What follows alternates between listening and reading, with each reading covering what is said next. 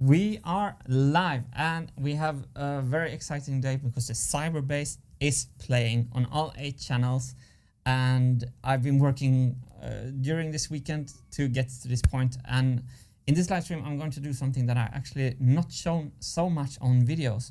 I'm going to fix the timing of the Cyberbass, an approximate timing.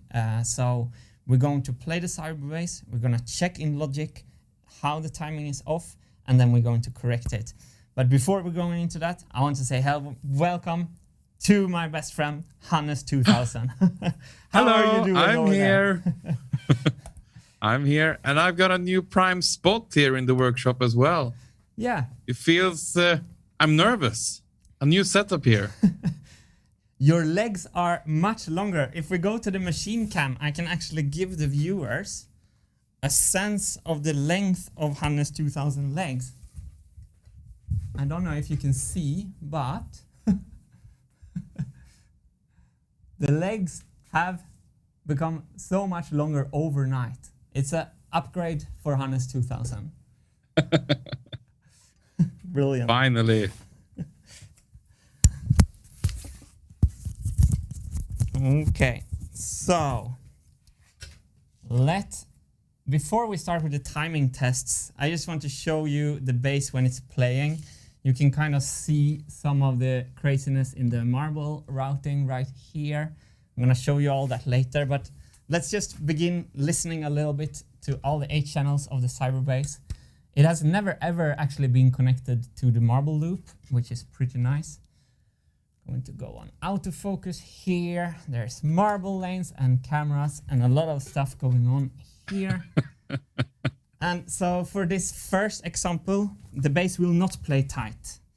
So, but that's by design. The bass is not tight now, but that's what we're gonna fix in this live stream. Let's just take a listen. So.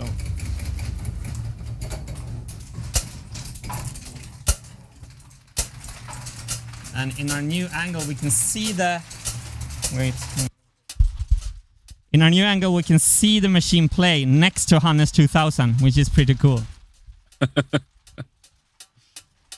Okay, so let's unmute the snare drum. Oh, that's the wrong channel, it was a hi-hat snare drum.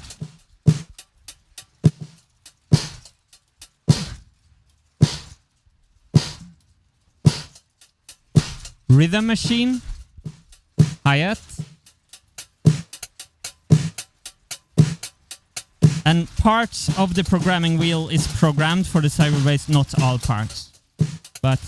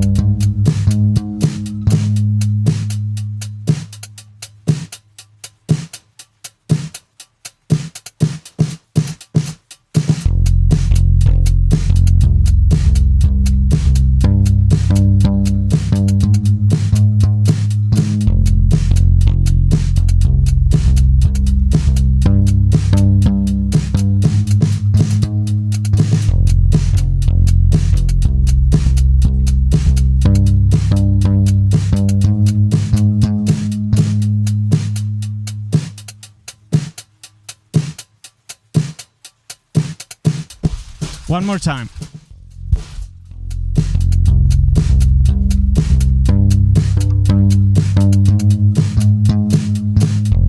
It's not the coolest bass line, but it's a bass line.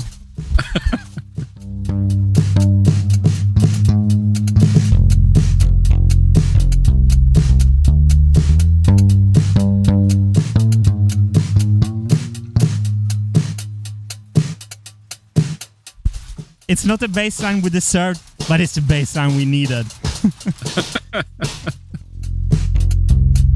Okay, I'm stopping the machine right here.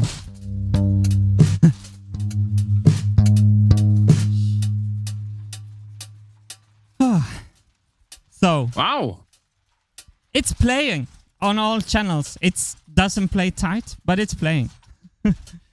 We're getting there. That sounded sweet. Hannes2000 is always bringing the positivity. Love it. Yeah, and people are loving the sound of it. Done a good job on that. It sounds great. So we tried something new today. We used an audio ducking setup, which means that every time Hannes or I say something, all the volume of the whole Marble Machine X ducks down. It's like the radio DJ kind of trick. So hopefully that will be easier to hear what we say and the machine when we shut up. So because that machine is quite loud in the room. Yes, it is. So okay. I'm so confused right now. I'm gonna tell you what I've done during the weekend. We actually prepared something for you. So recap. So I have routed the marbles and I wanted to show you what I've done. So we have a pre-recorded segment. We could actually roll that right now, and I'm going to give a kind of a live voiceover. So let's roll that video. Flash magic. I'm excited for this. Okay. We are as well, Flash Magic. Here it comes. Here's the making story. So this is what I've been doing during the weekend. I've CNC'd all these plywood parts. I designed and CNC'd them. And so you can see it's the classic design. When I fold it in the middle, it creates this marble path. And these are actually not pressure valves. These are just mainly to get the marbles where I needed them, because there's 8 channels on the Cyberbase and I didn't want to make PMMA pipes in the middle of the machine. So I kind of designed these plywood parts instead. And I had to find a routing with 2 planar levels. I couldn't twist, so I just made them kind of planar. And I hate these parts with all my heart. Hannes knows it because he heard me doing non-family friendly comment on these parts earlier before the stream. That's why I muted all the audio here. Yes. I hate these parts with the entirety of my blood pumping organ called my heart. Anyway, but they're also pretty beautiful. But nothing like this is going to even come close to the touring version of the Marble Machine. So here you can see I have 4 channels put together, but as we know, the bass is 8 channels, 4 strings played by 2 marbles each. So here I'm adding the last 4 channels, and it's pretty cool when you put everything together. I'm just checking that the connection is healthy there. So the marbles are going through, and here I'm adding the last. And I think this looks a little bit like a V8 engine right here. Yes, yes. We don't particularly from V8 engine. It was something that was used in the olden days where they run cars actually on dinosaur juice. I know it's hard to believe, but that's what happened. So here's the V8 engine with the PMMA output ready to go onto the machine. And I was kind of dreading this moment because I knew that it was going to be tricky to get this thing in because it's so tight, all the space in the Marble Machine X. I'm getting ahead of myself a little bit because these are the top things that I machined in a previous video where the top PMMA pipes goes into. So I think this is the final check. And here we go. So what I needed to do is that I had to actually take a whole programming plate off the machine in order to actually access. So you can fit in. Yeah, so I had to like feed it from the back through the wheel, and then I had to turn the wheel and then feed it in through the programming wheel into the spot.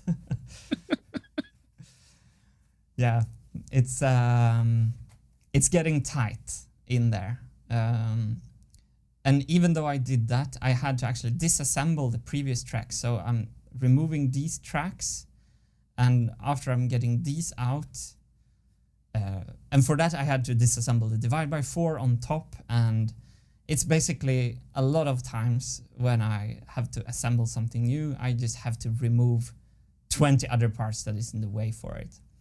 So that's it. That was a little loop, and how is that for a cooking show moment right there? we really took our chef hats on completely. So now we can go to our long time schedule that viewers of these live streams have followed, and we can actually Wow. Point 12 is fixed. So this is fixed. And here's the great thing. Point 13 has been fixed as well. So let me show you that right now on the machine cam.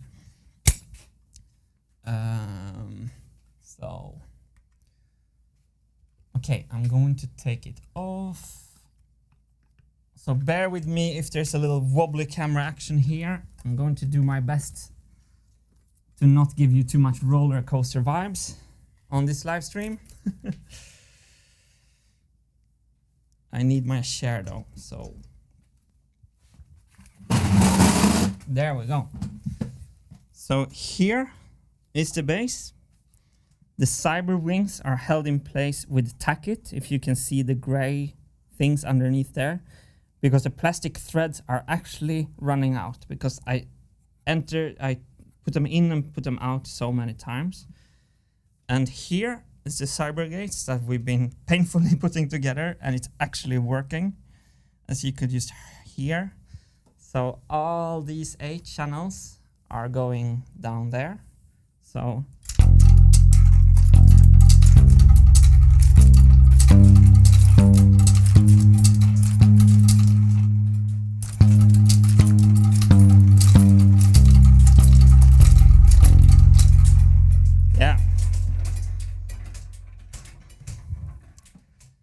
and this is what I've been doing during the weekend. So this is the Matrix fuel pump.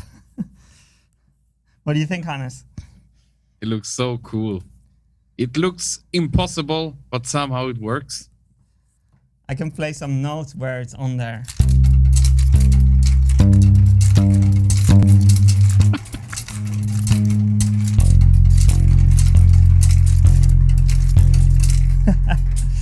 So cool. So this is why I put this plywood thing on that you can see here. And it was to get, so I could feel that I could actually do this routing. And what I also did, if we go up on top of the machine, is that I added these PMMA pipes right here. So they go from the marble divider down into this middle section, and then the plywood part takes over. That you could see me fix in the video. And I fixed the divide by 4. It works for now. In the last stream we had an issue with that. Oh, don't fall, don't fall. So in all the tests today, the marbles are starting here. They go in these 8 new pipes down. So you have this, when you know the test, down here.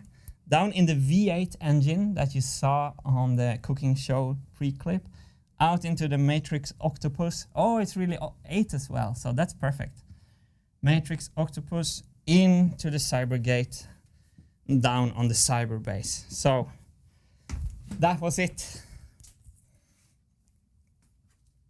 Great job, Martin. Thank you, Hannes.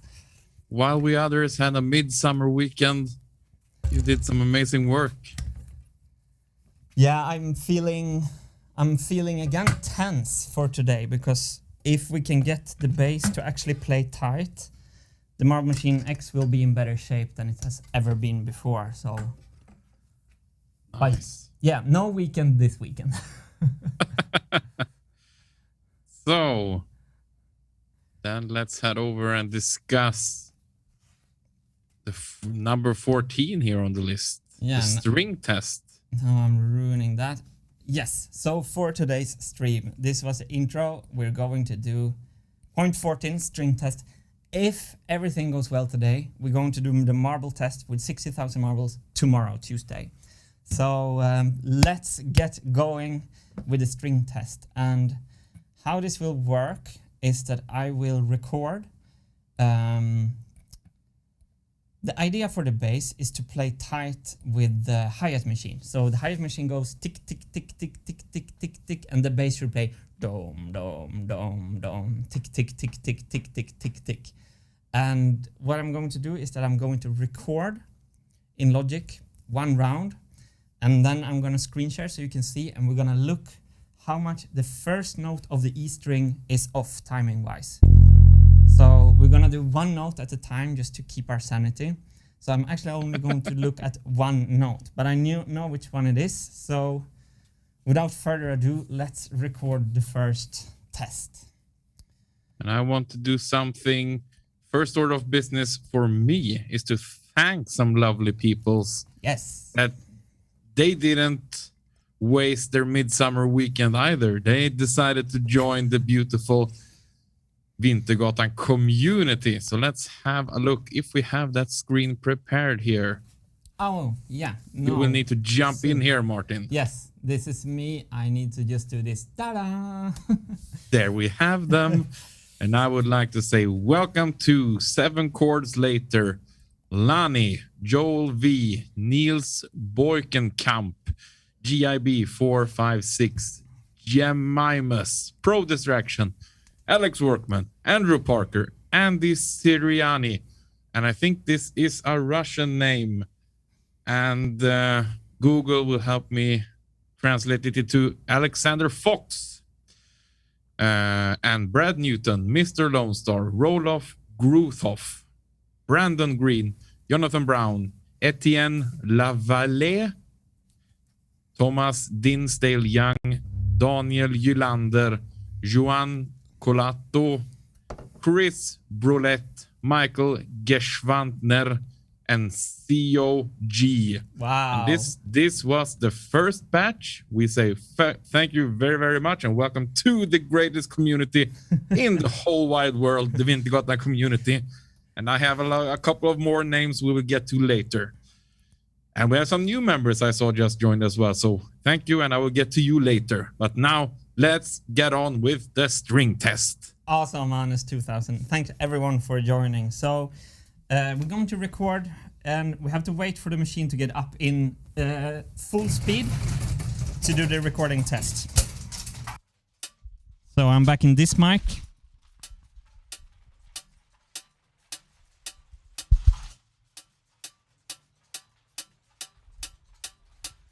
Do. I can actually see on the computer when the machine is in full speed.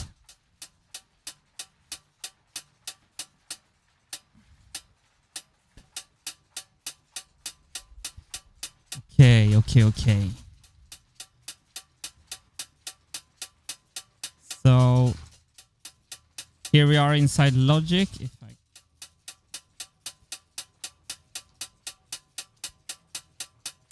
I'm gonna hit record. You heard my metronome probably there. So now we're recording.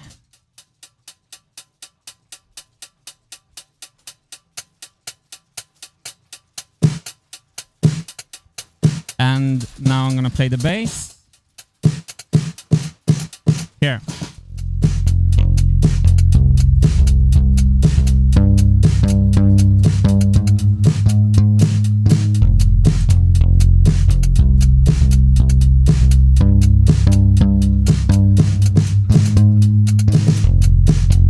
Record 2 revolutions.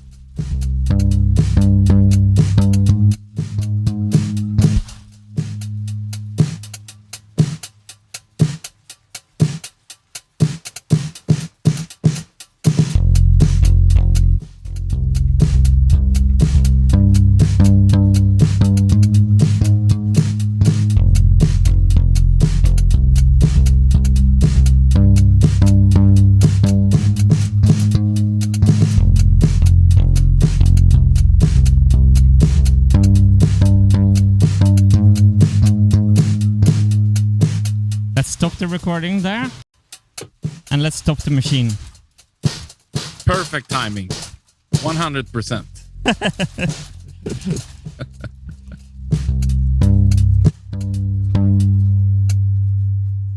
So if you hear that the bass is kind of playing dum dum dum dum dum dum, that's not the program. The program is dum dum dum dum.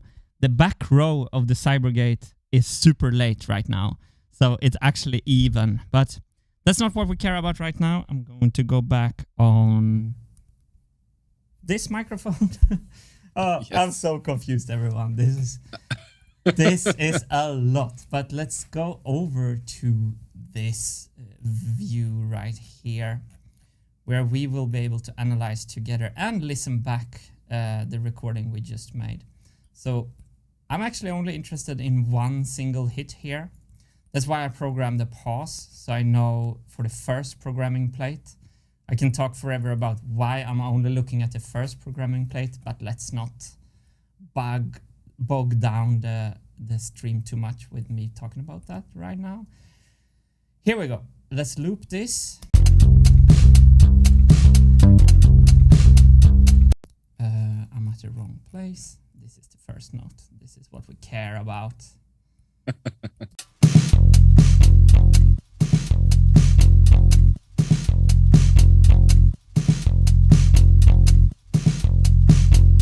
Okay, so while we're playing, you hear the sound when I'm playing, right, Hannes? Yep. Okay, but you and me are... Can you talk while it's playing? No, they don't hear us while it's playing, apparently. Which okay. is... That's okay. So, this top bar right here is the faucet. What's that in English? This is the correct answer. Cheat sheet. Cheat sheet. That's the metronome. That's a rhythm machine. And as you can see, the first note of this E string comes pretty late. I'm going to take a measurement. So after we make an adjustment, we have something to compare to. The length of this loop cycle is 90. In milliseconds, that is kind of 100 milliseconds or something. So a tenth of a second, if my math is correct. So that's basically all we need to know. We want this E string's first note to play earlier. Let's just for fun go to the next hit of the same thing. And what we want to see here is consistency. And here the default is 104. That's really good because that says that it's quite similar. So you can see the start of the rhythm machine is right there. The start of the bass note is right here. So the only thing we need to know from this recording is that we want this channel to play earlier. And if we listen back, you can again hear the dun, dun, dun. That's not the program. The program is all even.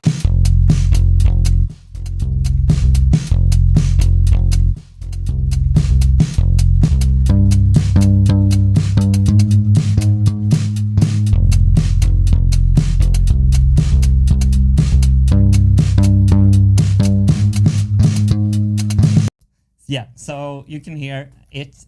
It sounds like a beginner musician, and you have to learn to walk before you can run. So let's not. You can't have too high hopes on the marble machine, right? It's the first time playing the bass.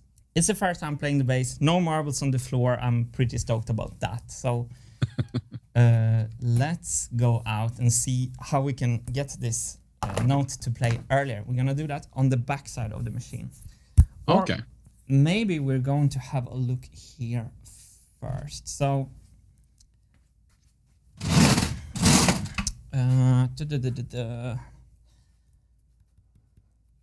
since people are giving compliments that it sounds so cool, even though it's not in time. They love how it sounds. Oh, nice. So a lot of compliments on the sound, at least, Martin. Nice. And Alice Bedard, clean floor hype. Here we go. It's funny, if I pan down, I can actually see 3 marbles, but those are non-related. That's nice to hear, Hannes. And I can also tell you that we haven't done a lot with this. It's very raw, the sound at the moment. Like when you mix a song, you can do so much more. So balance between the strings and stuff like that. So. And I mean, marbles everywhere. That's something you have to deal with when you're a friend of yours. I remember when we shot the first marble machine video, I actually found a marble when doing my laundry at home. I was just, what is happening to the laundry machine here? Just sounds weird. And I opened up and it was a marble inside. Was it playing tight? 100 kilometers away, there was still a marble. So if we head over to the, that's fantastic. If we head over to the machine cam, Yes. I just want to mention something. So when I designed the length of these feet and these feet, I deliberately decided to have them a little bit oversized, so they're sticking in pretty far, which means that the marble drops pretty late. I didn't want to make them too short. I knew I could grind off material. So we're going to do 2 adjustments today. Like one normal adjustment with the shims on the registrators, I'm going to show you very soon. But we might also have to do a one-time setup by shortening the length of these feet. So that's going to be a more destructive adjustment. But let's first head over to the back of the machine and see how we're adjusting the timing normally. Yes. And you have so much space for all your cameras. Yeah, it's the and all the cables everywhere. This is a dream for you. Oh, I forgot to put the ladder. So hold the fort, Hannes 2000. I'm gonna do my best right here. Let's see what the chat is saying. People are really wondering when I will play my drums. Well, you will just have to watch the stream and see if there comes an opportune moment where the drums will be played. That's a pretty big cliffhanger right there. People are fearing if the angle grinder is going to be in this episode. Well, no one knows. You will just have to wait and see. And let's start with the non-destructive things at least. Yeah. So let's see what we have in the machine cam. Yeah, so here I am on the backside of the machine on the ladder, as you can see. And Marble Machine X parkour. Yes. These are the timing adjustment shims. So they are laser cut 0.1 millimeter steel sheets. And you can see these holes go together with these bolts. So what we do to fine adjust the timing is to delay or put earlier the time when a programming pin is hitting these registrators. And the nice piano color coding right here makes it now super easy for me to know which channel I should work on. It's the first channel of the bass. These are our vibraphone channels. These 4 here are drum channels because they're everyone, and the last 4 are bass channels, and I know it's this one that I have to work on right now. So I'm going to see. So bear with me while I work. I took the wrong hex key. That is the worst start on my working day ever. Let me get another hex key. And W. Jens custom washers, love it. Ah, custom wash, yeah. Custom washers. That's exactly what it is. So I'm back with the correct hex key. So let me see how this works.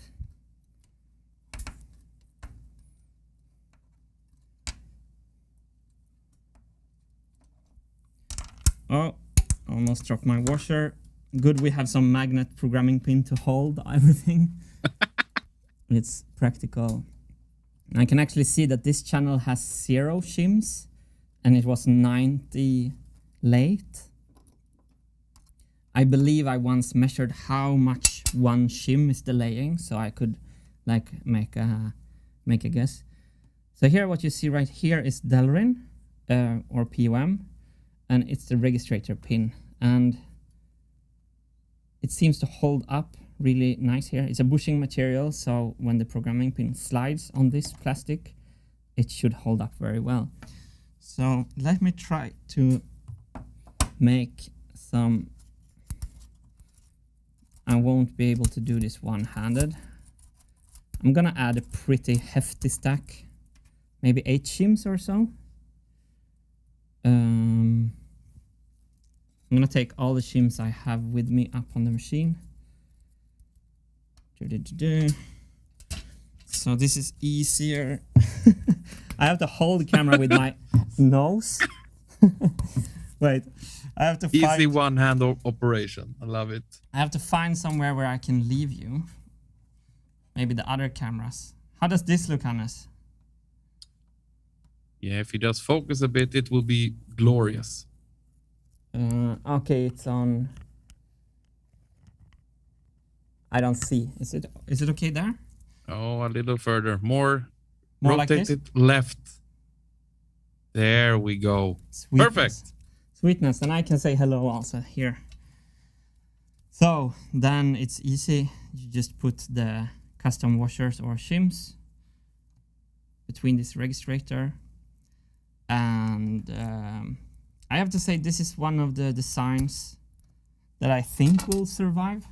Something like this. It would be even nicer if there was just like a screw here.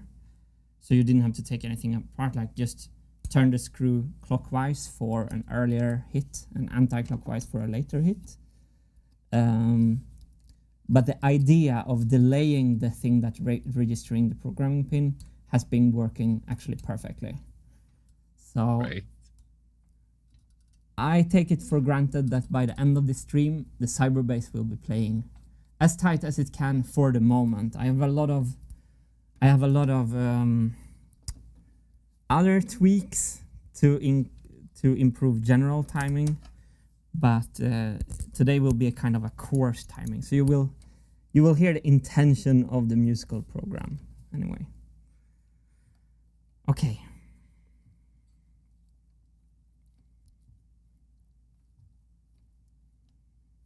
Let me add the other one. Then I have to check the height. The height looks okay. Because they can slide up and down as well, these pins, because we were not really sure how much interaction we wanted with the programming pins. And that also adjusts travel length. So we have our... And on Discord here, Yep. Curry is wondering, isn't adding shims counterproductive since it moves out? Oh, you're right. I am way too confused. This delays the note. There we go.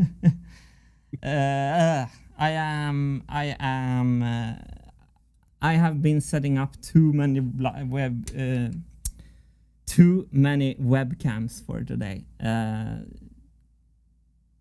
This, of course, delays the note, and we want to go the other way. So a problem is that we can't go the other way because we had no shims there, which means we have to either add shims on everything else and readjust the timing clutch. Ah, so this is bad news. It always epically starts like this, all the streams. This is how it is. So my brain just made like a big 180 with this. So, but now I showed you the shim system, so now you know that. Yeah, that's a win for everyone. Let me try to rig the camera again in this impossible rig. So let's remove the shims, but I don't like that we have bottomed out in the adjustment. So,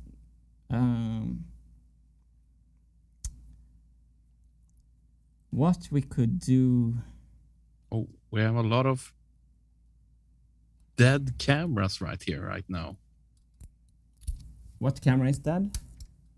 Our main cam and the camera in your hand as well. They both died? Yeah. We only have the atmosphere cam? Yeah, let's go to atmosphere for now. Yeah, I think they both overheated at the same spot. Perfect. So let's hold the fort with the atmosphere cam. Let them all cool down. Yeah. They couldn't handle the epicness of the bass playing. And that's what we're doing here today. For anyone who just joined the stream, this is a continuation of the Cyberbass on the Marble Machine X. It's on the machine now. The Cybergates is on the machine. Martin has done all the PMMA routing of the pipes. So now it feeds marbles perfectly to the Cyberbass itself. And during the weekend, Martin also fixed the issue we had with the divide by 4 and the fish there intro. So the marbles now behave as they should upstairs. And today we are talking about timing on the bass. And let's see if timing has caught up in Martin's head as well. And do we have a camera? No. No, we don't have a camera back there. Let's stay out here for a while. I leave them off for some time now so they can cool down together with my start of stream excitement here. What I'm going to do now is I'm going to push this a little bit down, and then we're going to do some, as you know, I talked about maybe grinding the tip of the fork off, which would definitely made it so it dropped earlier. But that's not the main adjustment. But this was interesting. Perhaps I have to redo the timing of everything, so every channel has like a lot of shims, so we can kind of adjust both directions. Let me leave it on a little bit lower. I love that I explained with such an authority, and it was just exactly the other way around. Welcome to the world of beautiful live streaming. We're going to get this done today, Hannes. Okay. Of course. So. This fork. Let me just compare it with other forks. Yeah, so the other forks are kind of in the halfway of the marble. And these four forks are over the halfway of the marble. I kind of had the feeling from the beginning that we should perhaps take some material off. So Discord has a suggestion about how you should cut the registrator. If you want to take a look, they had a suggestion. Cut it? Where you should cut, what you should cut away on it. No, I'm not cutting it. I don't need to cut away. Okay. Do you mean the fork? Oh, what we were just looking at, the white part. Okay, no, we're not going to cut that. The way to fix so we have adjustments both directions is to add shims on everything else. So basically add shims on the snare drum and the hi-hat. Maybe we should do that. It's only 4 channels, right? And then redo the timing, redo the brass timing clutch. But I want to wait until I actually fixed this thing, because I think that thing is too long into the marble path. So let's see if this camera wants to play with us. Yeah, machine cam is back. Machine cam is back. Here we go. Some excitement into the stream. It only needs a few breathing moments. Don't we all?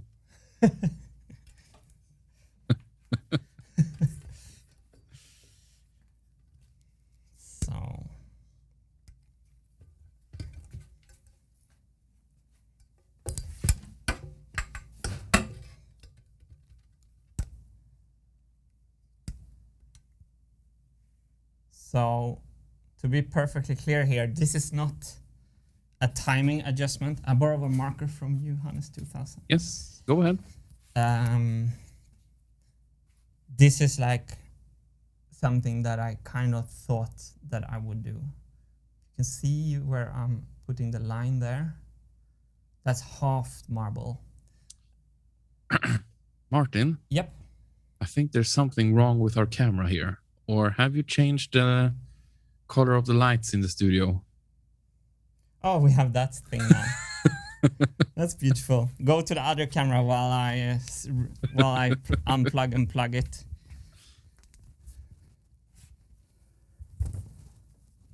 Beautiful. A lot of people are suggesting the drop height.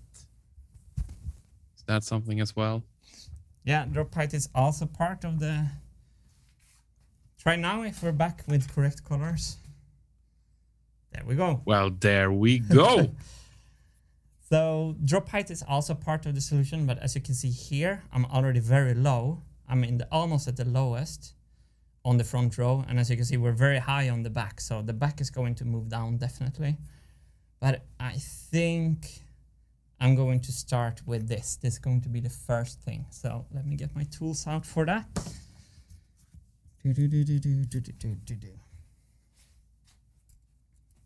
So we prepared the stream so we knew the bass could play, but I did nothing with the timing. I didn't check the timing. So I'm going to invite you for the whole epic journey.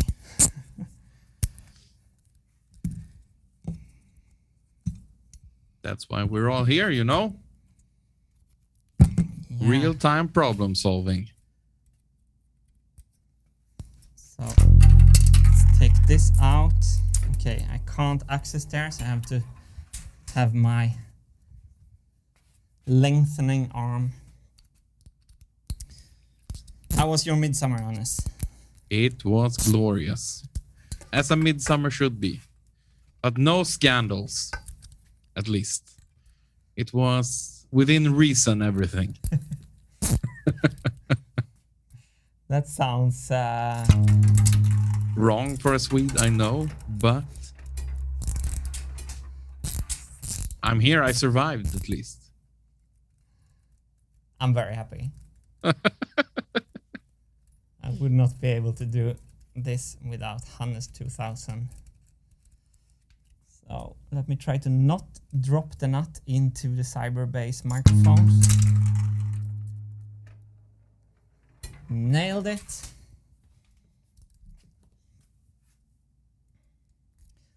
So this is a one-time setup. Also the shims on the back is kind of a one-time setup. I'm not expecting, once it's done, I'm expecting kind of to recalibrate perhaps at some point, but hopefully it then should be kind of set in stone forever. That's what I want to hear. Set in stone forever.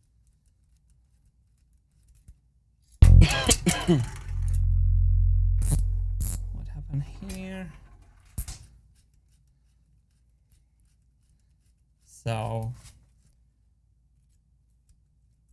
there we go, it's loose. No hardware into the Cyberbass.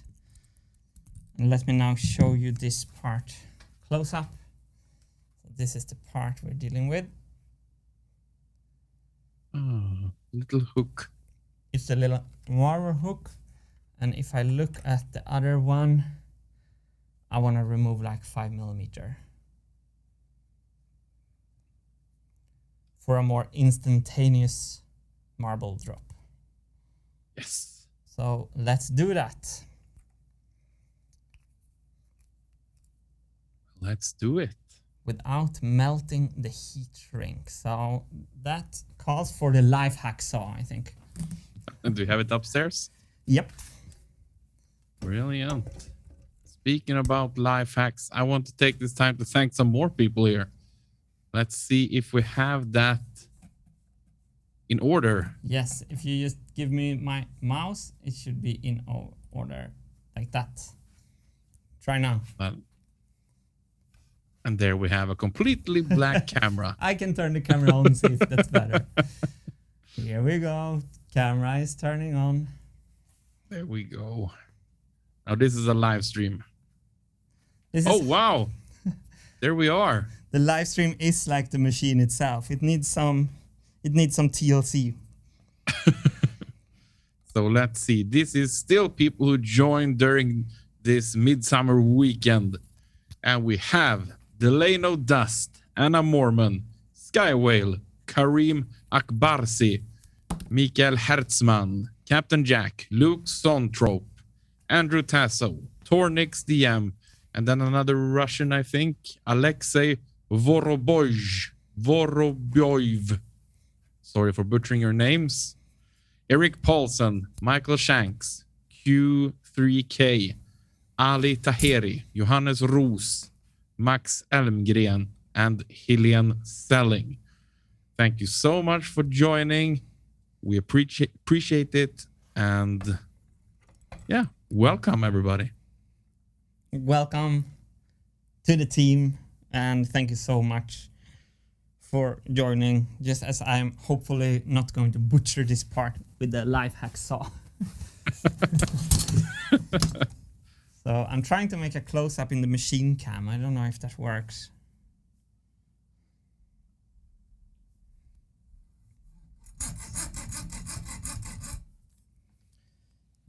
Need a better way to hold this. Let's maybe try this. If you would please focus just a little bit, I would be very, very happy. On the cut or on the camera? On the camera. You know me. Always speaking in code. Oh, we can use the close-up scene maybe for this. Yes, we can. There we go. Nice. No marbles on the floor behind me even. So I measured before cutting. It's 39.5. It was 39.5. So if I like this result, I'm gonna do the same length on all of them. So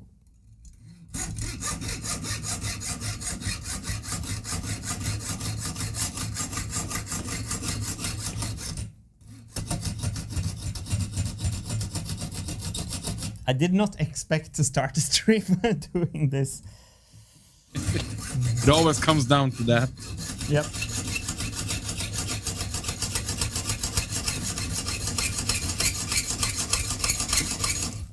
Maybe you can talk, I'll mute myself.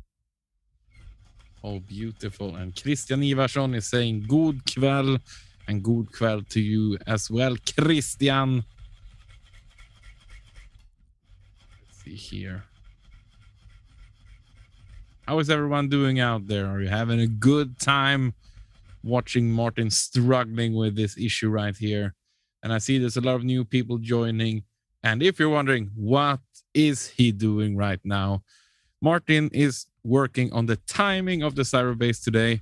So now he's working on the droppers themselves to have the timing become a little bit more tight on the Cyberbass, because the Cybergates are on the machine now, and the machine is dropping marbles from all 8 channels on the Cyberbass. We are on step 14, the last one before the big test is coming up. So this is an exciting step on the road towards the 60,000 marble test. So let's see if Martin succeeded in his mission of cutting this with the life hacksaw. Well, it doesn't look as neat as it did before cutting, but I wanna put it on the machine because I wanna see where we're going with this. Yeah.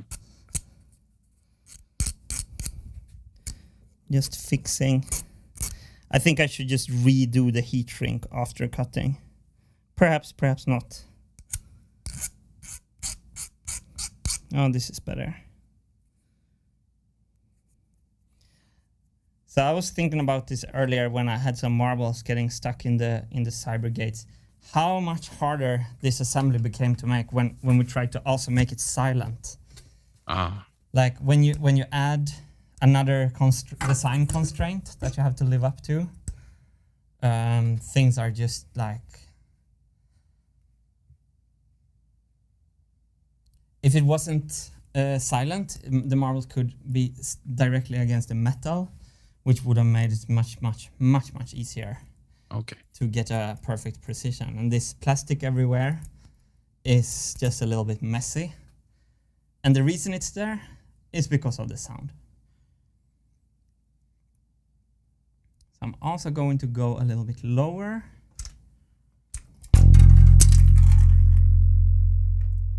So now I'm putting it back on the Cybergates, and then we can rerun the tests just for fun.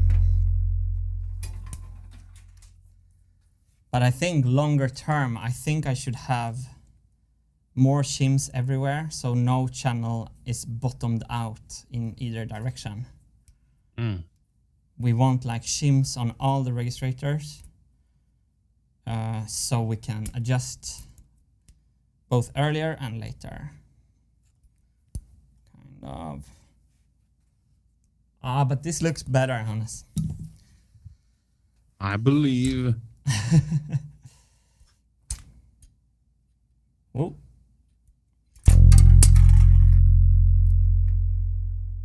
Joseph W. Really been enjoying the streams. Always felt there was a lot cut out from the videos I'm interested in seeing in full. Thank you very much for that. And that's what we want to hear. You get to see the whole struggle here, except for those Martin cooking show moments when he spends a day working without streaming, because when he takes a day off, he doesn't film. Okay. He only builds. Yeah. It's actually true, honest. When I'm only building without cameras, that feels like my weekend. Yeah. I understand. That's super nice to hear. Was it Daniel? Oh, let's see if I can find it again. The chat moves so fast. Yeah, it was nice to hear. Either way, because it's Joseph W. Joseph W. It's this is the whole point with the streams, to kind of share the tedious parts and the rawness of it. So very happy that you like it. Okay, we have a much lower marble position. We have a shorter marble foot.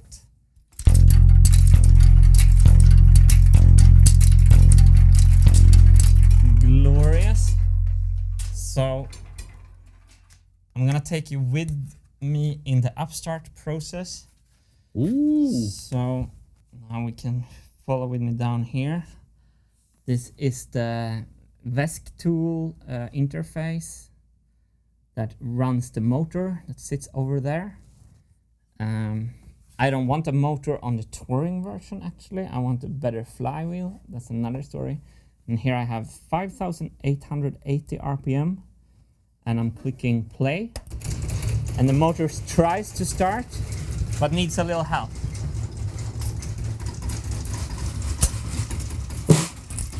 And we're getting attacked by marbles.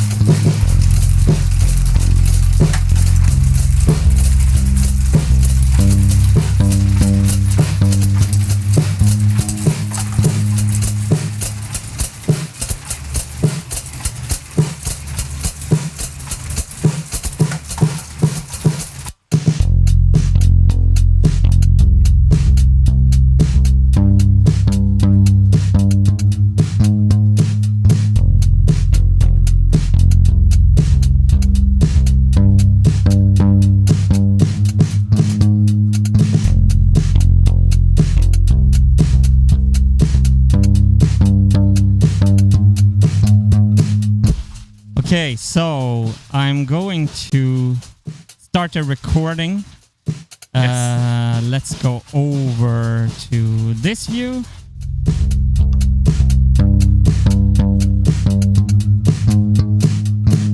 Oh, do you hear that the first note sounds better already? Yeah. Let's record. Here we go, for real. There's a marble in the programming wheel, I hear it. Okay, now here it comes. 1, 2, 3, and go.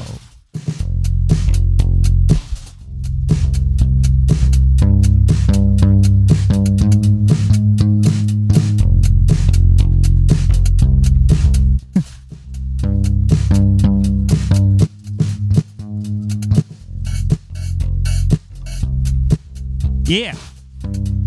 Okay, that's all we need actually. I'm gonna stop the machine and use the brake so we don't have to hear the deceleration for 100 million times. Stop and use the brake. Okay. Great.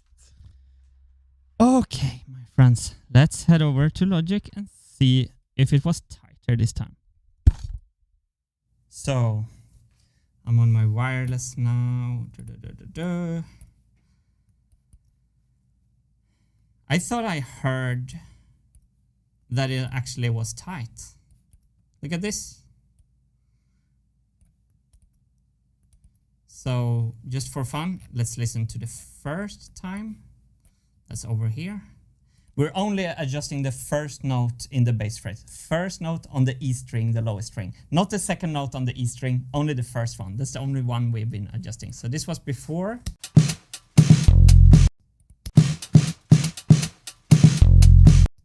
Better a little bit before so you can get a feeling of where the rhythm is.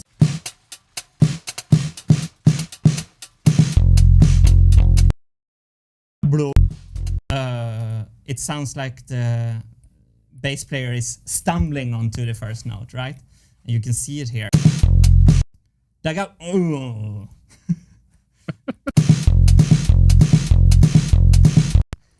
If you run out of ideas for music, you can always just record something and make a very short loop. Techno Here music. you go, people. A new hit coming. So, let's now go to our second example, the one we just recorded. Not that one. We're over here. Here we go. 3 and go. I'm gonna mute myself on the recording. I don't want to hear that ever again. Wait.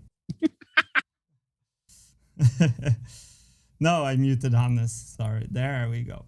3 and go. That didn't sound as cool as I felt when I said it.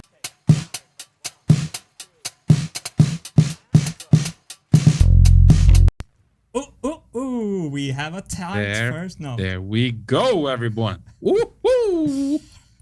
So if we zoom in, we can see actually that a shorter... So before we had 90, now the length of this discrepancy is 15. So we got we have only 1/5 of the delay still there.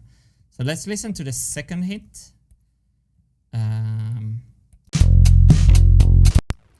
We don't care about that do.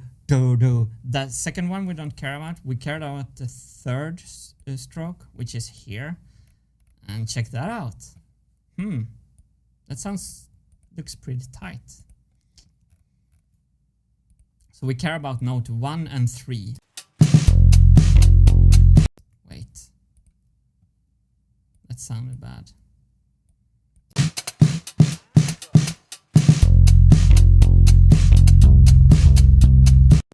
So let's listen over here.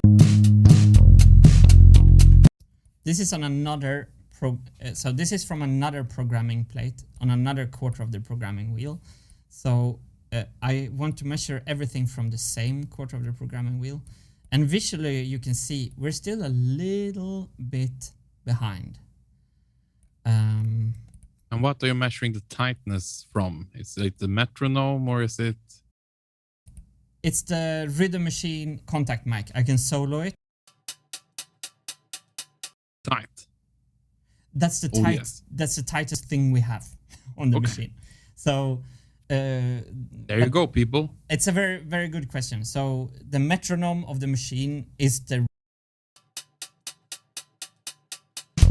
And I actually don't have my real microphone on that instrument, so it sounds a little bit bad, like robotic and mid-tone, because I used actually the microphone from the rhythm machine for this live stream.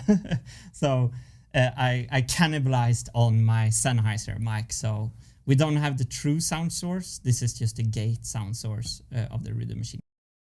That's the metronome.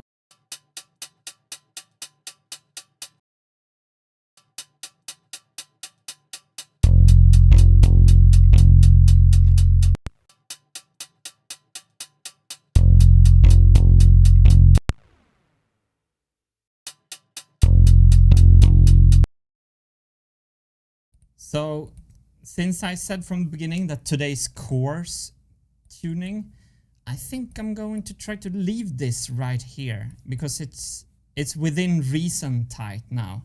As you can see, it's consistently late, which is exactly what we want to see. We want to see consistency above everything else. And I could push the registrator down a little bit in the path. Let's do that. Let's do a third recording of this note. I'm gonna make a cheat because I don't really feel like starting with a snare and stuff like that. I want to move on and get the bass to sound a little bit good on all strings. Then maybe if we have time, we can revisit this later. So what do you think about that plan, Hannes 2000? I say yes, Johannes Neukom. Det låter toppen! Gött! That's fantastic. Let's go behind the machine and make a little cheat. So let's see if I can take you with me.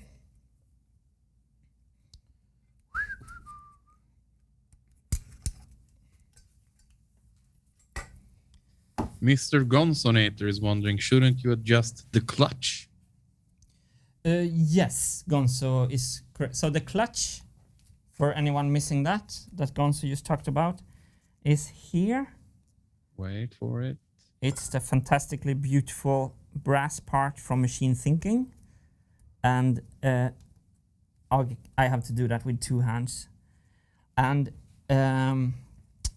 if we decide to add shims for all the channels so we can have full adjustability, which would be the mature grown-up thing to do, then we're going to adjust the clutch.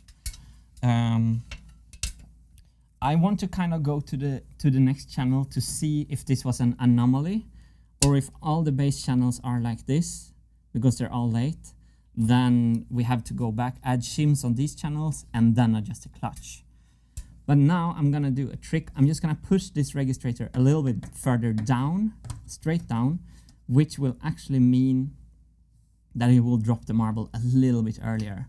It will also give a little bit more treble length, so I have to be a little bit careful to not overdo this, or something could break. So now you saw that this dropped down pretty much, and we don't want it that far down. So some one-handed building today for me. But as you know, humility is not our strongest side here. Everything else we pretty much got on lock. So building one-handed, no problem. And we have a couple of jokes that we usually just recycle every third stream or so. That's how brilliant we are. Yeah, true. Okay, so it's a little bit further down in the path. Here you can see the programming. So we have do, and it doesn't sound like that now because it doesn't play well, but do do do do do do do do, and the other tones are coming. And this here is the snare drum with the S. Here is the hi-hat. So let's record this a third time, and I think this will be spot on, even though the adjustment method is not entirely correct.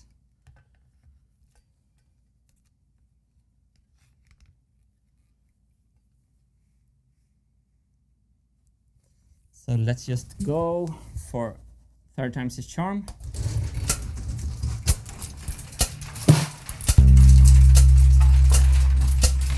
I can actually help the motor.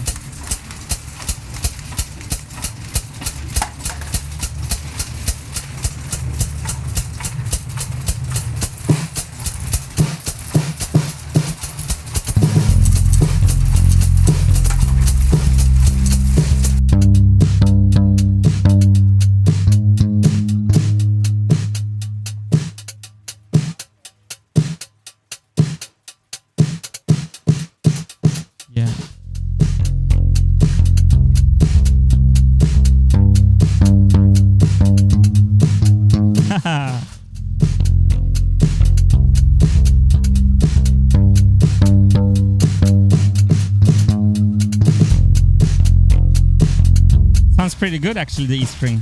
Yes. So I programmed this pause to know which programming plate to look at. 1, 2, 3, 4.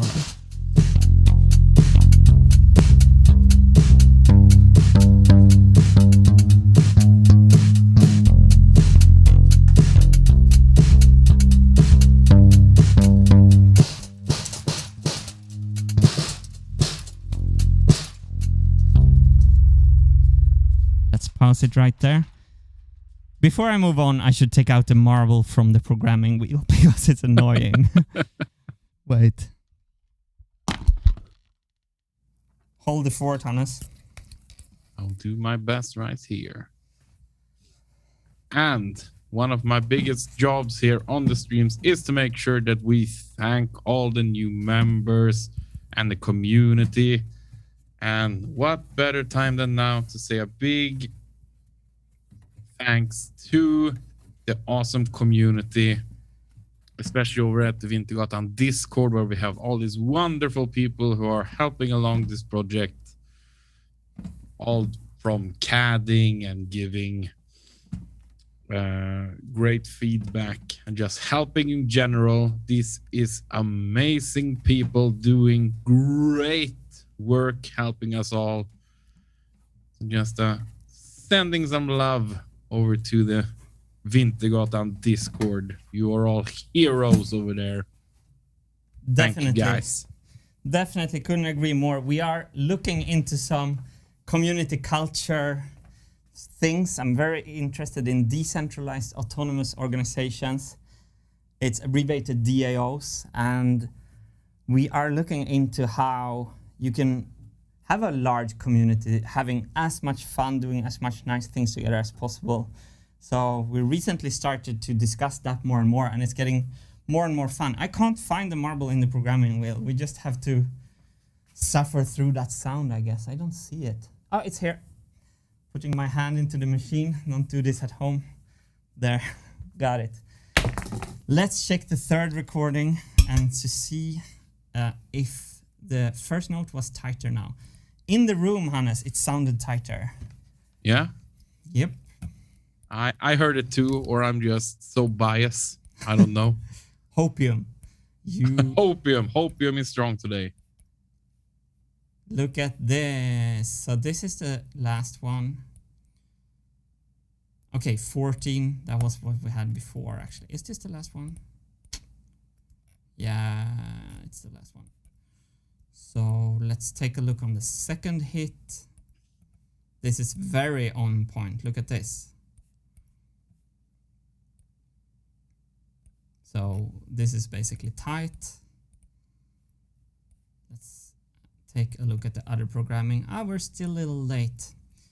Yeah, I'm going to let this slide now. If we're running into the same thing on all strings, which we probably will, we probably should take the bull by the horn and add shims on all channels. So let's take a quick listen. This was the first recording. Sorry, let's see. Wait, did I even record? Am I stupid now? Did I hit record? No, I don't think I hit record. I think I forgot to record, right? Well, we have to do it once again then. Because I only have 2 files here. This was... Yeah, I'm sorry. I was so up in the stream. I forgot to press record. Brilliant. That's what can happen. Yeah. Just an excuse for us to hear it once again and see the awesome machine working. So I'm hitting record now. Oh, this is this stupid thing. Okay, wait. So just for everyone to witness, this is live. Here you can see the snare drum. Yes, now we are recording. That's the snare drum being recorded live, and here's the bass. And for those of you who are just joining in the stream, today we are testing or adjusting the timing on the Cyberbass on the More Machine X, because it's on the machine now, it plays, and today is a matter of getting it to play tight. So that's what we're going to do here. We're going to listen to a new recording of the bass.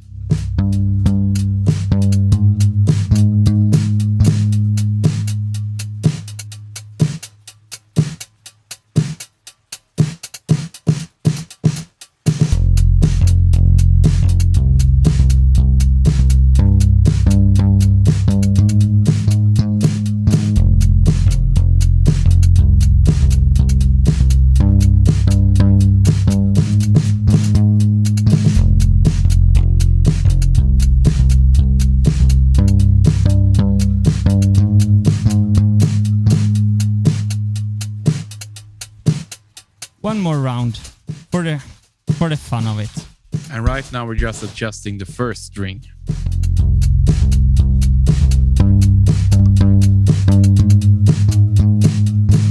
Actually, the first dropper of the first string, so not even the first string. 1 of 8.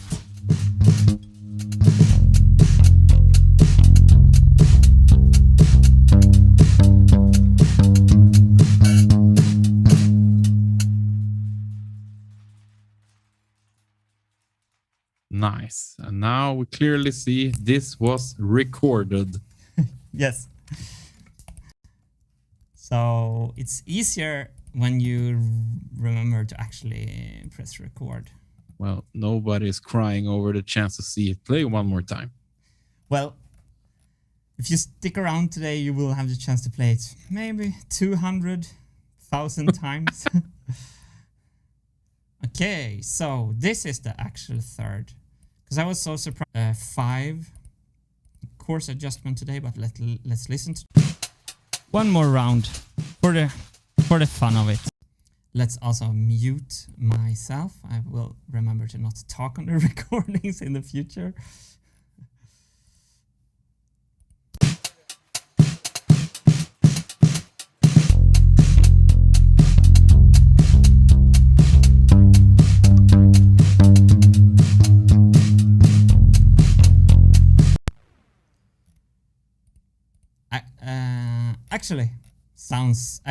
So it's maybe a little confusing now, but if you look on the screen, the second note is not the note we're adjusting. This little note here. That's actually sorry for that. It's only the first note, so I remove that now. Actually, the first dropper, and I remove myself.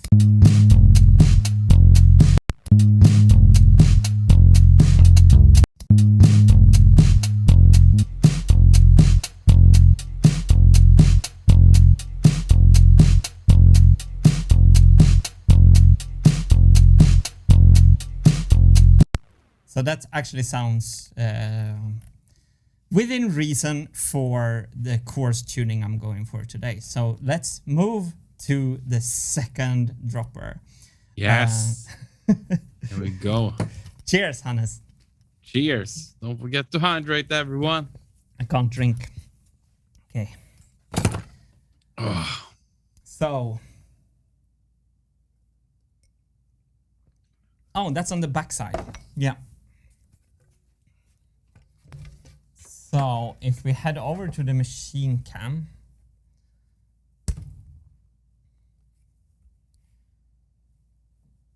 we have one dropper on the front, but on the other side for the E string.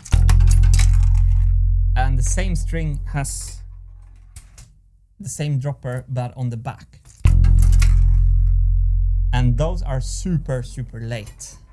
And especially I think they are much higher. They're longer in. There's more slack in the links pulling them. I can feel quite a lot of slack there, which is no problem, but it all helps with being super, super late. So let's start with moving it down maximally and see what difference that makes.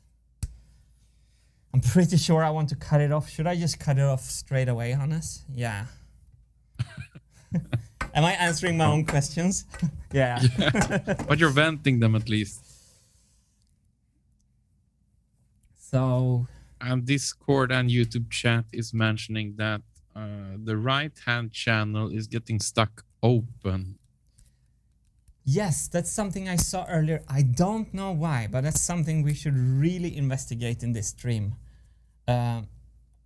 Something makes it stick. And actually, I wanted to tighten the spring because the spring is super loose on all these channels. So good you pointed that out. I don't know why.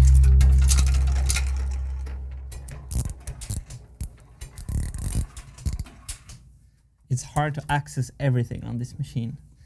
Also something for the next machine, like things needs to be like accessible. It looks comfortable. Oh yes.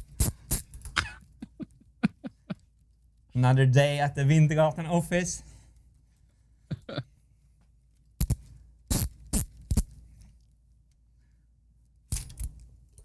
I just want to make the third version of this stupid idea. That's the only thing I'm thinking about. I just want to take what I've learned in this engineering school that we've been going to in these years and just apply it correctly into a functional marble machine. Well, first we need this proof of concept to just work. And we're getting there. And for those who just joined the stream, we are now working on the timing of the base. That's what Martin is doing right here. We're on the second string right now. No, the second dropper. Second dropper of the first string. Yes. I love that you call this a proof of concept now. It is, right? Perfect. Then I can live with it.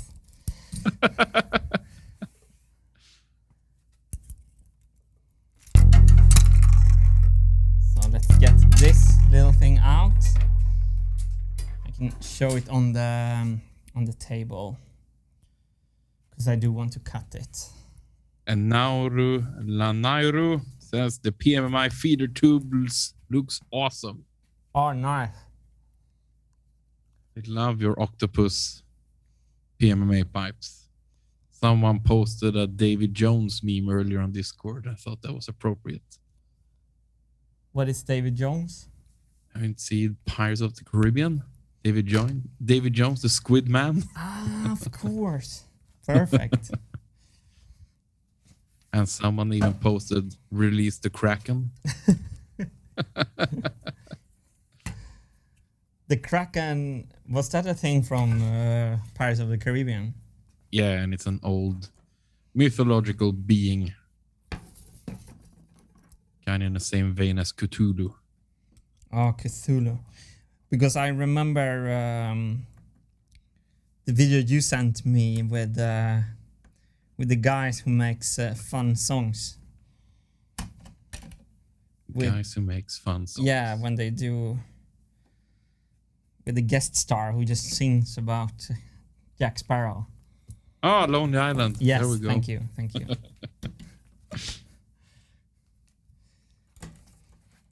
So I'm using the life hack saw once again to just cut this off. And I designed this oversized because I didn't want these parts to be too short because I knew we could always remove material. You could say I chickened out a little bit because I kind of knew in CAD that these were too long. I kind of always knew that I would cut them off.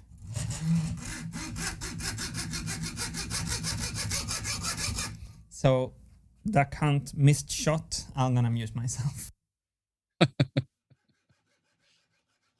And yes, you are seeing right there on the screen. We have the list and we're all already at step 14. This is the string test today. And with string test, it means the timing of the marbles, how they hit on the base.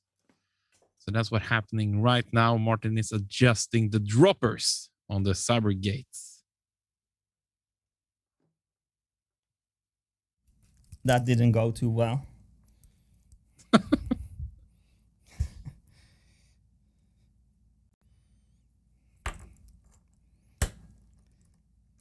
So I'm abusing the heat shrink, the acoustic dampening material. The good thing with this heat shrink is that I can remove it and replace with new fresh heat shrink if I just had the patience. Not gonna do that now.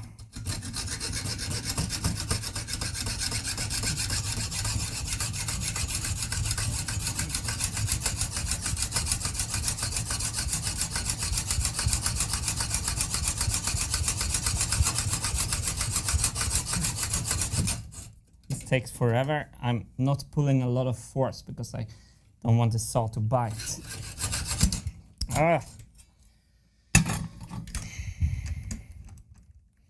This doesn't go too well on a part of these. Let's do it like this instead. On my vise that is not stuck to the table. I bought this vise on a French flea market. It was even featured in a video, if I remember correctly, right? Oh yeah, we showed that. Wasn't it at the same flea market as the with the dog xylophone? No, that was another flea market actually. Okay. One of my proudest music instruments.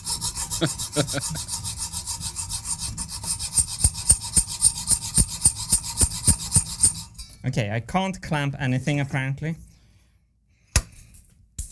This is like painful for people who knows about vices out there. But entertainment for the rest of us.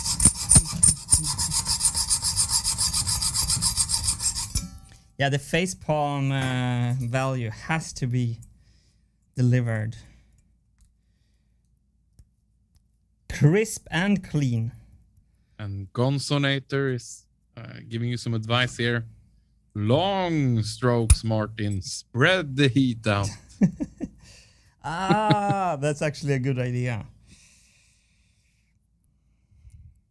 Okay, I'm gonna replace this horrible heat shrink now because it's just a joke. So we're gonna make this look pretty again.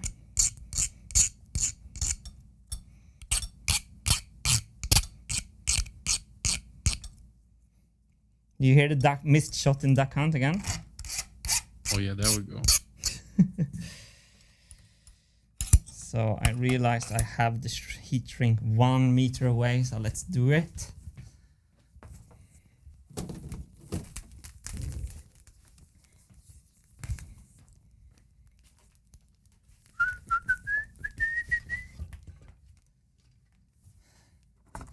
So welcome to all new viewers. We are getting the Cyberbass to play tight today in preparation for what might end up be tomorrow's marble test. So tight in quotation marks. I'm going to be happy if it kind of doesn't embarrass itself. And then I'm going to go nuclear on like timing corrections once the whole machine is kind of complete. Which may or may not involve like a new programming wheel. We'll see. Oh, no. We will get there. We're so close now. I love that you're so positive.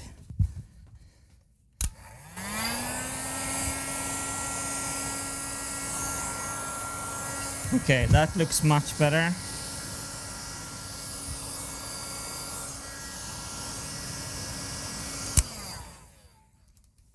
Let's show that in a... Are we on the close-up? Yes. So now... Clean as well. Yeah. So now it looks clean. And I don't have to be embarrassed. And the edge for the marble to drop off from is good. Nice. Nice, nice, nice. Let's put it back on the machine. Here we go. So all this is one-time setup stuff.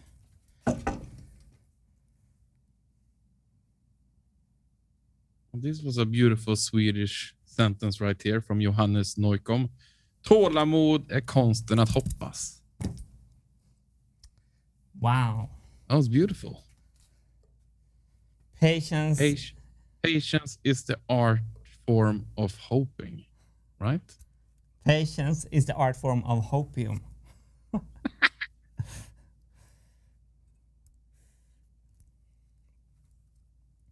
Yeah, I sure do have more hopium than most.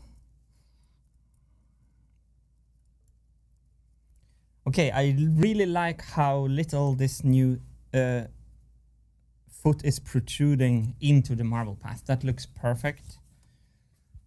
Let's get this on, and I'm pretty sure there's no shims on this channel as well, on the registrators, so we're gonna have to see what adjustments we can do here. If we're too far off, we have to go back and readjust the snare and the hi-hat to be able to do this today. Okay.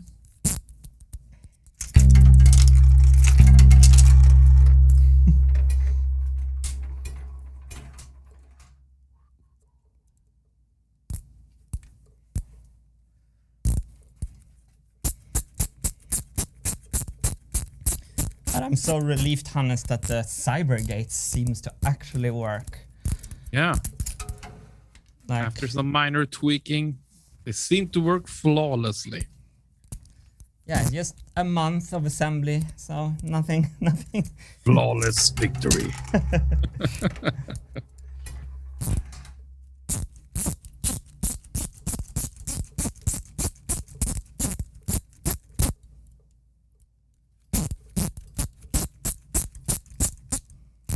Okay, it's on. Can you just talk to me so I can hear that we hear you, Hannes? Yes, Oof. I can talk. Oh, I can talk. You better believe I can talk. Your voice is gorgeous. Oh, that's what I want to hear. More boost to my ego. Ooh. How is this looking? Define.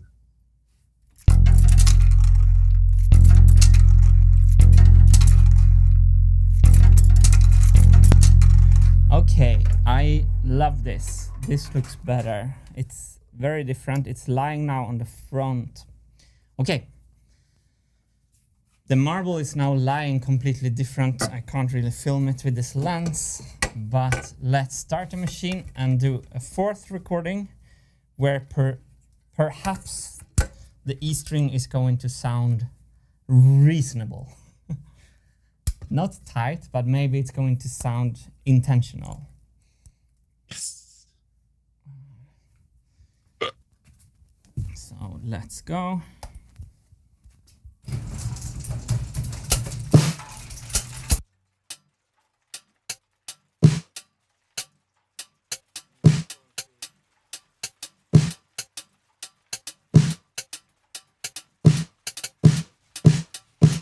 Not going to forget to hit record this time.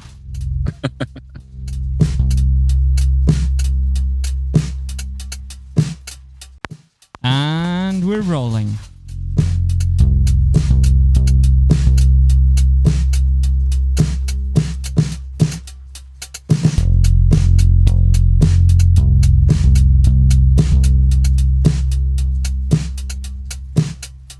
You see it gets stuck there, like people pointed out.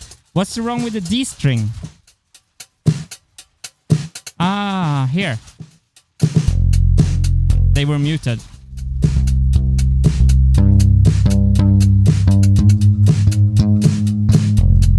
Something is happening there.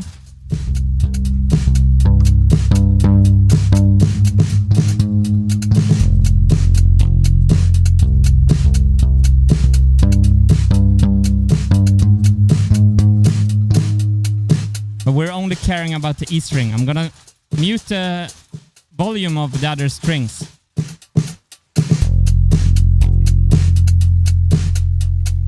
Boom.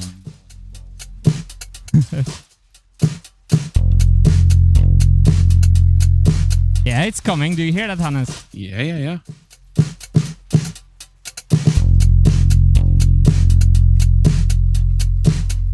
Look at this one. It stays open. We have to investigate that, but later. One more time.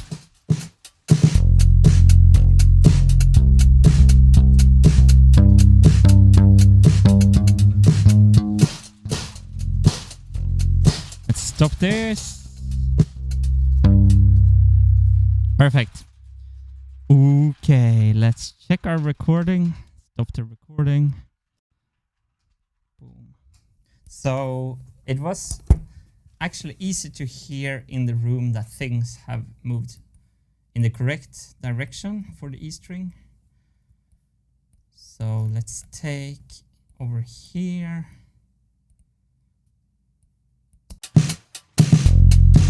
They were muted. Let's mute myself. It's still very late. It's much better than before, but we need shims. It's not so late here, visually. Why did it sound late?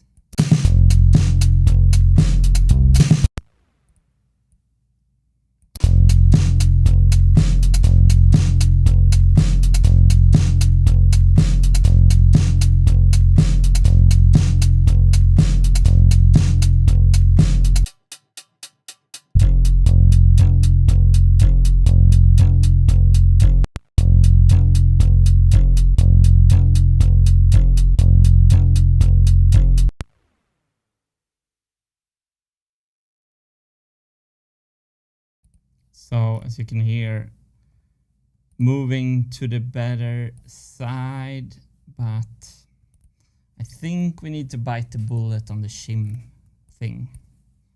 Let's listen to the second time. You can kind of hear that the second note is later. You can also see it here.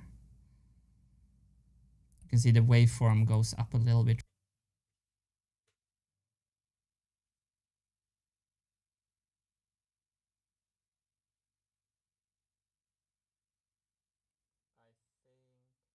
I think I ran out of battery on my wireless. Yes. Oh. There's so much things happening. Let's quick battery swap. I bought rechargeable batteries for my wireless, using 4 batteries per day, and I found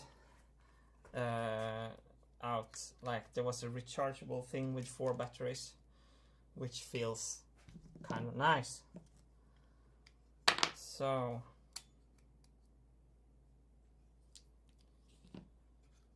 Now it's asking me something. Don't ask me. Now it's asking me something. So. There we go. Let me put down the room mics. We are back on the wireless. Okay. Well, my friends, I think we have to bite the shim bullet. If we're going to be able to do this job today, we need to be able to insert and remove shims everywhere. Let's listen to the solo one here.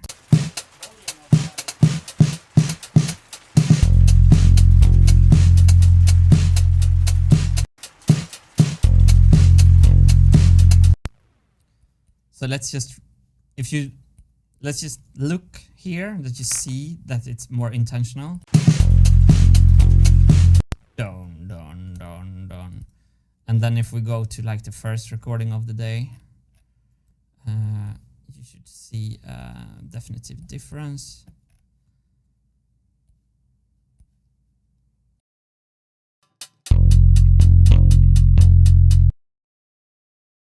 That's where we started. So yeah, we are getting there, but we have to make a pretty big detour and we have to add shims everywhere. Let's just go up and check if there are any shims on this second channel. My guess is no. So yeah.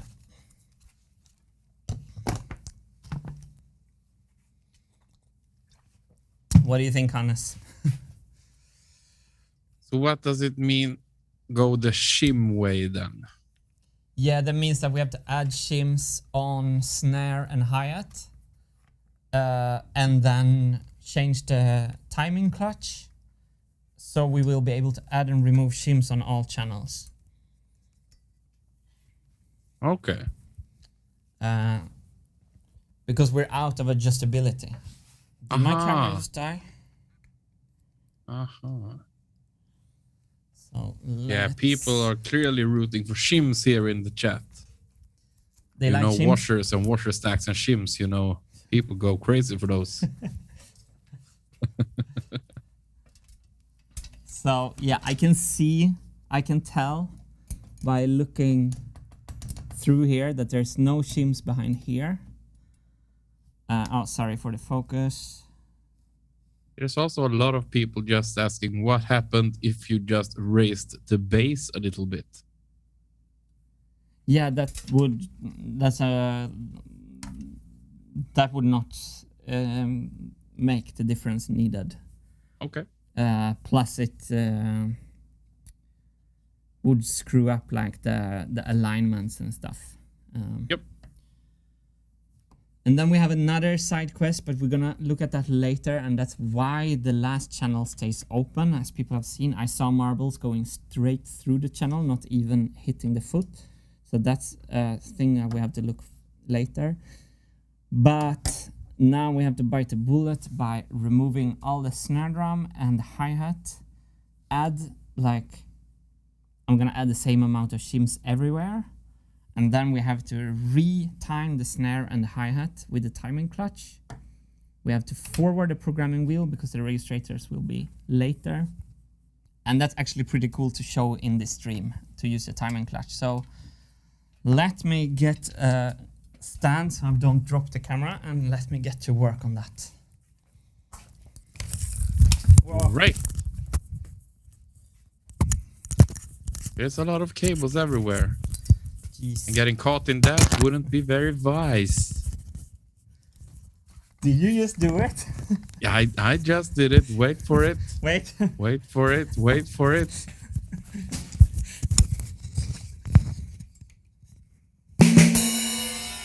Yes. Yes. Yes. All the preparation was clearly worth it. It happened. It happened finally. It's so fun, all this preparation. And I don't know what's wrong today, but I have so much lag on the stream on my end. So trying to change camera angles is truly difficult today. Okay. I don't know why. Strange. That's why you might feel that Hannes 2000 is a bit slow today. It's because of my connection. Hannes needs an update. A new firmware update. So I'm going to put like the machine cam here, and then I'm just going to go nuclear on shims.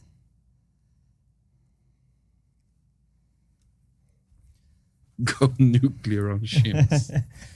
Yes. Yeah. Yes. Let's add. Oh, maybe we're running out of shims. Oh no, that would be the end of this project. Maybe I should add a washer actually then. Ah, yeah, I can add the same washer to all of them. I'm gonna have to round downstairs and get some M6 washers, Hannes. Could you just make sure that I can see our new beautiful members before you go? Perfect. So everyone, I will be right back on it when we have some M6 washers. Me and Hannes are fighting for the same mouse pointer. There we go.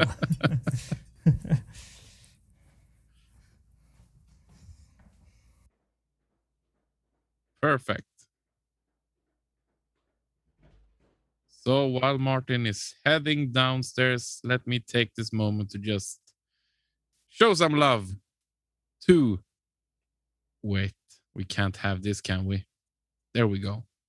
Let's show some love to the new members, our new YouTube members and patrons who have joined the beautiful Wintergatan community. And we have Brent Nichols, we have Q Quert, Nair Abib, Klarwasser Official, Existen, Moti, Kurt G, Euros Kolenko, Victor Brown, Rusi Cup, and Jules Rules. Thank you all so much for joining. It means the world to us. It means that you believe in this crazy and wonderful project. Here we go. Wow, it's already back. Thank you everyone for joining. We can show in the atmosphere. I realized that I was running out of the thin shims, and since I wanted a big difference now, I'm gonna add 4 of these washers to the snare and to the hi-hat channels. So as long as I move them the same amount, their internal timing should kind of stay intact. So let's get going.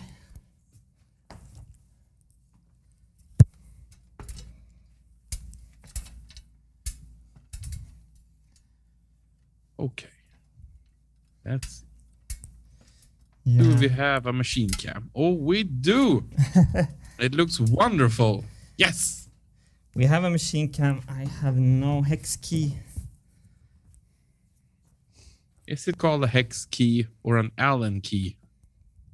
If so, what's the difference? I think I it's get confused. I think it's the exact same, but maybe it's, I don't know, maybe it's the round thing on the backside like the other. It's maybe the Allen. I don't really know actually. I will bet you that the chat will know. Oh, can you, Hannes 2000, can you turn the machine? Because there's one note here on, oh, maybe I can. Oh. I can actually play from behind here. That's pretty cool. So this is the snare. Let's open this up.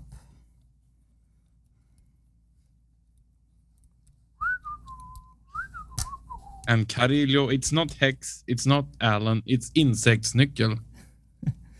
That's the Swedish. Insektsnyckel also. Yeah, I always said I that. said that my whole life. Yeah, me too. It's the Swedish word for it. Pronounced like a child would pronounce it. So I'm leaving, there was like 2 shims in there. So I'm leaving those and adding like a thick washer behind all screws. And this should result, we're going to be able to listen that the snare drum and the hi-hat will be late compared to the rhythm machine. And then we need to turn the whole programming wheel forward with the timing clutch to adjust for that. And then we're good to go with hopefully getting the all adjustability we need for the all upcoming channels. So this is like classic, like a long sequence of events. In the end, probably leads up to a result. And for those who just joined, yes, this is still adjusting the bass, the Cyberbass on the mob machine. Martin is adjusting the timing today. The timing of how the marbles fall onto the strings themselves. And no, you didn't miss any streams during the weekend. Martin was working without any cameras on him, and he fixed a whole lot of issues we saw him run into in the last stream. So he has fixed the divide by 4 and the pipes and the clogging and all of that.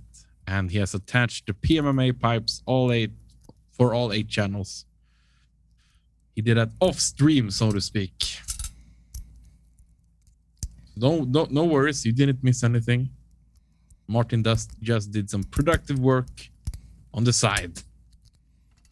Yeah, the real trick is going to be as productive on stream as off stream. And I think we might be able to get there, Hannes, with experience. Yes.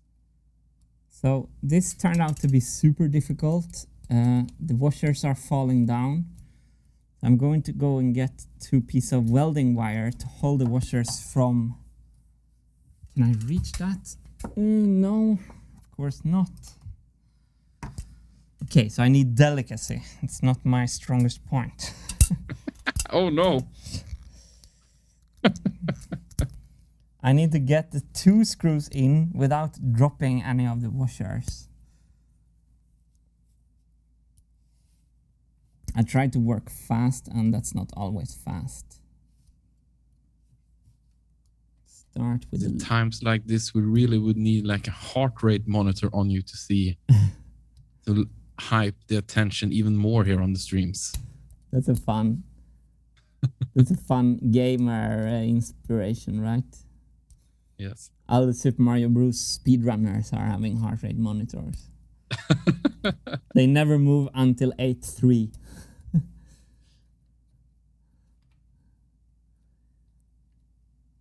Like if you're completely uninterested in speedrunning, but you played Super Mario Bros. 1 on Nintendo Entertainment System, if you know about that game, you could actually go and check what's the name of that channel? Like the history of the world record, and the latest world records are insane. What they have done with that game, insane.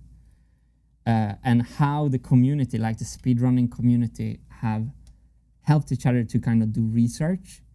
And then it's like, it's kind of beautiful because once they find a new trick, they kind of share it with each other. It's like, I think there's a lot of honor in finding like a new trick, and you don't keep it to yourself, if I understood it correctly. They call it strats, like strategies. Once someone finds a new strat to remove like 0.01 second or something like that, they share it with the speedrunning community, and then it's just up to everyone to try to execute on it. It's super cool. Wow. Were you thinking about summoning salt? Yeah, thank you. That's like Summoning Salt started like making like these beautiful documentaries about speedrunning records. Super good voiceover, super good storytelling. Super great videos. Like, you are a Mario Kart runner, aren't you, Hannes? Oh, well, I dabble in some Mario Kart now and then. Yeah, like Summoning Salt Mario Kart speedrunning world records videos is recommended especially for you. But we soon need a new Summoning Salt video for Super Mario Bros. 1 because so much has happened. But it's actually... It's the only category I follow, like the Super Mario Bros. 1, and it's super inspiring to see what they have done.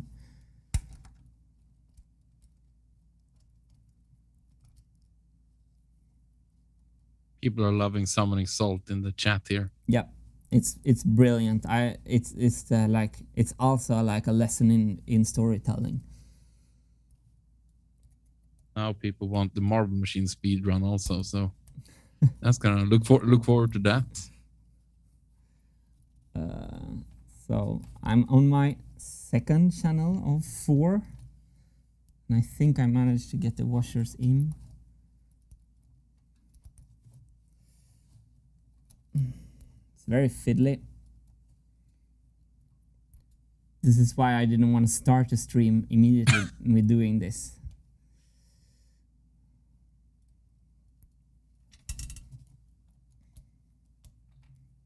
Have you seen some latest runs of Super Mario Bros. 1, Hannes? I can't say I'm watching that much speed runs. I mean, I find them fascinating. But no, you know the flagpoles. Been caught up in that community. You know the flagpoles in Super Mario Bros. 1?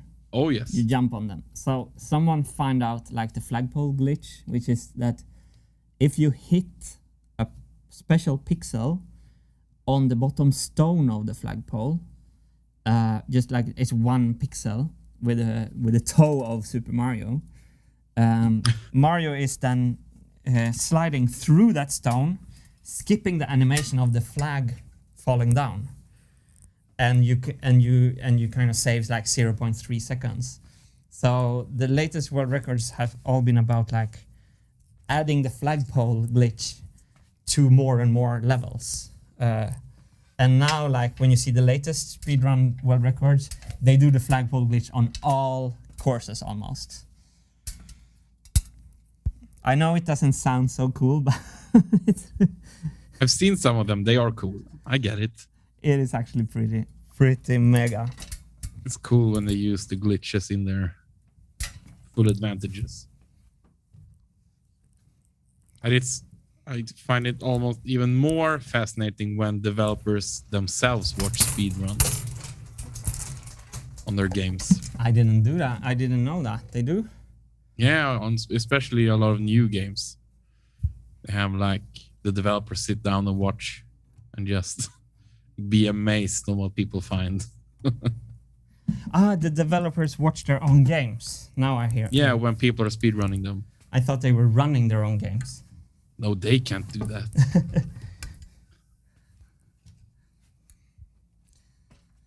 So for any new viewer, we are adding shims to the backside of these registrators. I messed up. Okay, I can move that. So I had already adjusted the timing for the snare drum and for the hi-hat, but it turned out that we needed the Cyberbass to play earlier, which meant that we ran out of... What have I done now? Now I'm opening...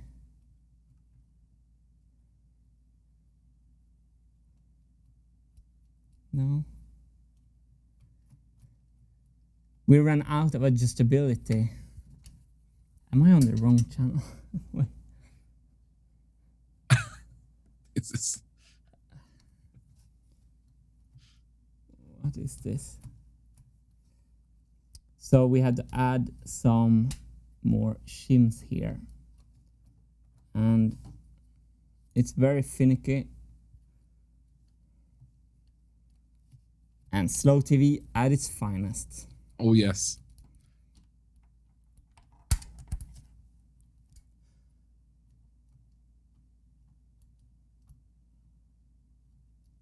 I dropped the washer. And this is not easy.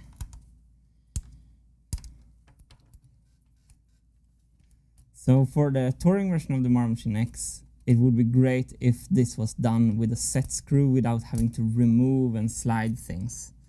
I think some kind of design like that should be very, very easy to come up with. So you can kind of just turn a screw and that adjusts the timing.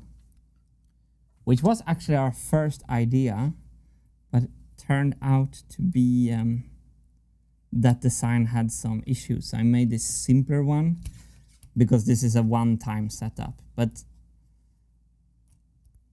I do a lot like, oh, I only have to do that once, so it doesn't matter that it's kind of finicky. But when you translate that to 10,000 parts of this machine, everything is finicky. That just takes a lot of time everywhere.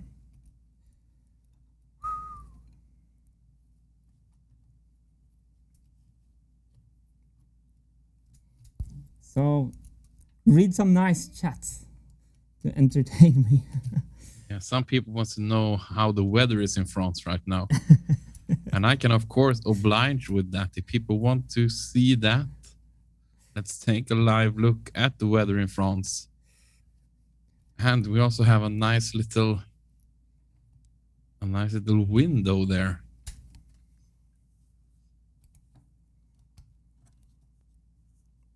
Oh, there. Now I'm gone. As you can see, the weather is still consistent and beautiful as always. Yet another beautiful day outside the Wintergatan workshop. And if now we just can take some of this positive and nice weather and just take some energy off it and get it into the workshop itself. I mean, the timing will be fixed in no time. That way, right? Yes. So no need to worry, people. The weather is still going strong in France. Not as strong as Martin. No one can go as strong as him, but almost. The weather is resilient, Stephen Ajax say. Stefan Ajax. It's resilient, that's true. That's the perfect word for it, actually. I went to Saint-Tropez yesterday to pick up a free bed couch, like this couch that you could turn around to a bed, you know? Yeah.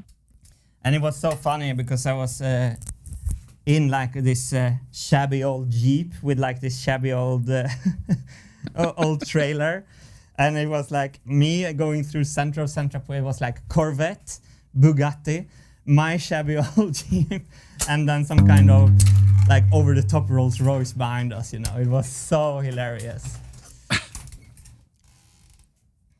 And it's so funny that the Model S Plaid is now eating those supercars' lunch in performance anyway. People might disagree on looks, but I was thinking on that when you see all these supercars, and it's like they would be left in the dust, you know, if they went up against a Plaid. I have to move the programming wheel to free the registrator from a programming pin. I should be on the last channel now.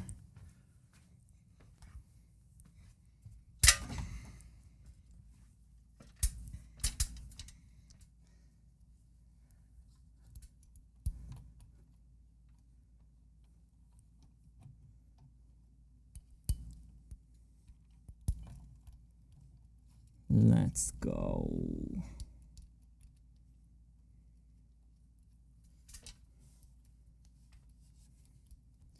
I'm so suspicious about the first channel though. I don't know why that doesn't stick out like the others.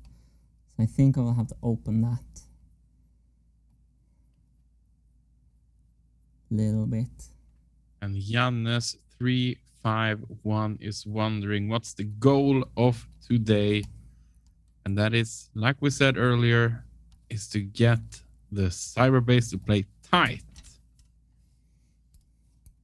If we can get it so that we can move on towards the 60,000 marble test. Yes. This is a big step. If we can get it to play like tight enough so you understand the intention behind the program, that's kind of my goal. And because I have a lot of ideas for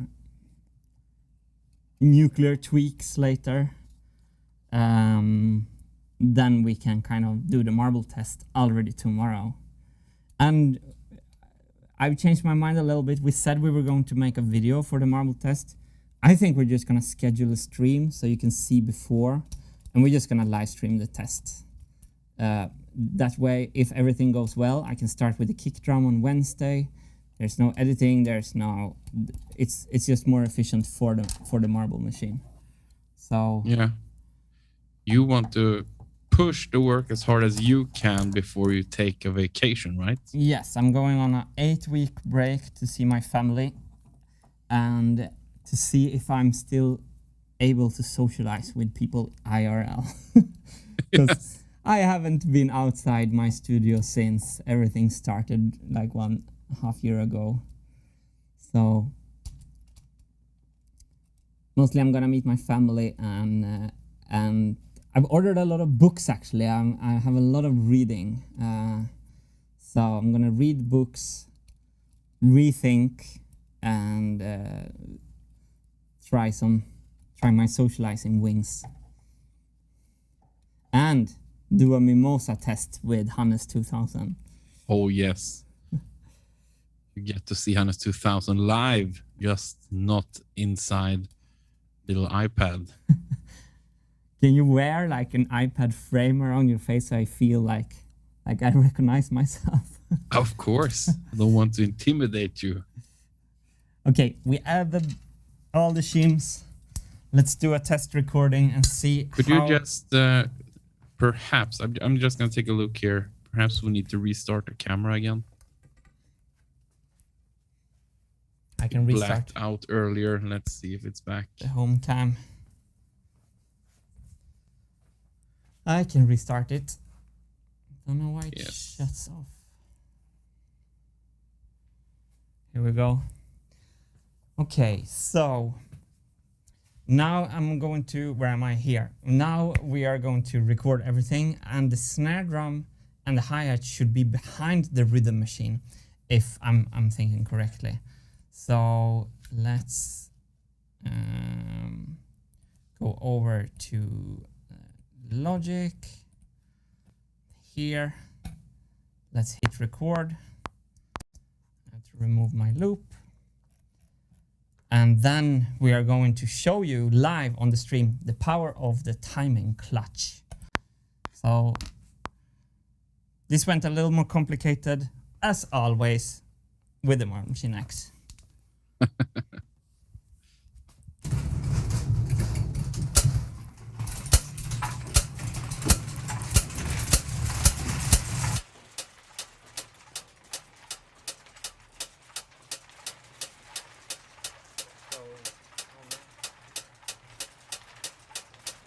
So I can, okay, now I can zoom in here on the rhythm machine.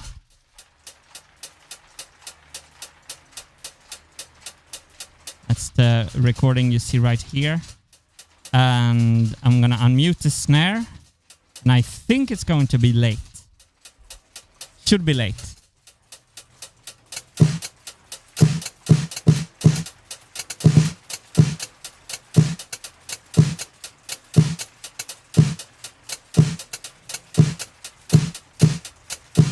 Not a lot.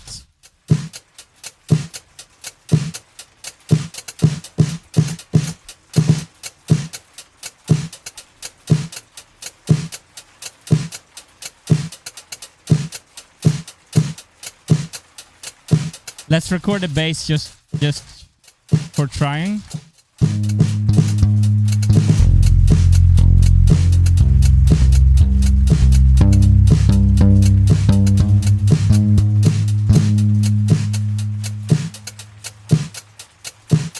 Okay.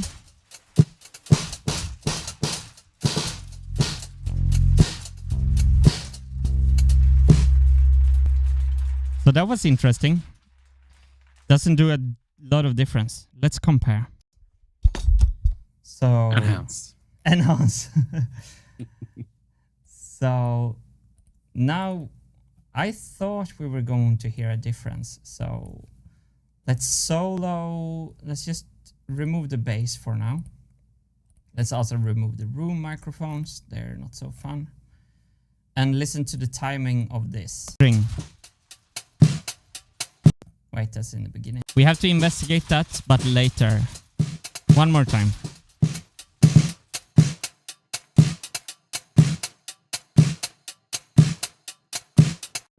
That was before I added the washers, and here comes after I added the washers. It's notable. Yep. You hear it, right? Yes. So let's hone in. Yeah, here we have it, folks. That's an M6 washer you're looking at right there. This is actually, let me take my measuring thing. I'm gonna measure the screen. Yeah, that's exactly the width of an M6 washer.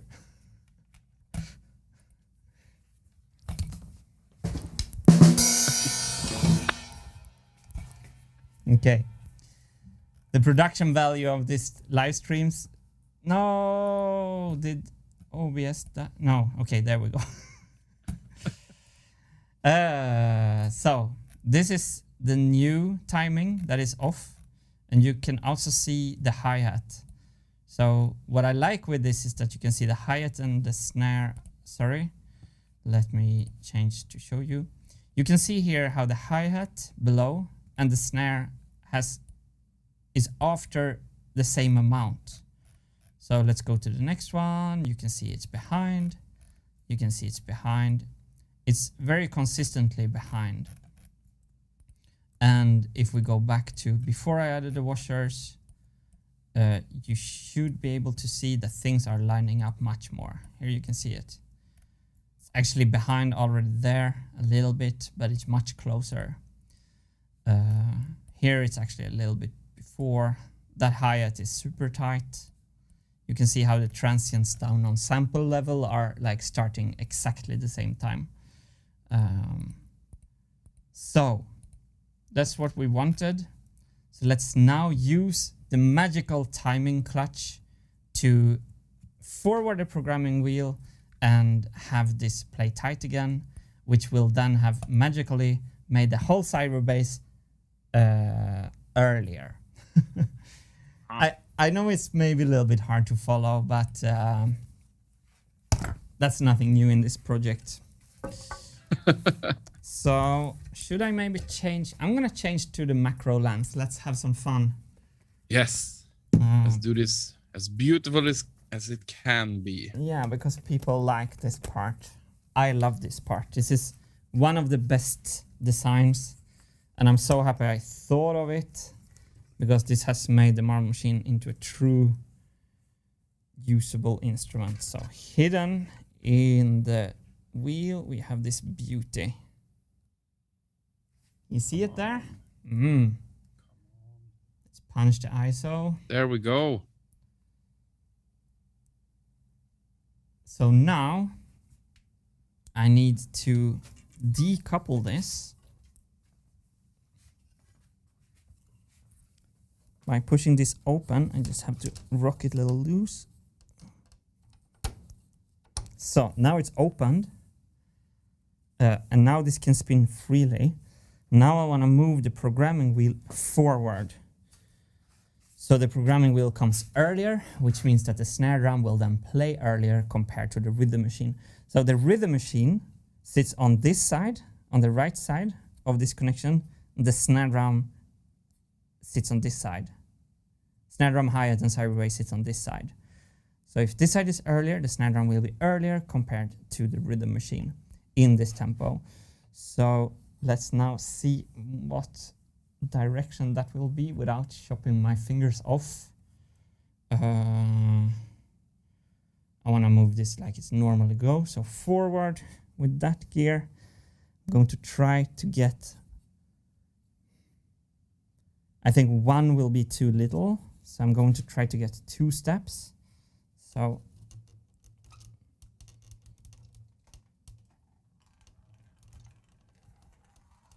I don't know if I did 2 or 3 there. What was it before, Hannes? I forgot where it was. Was 1 and 4 connecting before? Oh, I don't know. Can you check the live stream? Can chat tell us? I'm watching. I think you need to restart this camera as well. We have a little funky colors here right now. Okay, I'll leave it on for now. And chat is saying 4 and 1, yes. 1 and 4 was connecting. Thank you, chat, because then I'm happy with my adjustment. And we can just do another recording, see the difference. Nice. So just to see where we were in here, like under the vibraphone. So let's start the machine again. Let's do another recording. I need to take a quick break, Martin. I'll be right back. Okay.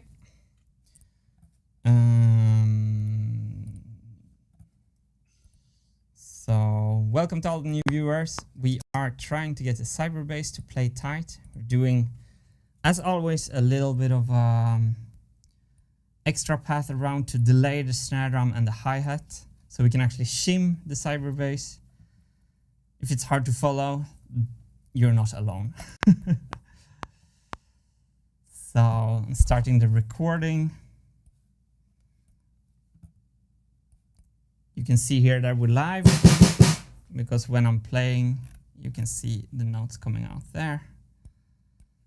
So let's check if 2 ticks made the difference we needed. Start the computer.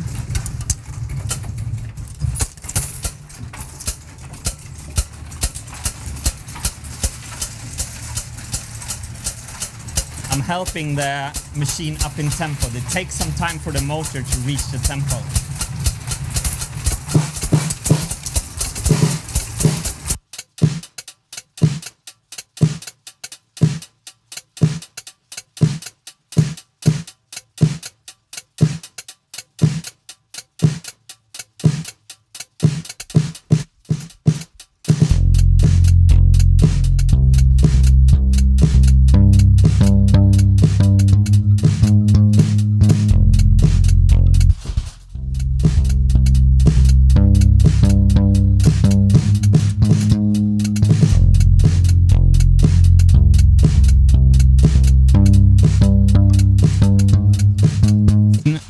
snare sounds pretty late still. I can even see it here in the recording, that snare is still late.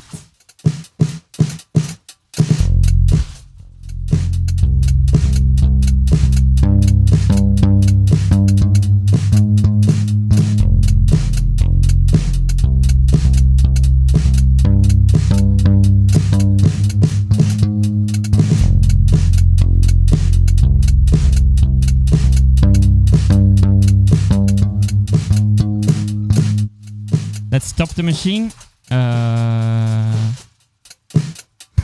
There's 2000 next to the machine.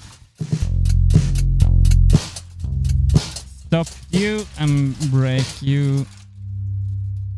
So the 2 ticks of the timing clutch didn't make a big difference.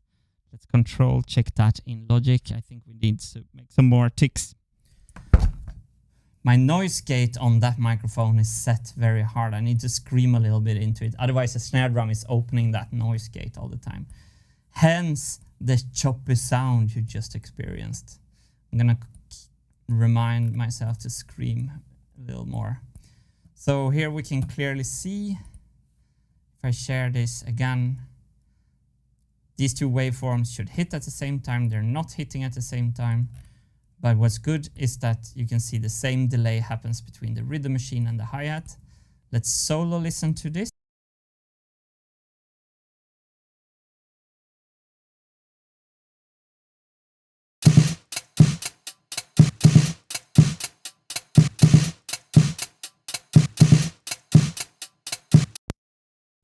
So as you can hear, we're still behind, which means that I just have to adjust the clutch a little bit more. So let's head over to the machine cam. Oh, that's beautiful. These are the green markings Hannes talked about. I'm gonna let them be green now so I can show you the adjustment. Let me find the focus here. So this time I'm gonna remember the setting before I change it. So we did 2, it actually got closer. This is very high resolution, which is awesome. So I'm going to do this this wheel goes, this wheel goes forward, this wheel goes backwards. So I'm gonna make 2 and 5 meet, or maybe even 3 steps. Opening the clutch, like this. Rhythm machine on the right side, snare drum on the left side. And then manipulating this wheel. Wait, this way. Oh, scared for my fingers there. Okay, I made much more adjustment than I wanted, but let's try that. So let's make a new test recording with our new setting.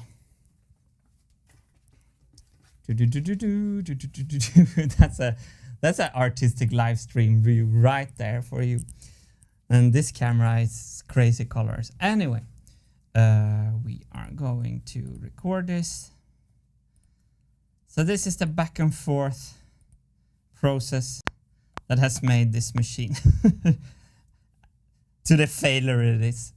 It's nice now when Hannes is gone because I can be negative without any positivity coming back. So Martin? Yeah? Oh, are you back? Sorry. Martin? Yes? I hear you. Yeah. People are shouting you pulled it the wrong way. The clutch? No, I don't think so. Oh.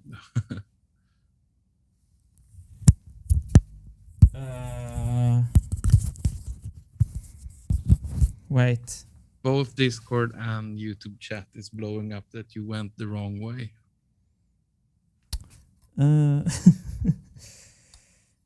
Wait. If they are so, they're usually right, but How could they know? They saw the angle last time. The 1 and 4 is there. So I pulled. I don't know. Let's make a test. I'm actually not sure you saw it correctly because I made a little adjustment. If I went the wrong way, audio will tell us. You will notice. Exactly. I'll be right back then. Oh, you keep track on chat when you're gone. Good. It's too mesmerizing to leave it. Great. If we went the wrong way, we will find out very soon.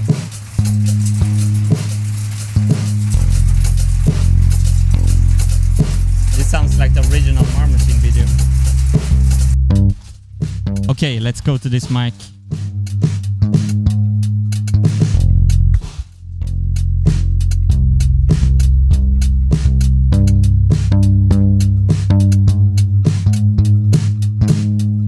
I need to help the machine to get it up into tempo.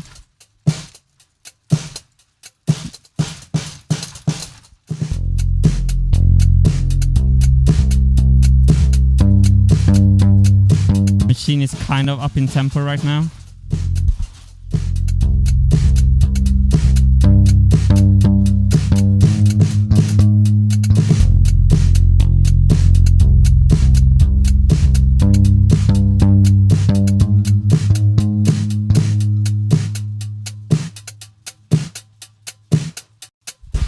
Stopping the recording right there, that's all we need. And then stopping the machine. Okay, cool. So, let's check. It sounded pretty good. It looks pretty good. So, I think I went the right way, actually. So, waveform tells us that I went the right way.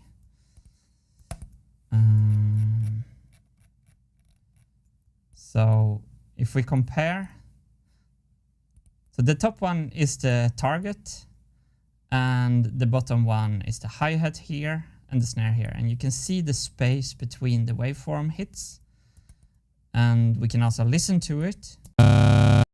Sorry. Honest too. Okay, let me just mute my own recordings.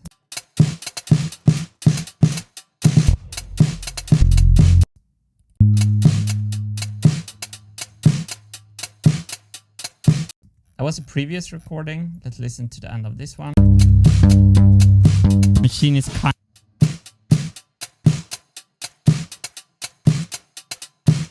Much better. I would even say pretty sweet. So it's fun that the Mar Machine does look like a drummer. So if there's any music producers like recording music, they will notice that this looks like a drum track being recorded. I want the machine to be much tighter, but for now this is what we have, and I think this is good.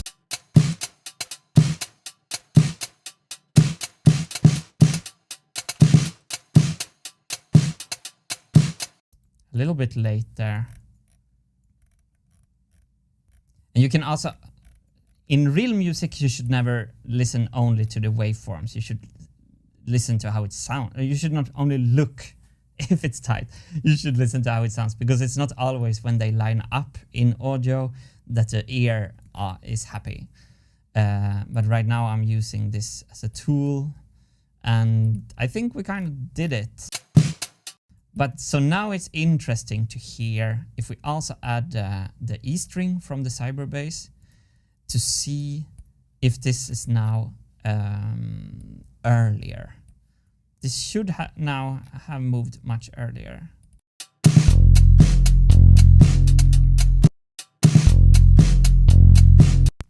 So let's look at the first note.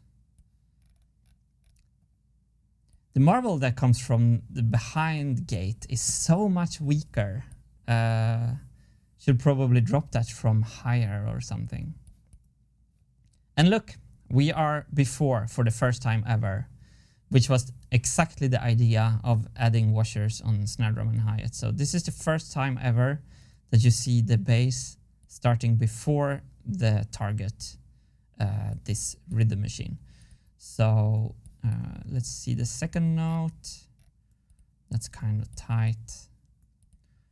But you can kind of see in the waveform that the back marbles are much more silent.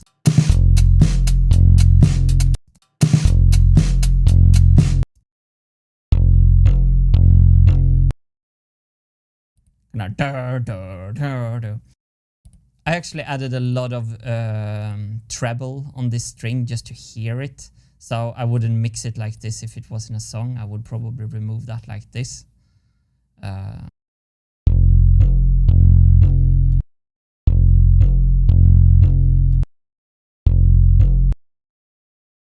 We also have like reverb to make it like look a little bit like sound like it's in a room. That's without the reverb. Sounds a little bit cleaner in a way. So this is great news. We have achieved... I'm back right in time. Nice. As the Cyberbass is, right?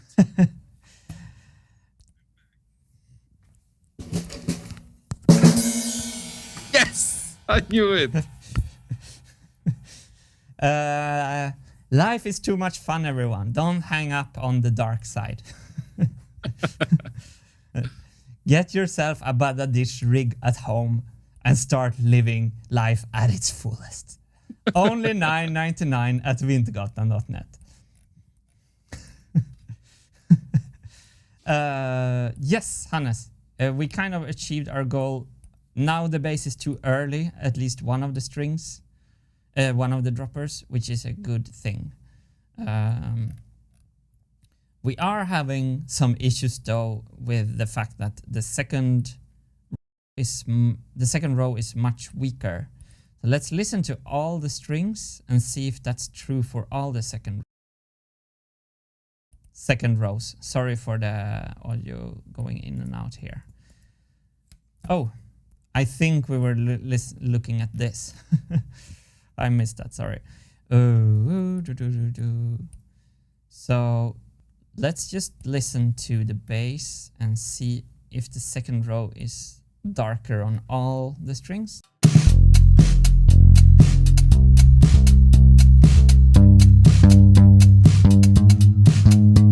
So not on the two bright strings, there it sounds very much the same. We have it a little bit on the second string. But it's really the E string that is the worst. But hey, look over here, same E string, but it looks more even here. So now I'm talking about volume, I'm not talking about timing.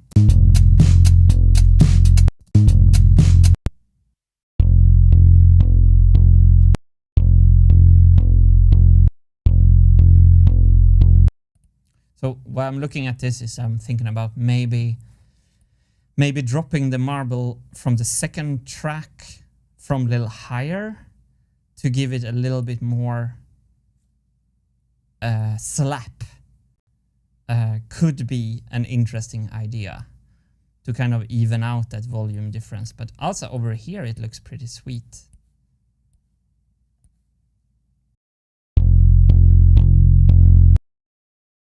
That sounds super even with the volume all 4 hits. Down, down, down, down. So let's not think about that right now. Okay, I'm going to use this clutch setting for the upcoming timing adjustments. For any new viewers, welcome to the stream. We are adjusting the timing of the Cyberbass by adding shims to the registrators. We went a little detour to add shims on also the drums to give us more adjustability for the bass. And I think I should just kind of be true to my word and accept the timing of the second dropper. But I think now that the first dropper should be a little bit delayed. On this programming plate, it looks like spot on.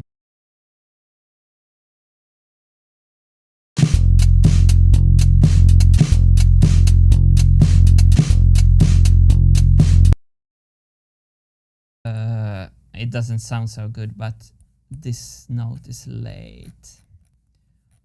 It stumbles. It stumbles onto itself. You know what? Let's move on to the second string. Yes. So we can get a feeling that we're doing some progress. And let's leave the first string and see how that feels, and then go back and make more adjustments. So let's... You want some A string fixing, Hannes? I've been waiting the whole day for some A string. You got Let's it. do it. You got it. So let's check now the timing of the first note of the A string. So I'm not interested in the second note. I'm only interested in the first note. And I want to put a waveform next to the target, which is the rhythm machine. I'm too zoomed in, so I'm making a big mess out of this. But there we go.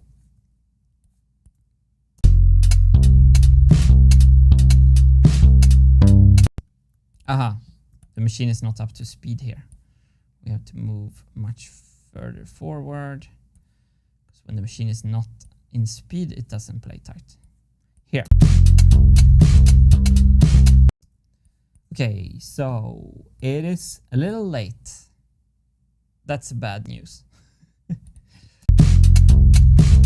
Oh, we didn't cut that one yet. We didn't cut the fork. So it's back to some cutting with the life hacksaw. Oh. Wow. Didn't I deserve that one? Yeah. Getting value for that camera angle now. Yeah. So I'm going to put back the wide lens harness on the machine cam so we can go Let's back. see if it survives. Oh, maybe I should fix the colors while at it. Yeah. Why not just restart it? Let it have a moment of rest. There we go. Okay, here we go. Okay, yes. So if you're new on this stream, Martin is trying to fix the timing of the Cyberbass on the Marble Machine X. It now plays beautiful bass notes on all 8 channels, but now we're adjusting the timing of those marble hits. And it's a delicate matter. A lot of shims and cutting. But Martin is getting there. Look at that smile on his face. He's going. This is not the difficult, even if this takes time, this is not the difficult part of the Cyberbass. The difficult part is behind us, Hannes. Oh yeah, that's true. The Cybergates, so that's why I'm smiling. That's why I'm happy, because I feel that this will work. Not as perfect as I could have dreamt about it. I dreamt that Wesley So was coaching me in chess. Well, when you have those dreams, nothing can compare, right? We were on a big fairground, and there were like chess machines. You could put a coin in and then play a chess match. Oh, so sweet. And Wesley So was like over my shoulder, and it was some kind of mistake. It was kind of, you know, when you dream you're gonna play like a big concert or something, and you're not like ready because all of a sudden your guitar isn't there, and stuff like that kind of dream. And Wesley So was coaching me, and by mistake they had me like playing world championships, like by mistake, and he was like, okay, come on, you have to do this now. And Discord has a small worry here, Martin, about the back channel is definitely even later. I think Martin needs to adjust for the back channels first, question mark. Yeah, well, it doesn't really matter. Maybe we have, if they mean that maybe we have to make another timing clutch adjustment, that could be true, yeah. It doesn't really matter. We're going to get there eventually. Okay. Getting fed up with this not being clamped at all. Maybe I can clamp it like this.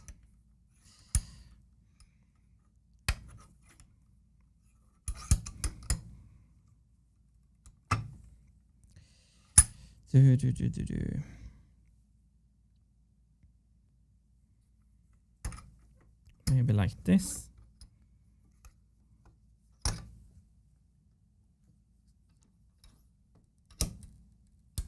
I'm trying to clamp this in a way that I don't hurt the part.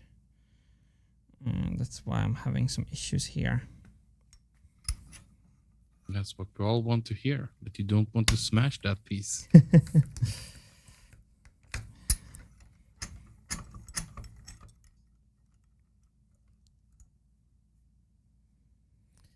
Okay, and yes, that doesn't work. It would be kind of maybe prudent to just grind it down on the disc sander downstairs. Then we don't have this. Or like Flynn said, time to cut a jig.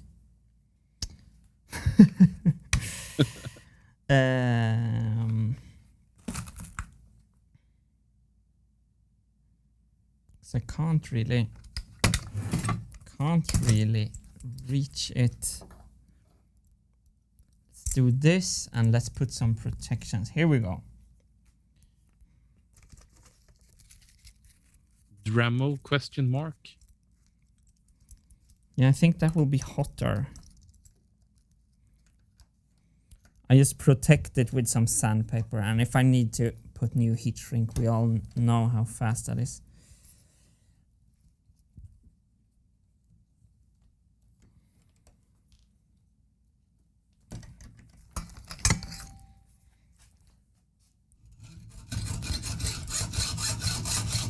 Spread the heat, like Gonzo said. Hold the long hands. strokes. I'm going on mute. Let's see if you learned your lesson. Long strokes. And watch your other arm there. It looks too close for me. I'm going to look away.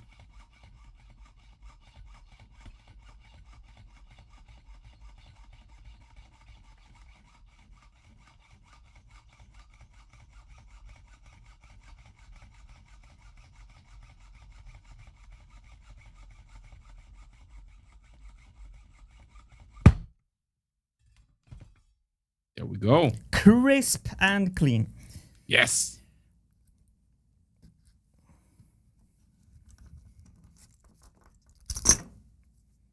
Beautiful. Okay. This is the little marble dropper foot. It goes back on.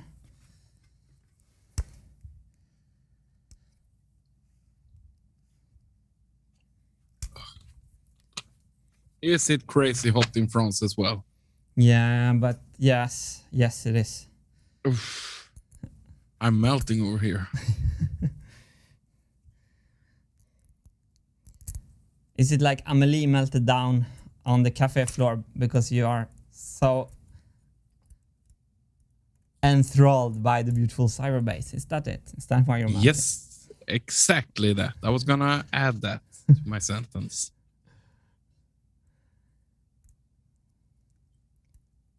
So hashtag spread the heat.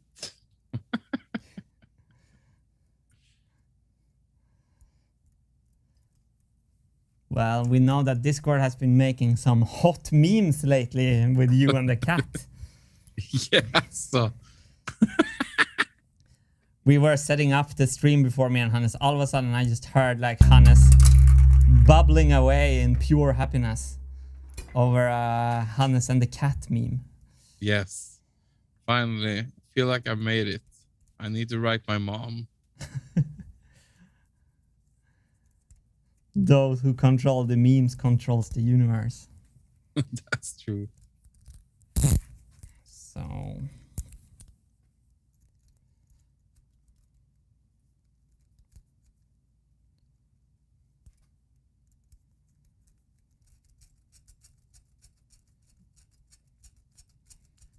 So if we're lucky now, this could be early even, which would mean that we have to add shims. That was what we kind of want, because then we are in the adjustment range.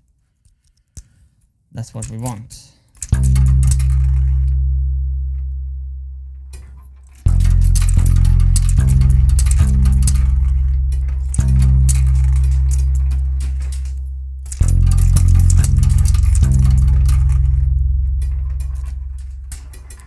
That looks great. Let's do it. Test recording. Yes, please.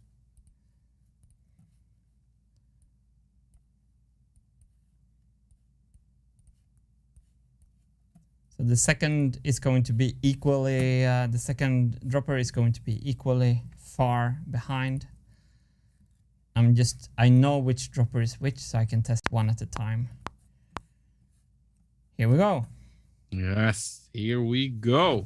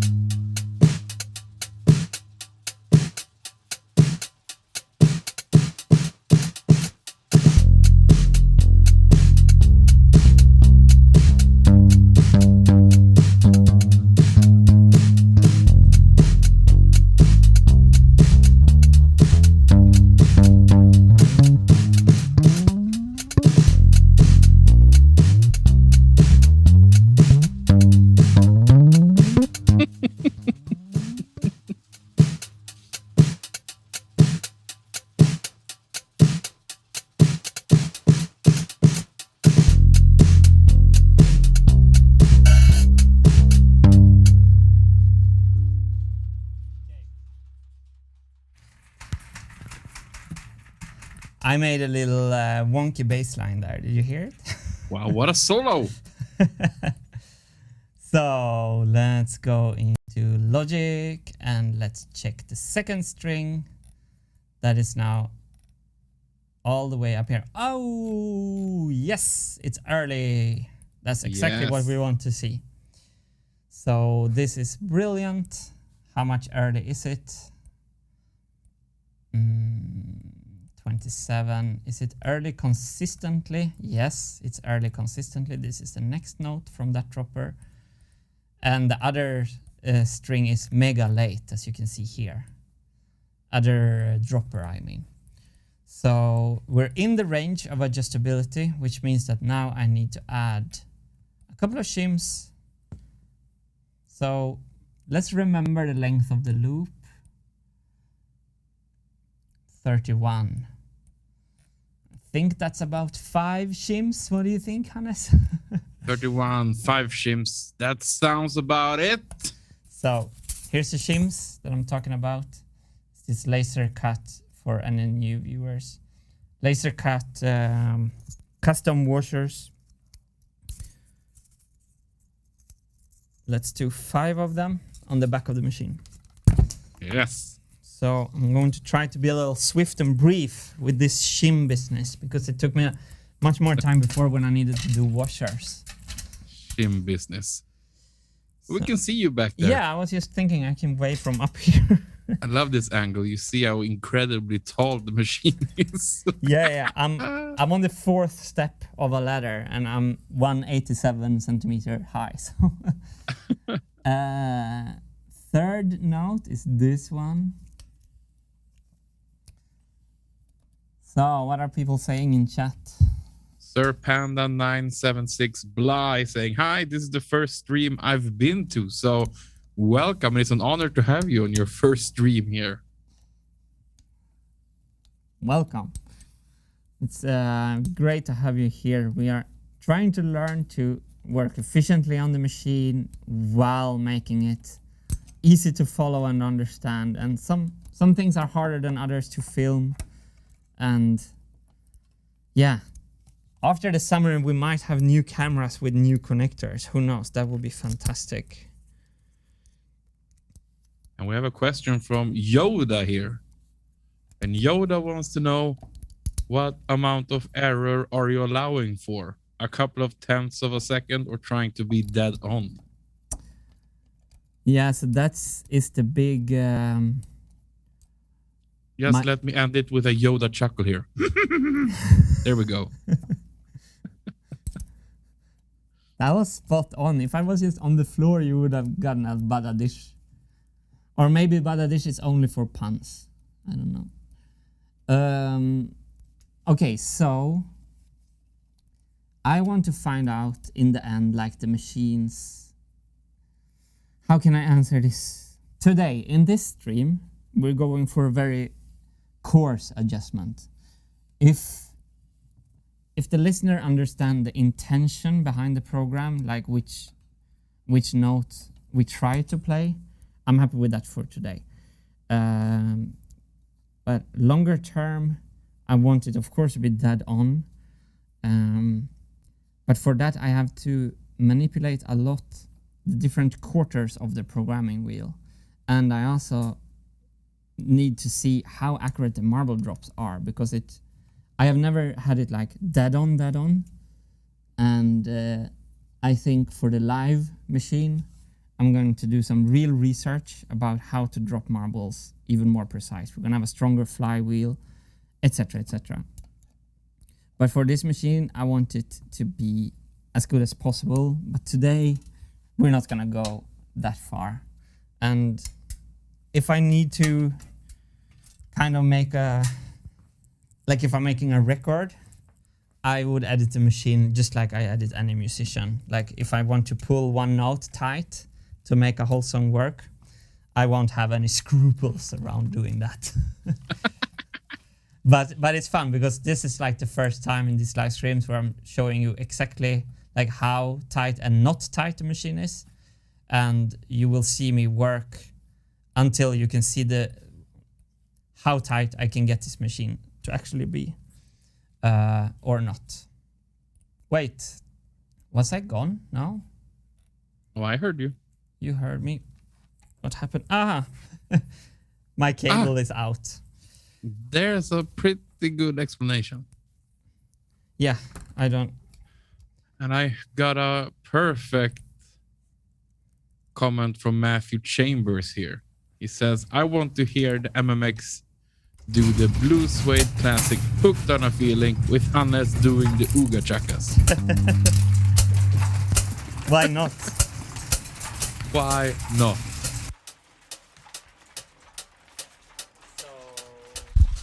Okay, we are going to record another test. Yes. So this is exactly how I done it always. That's not where I want to record. Test after test after test. Incremental changes until things are working.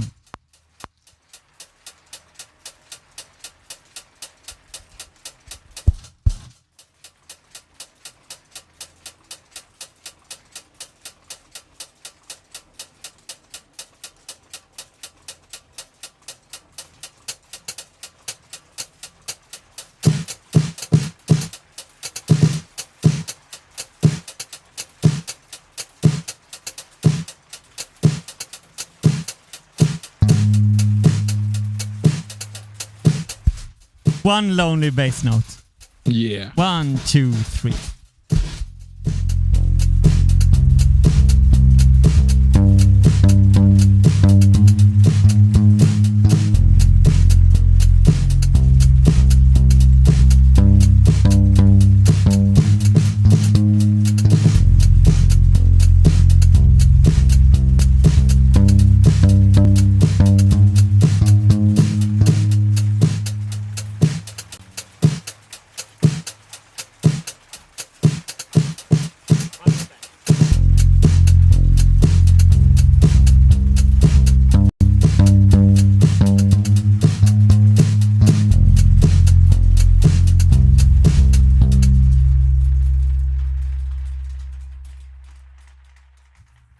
here we go. So let's go into Logic and look at the A string.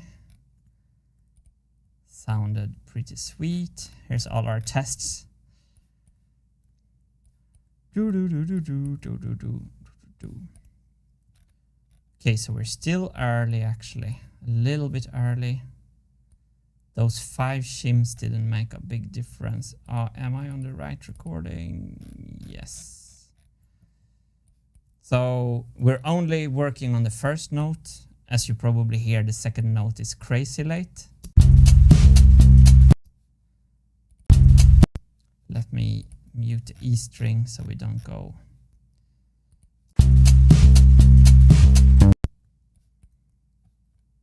So, okay, here we go. It's still early actually.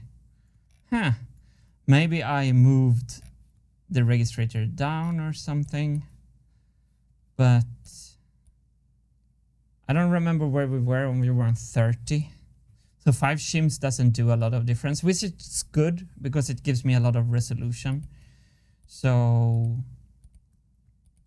I'm just going to go back there again and add more shims. Nothing more I can do. How much did it fix, did you say? You were on 31. Oh, nice. That one looked like 20 kind of. Okay. This one looks like 9. Let's check next one. Is it this one? Oh, you see, we're creeping closer here. Yeah. I'm working in a very small window. This one was 5, so this one is actually better. I think we're on another programming plate here.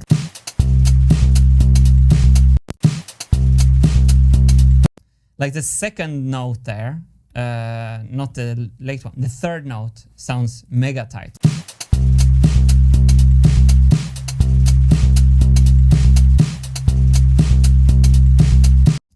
So let's add, what do you say? 5 shims again? 5 shims, and I think we lost our home camera once again. Yeah, it's been shutting off. I think it's the heat. So let's play with the machine cam and the atmosphere cam. Yep. Cool, cool, cool, cool. I'll bring you with me otherwise. Let's see.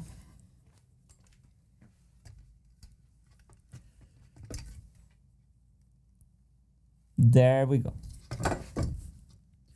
This was one of the coolest angles on the original machine in the video. The eagle, we called it eagle cut. You remember?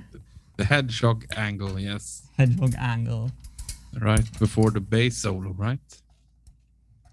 No, the startup. After the breakdown. Oh yeah. Hedgehog angle.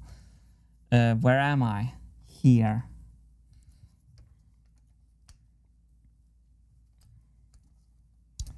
So let's add 3 more shims to this note.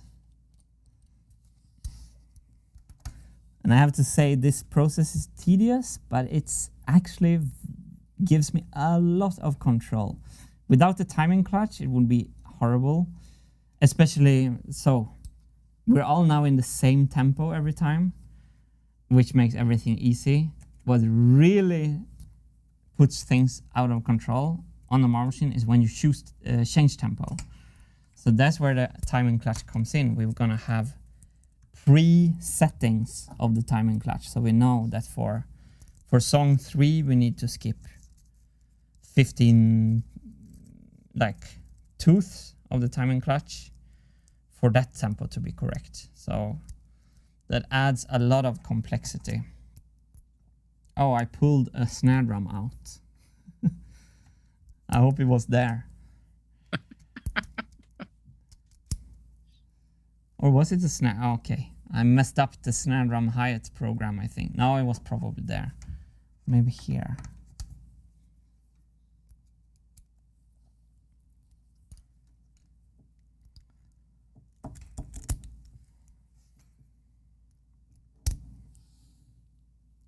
So I'm Just trying to not lose the shims when I try to put them in again. There we go.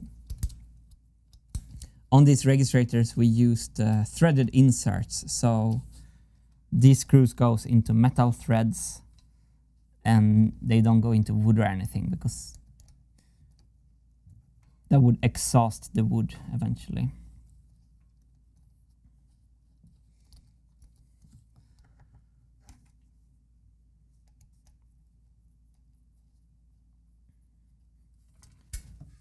I'm checking the floor and I don't see any marbles on the floor, which is a good sign for the test. We had some discussion on Discord if I counted wrong the amount of marbles being played.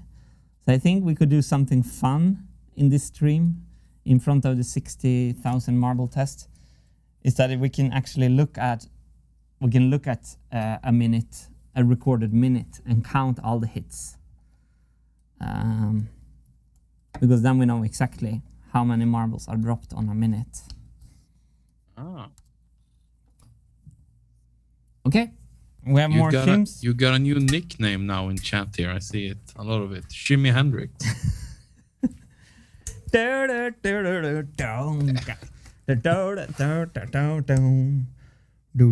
Shimmy Hendrix.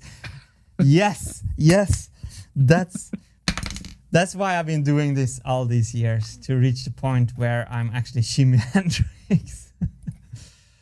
Okay, let's do another recording. We are starting Logic.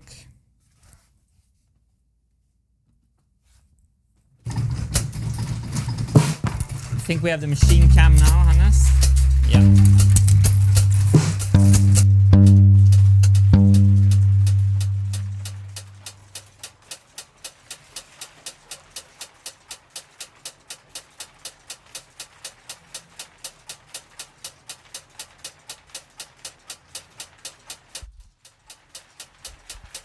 Okay.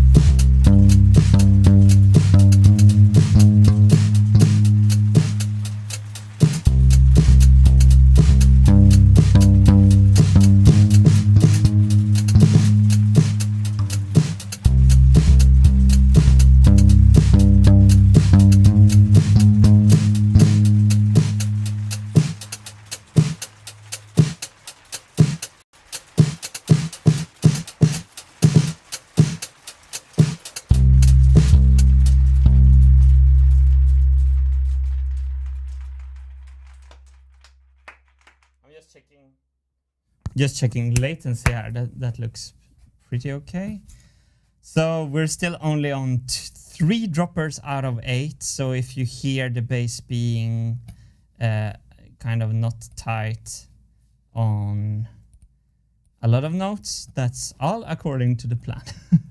Yes. So, that's the point of this stream, to get the bass tight, and we're going 1 dropper at a time. Can I just say something? This is tight. Look at that. That's tight. This is what we've been trying for. So this is the first note of the A string. If the second hit shows a similar result, it's a little bit before, it's okay. This is within the accuracy for today anyway. I would love to not see that, but that difference. So that's brilliant. And it's going to be very nice when we fix the second note, because that note sounds horrible. Let's listen to this.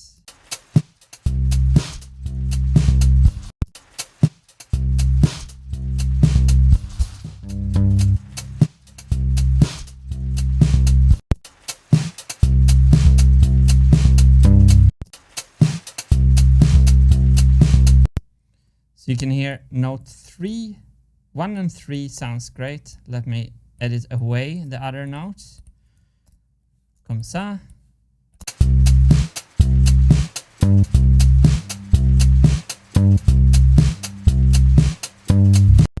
Let me make a tight loop so we can enjoy ourselves for a brief little moment. Enjoy the bass.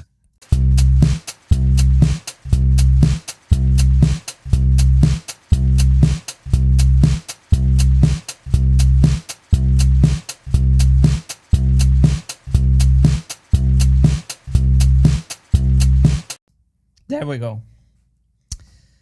Okay, let's make the second dropper. So this is the backwards dropper, and as you can see, it's super late, and we think we have to attribute that to the foot being very high. You hear me now, Hannes? Yes. Yes.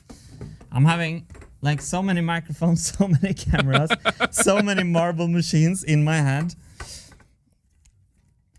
But we're getting there. We're getting there. What are people writing?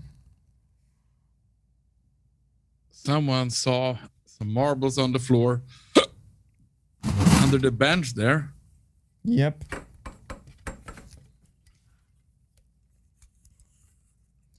There are marbles on the floor, but they have been there from before, I think and hope.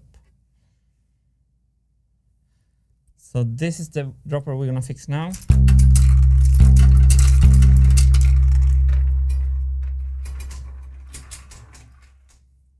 I think there's also quite a lot of slack.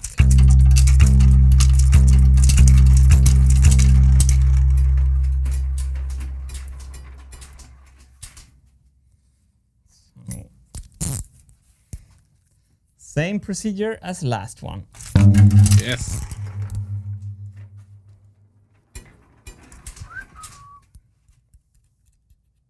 Let's see. There we go. Oh, nice angle. You just see a. Listen to the ratchet. Oh. You're welcome, everyone. For the ratchets.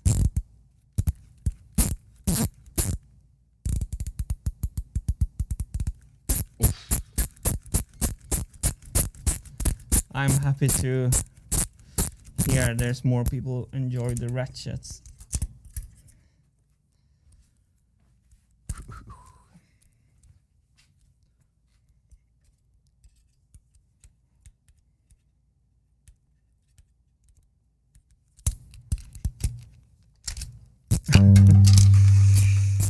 This is like dentist feeling. Yeah. Don't bust out the Dremel. No.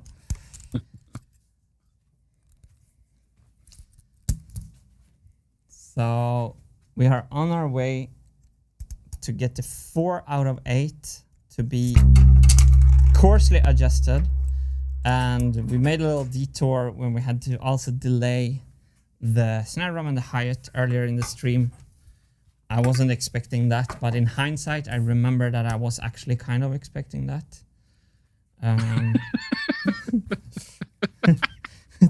Doesn't that make sense? Oh, yes.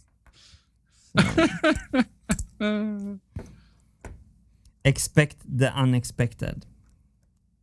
Wait, I had some luck with protecting this.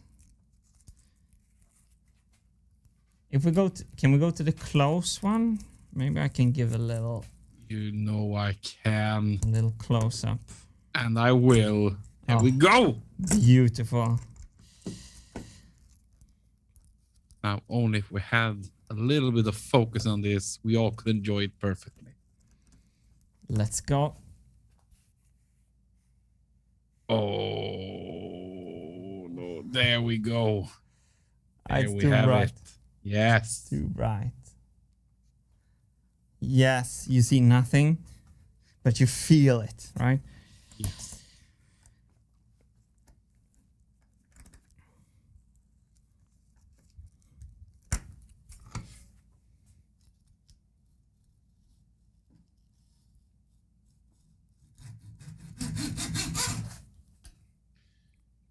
Connor Campbell. Martin remembered that he forgot to remember.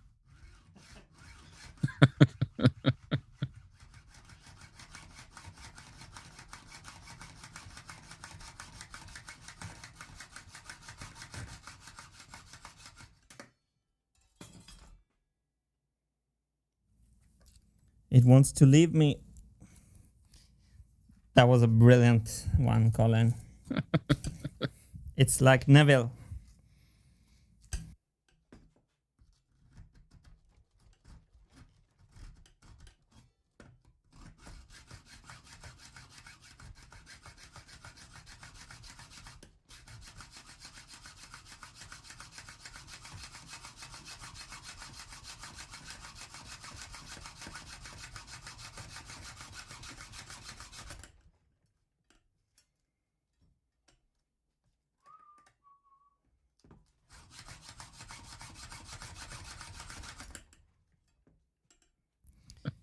Can you read some chats or something? We should not leave them. Whip a silent. huge vice wobbliest table. I feel Travis loves that stable work surface you got going there. I hate this wobbly table. I'm just doing it upstairs so I can like not leave the stream all the time. It's such Black hole YT11. What are we sawing, boys? And this is one of the droppers on the Cybergate. This is to adjust the timing of the Cybergate when the marbles drops on the Cyberbase strings. This is the quest for the day, to get the music to play tighter. Yep. And I'm gonna replace the heat shrink as well on this part like I did on the last one. That takes 1 second.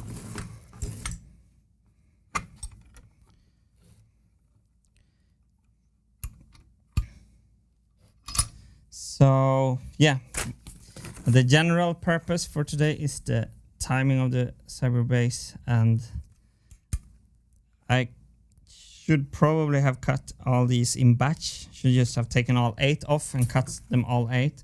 But I was a little bit nervous about doing that, and I kind of want to see if the cut ones were still working. So that's why I'm doing it like this, which is kind of inefficient, but also kind of nice for my brain.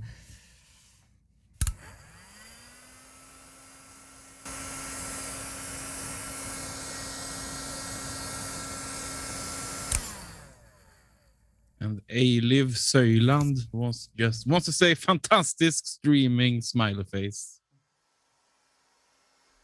And thank you so much for that lovely comment. Thank you, Eivind. So Liv. This is now ready to be put back onto the machine.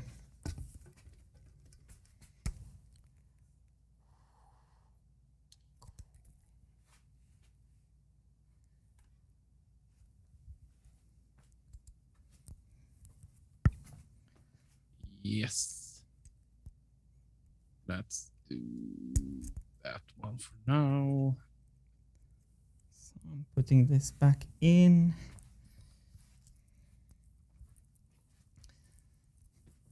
This is the part of the stream where we normally do poetry readings. To help people wind down from the anxiety of watching bass timing. Yeah, it's Lee Whittaker watching while working from Utah, and we have the Threest for Knowledge. Hello from Bristol, UK. People are joining in from all around the world. Super nice. People are intrigued. Yeah, this is fun because this is like a topic that I haven't showed a lot on video actually. For some reason, or maybe I have, and it's kind of cool that the timing adjustment system is separated from the gate itself. I love the design of that it's independent. in a way, and also they depend on each other for some things, but not all. Which was a huge issue on the first machine, where when you change timing on the first machine, you also change the marble gate. That was not fun. So this is, believe it or not, a step in the right direction. And we have Julien Carrier joining in from Canada. And I guess, as a hockey fan, I should take this time to congratulate some fans in Canada, at least, for the Montreal Canadiens and their spot in the Stanley Cup Finals against Tampa Bay Lightning. So shout out to any Canadian fans. You finally get to watch some Stanley Cup Finals happening. It's fun to have a Canadian team in the finals. It was a long time ago.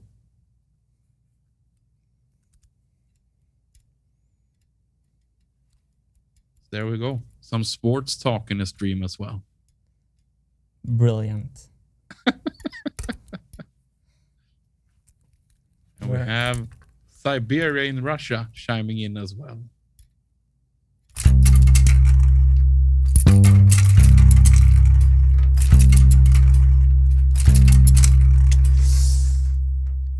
This didn't go too well. It's a little short now. This needs to be pushed some more. Wow, Siberia joining. Welcome. Okay, I have to do a little tweak. Now, don't start a war in the chat now between the Habs and Bolts. Take it easy now. We all enjoy our hockey here. It is hockey tensions now in the chat. No, everybody's just happy.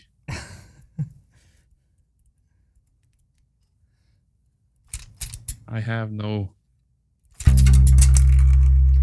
side in this beef, or how do you say it?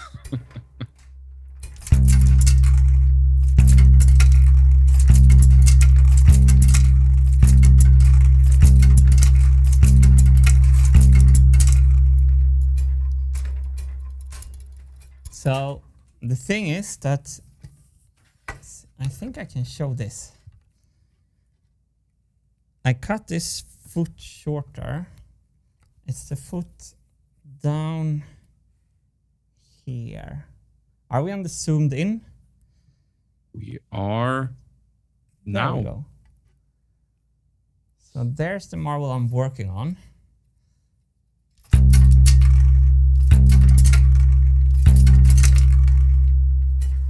And if you watch really closely, you can see that it's almost not on the thing. When I put it in, you see the marble going up a little bit. We looked at this in CAD a lot, like how the marble would rest.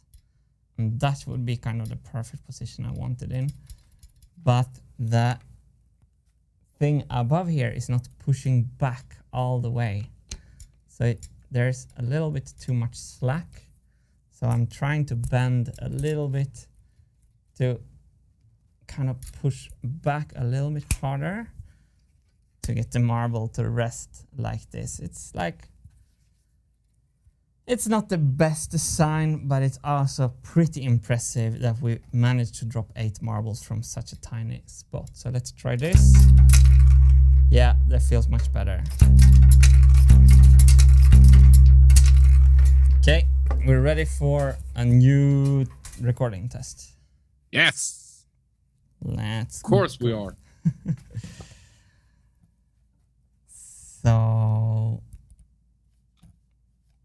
let me show you logic again. That was the wrong one. Sorry for that.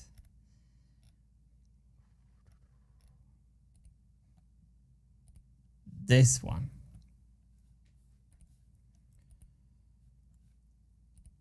And now we should have the first 2 chords, the E and the A, to actually be a little bit tight.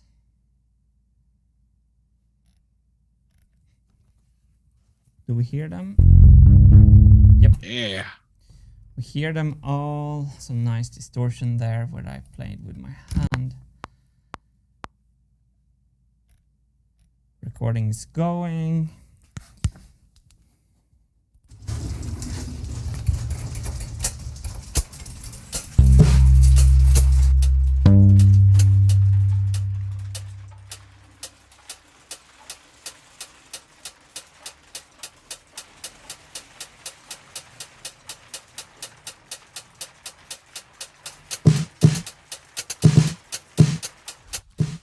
So I'm waiting for the machine to get up in tempo and then playing the bass.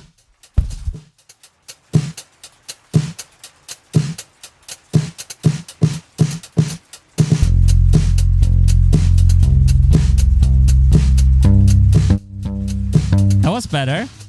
Yeah.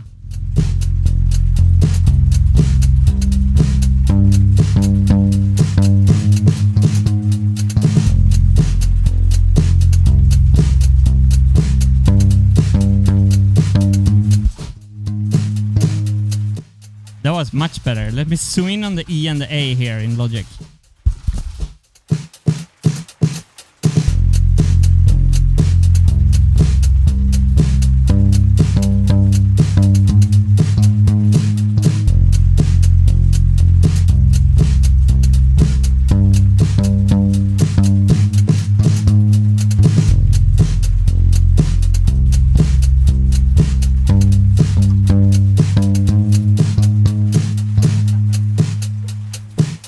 It's so brilliant that we lost the camera and I'm moving to that camera all the time. Here we go.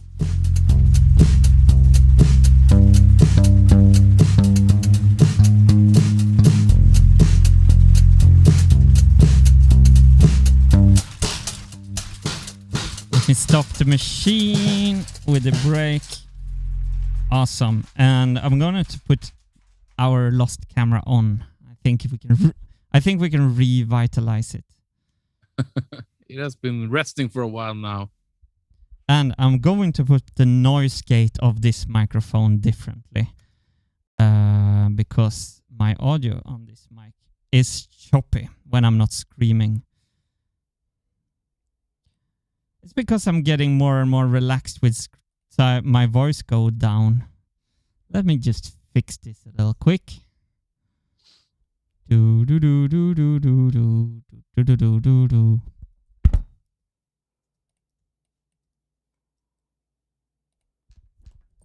Martin Shore. Here's the noise gate on my mic, so you can see if I increase the threshold, it will be more choppy. Now it's choppy and strange. But if I go down, it's much smoother and nice. Like that. No choppy, choppy, choppy. It's difficult because the snare drum opens the gate of this mic. Because I'm in the same room. It's easier on Hannes' mic because he's in another room. I am getting totally sidetracked. It's so much fun to screen share Logic Live with all of you. I don't even know what I'm doing anymore. No, I actually know exactly what I'm doing, which we can hear in the beautiful timing of the first two strings, right? Yes. Let's take a listen.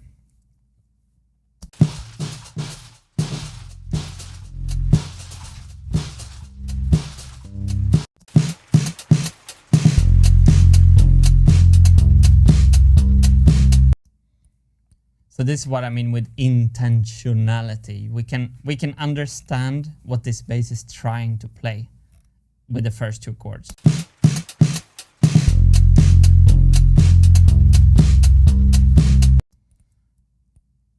Let me manually mute the E string when the A string starts to play. I can do that with a side chain as well, but let me just do it.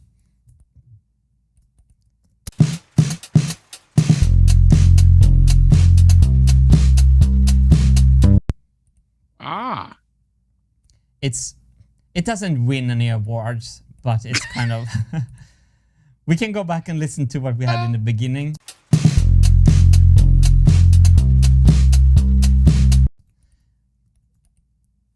We have a long way to go, but we also went a long way. So this was the first ever.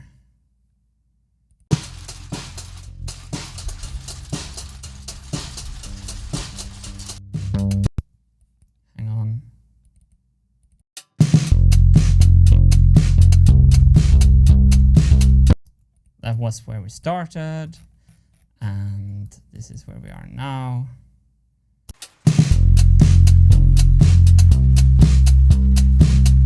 So it's better. That's pretty tight though. Well, it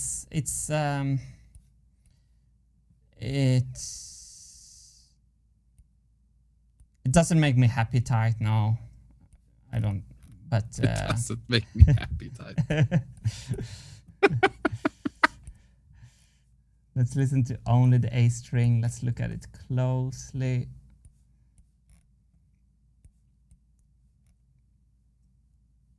Second string looks a little early, especially the second note here.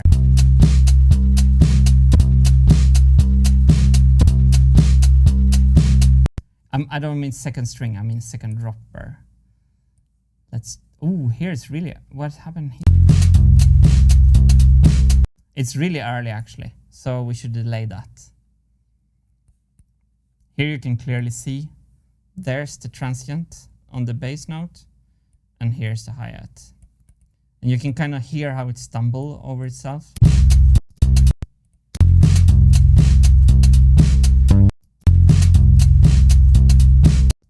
Let me mute the bass.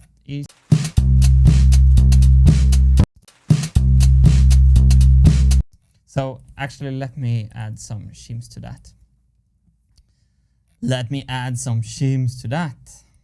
Can you do that in the computer program?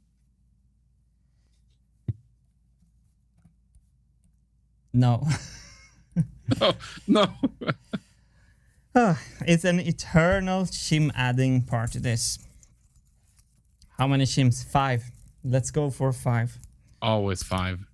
Always 5.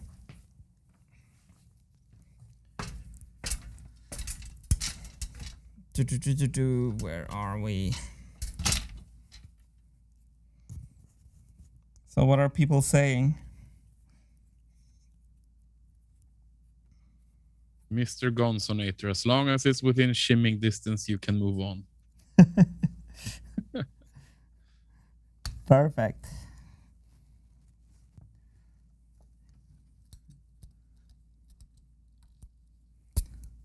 There were no shims on this one so far. So that's why it's so nice that it's early, because then, exactly like Gonzo says, it's in shimming distance. And last check, Losta. Even now, as it's not complete yet, all the sounds that the machine makes are amazing. All the best from Poland. Oh, thank you so much. That makes me very happy to hear, because I only hear the flaws, so it's nice with some encouragement, and I think it's going to be really, really fantastic when I start to make songs for it, because I will have to compose kind of to make the machine sound good, like compose songs that the machine is good at playing. It won't be good at playing all kind of songs. It will be great at playing some songs. So. And a quick live tip from Mats Tjuv. Feel out of sync in life. Add shims. That's a good one also.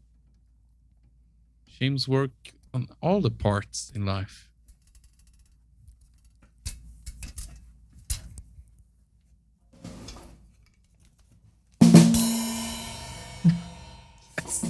Yes.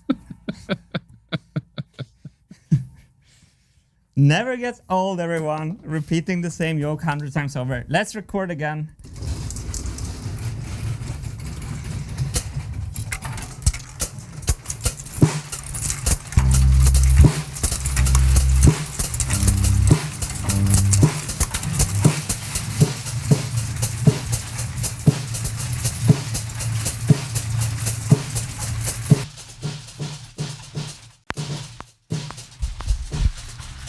Rolling.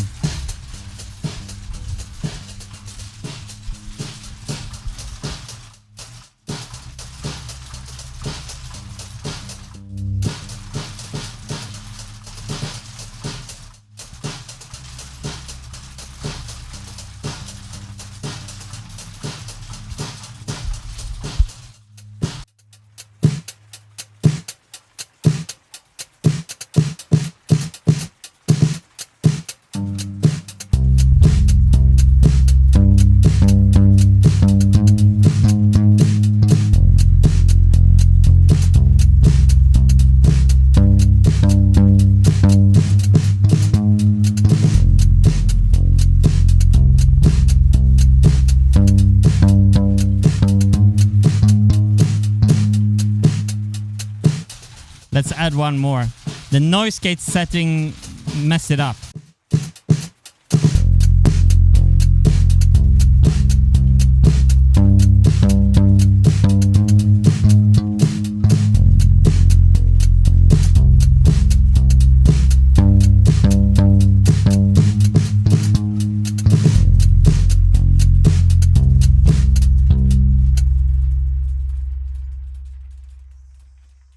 So yeah, I should have a like on and off switch on this mic. That would be easier. So in the beginning, this microphone was ducking the whole machine because it was leaking in the noise gate. Anyway, let's listen to the result. It sounded pretty nice, I think. Yeah. We're only changing like one string, but here we go.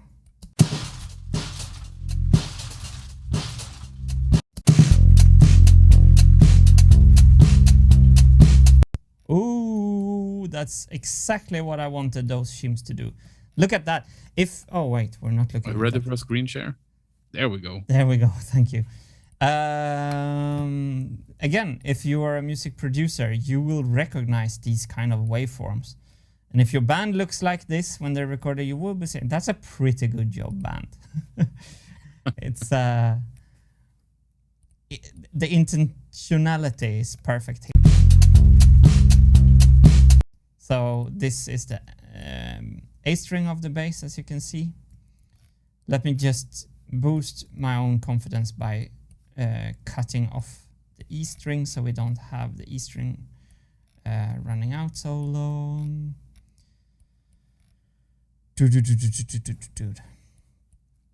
So Hannes 2000, how is your evening looking? I need to go really soon. Yeah.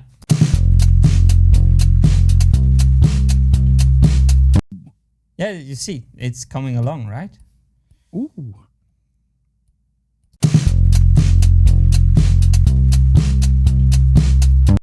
It's, I mean, we've still some ways to go, but intentionality is there.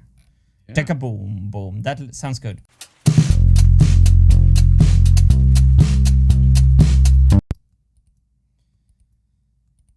So, for now, with the chorus tuning, E and A string is done. I'm gonna push on with the other strings. I want this done tonight.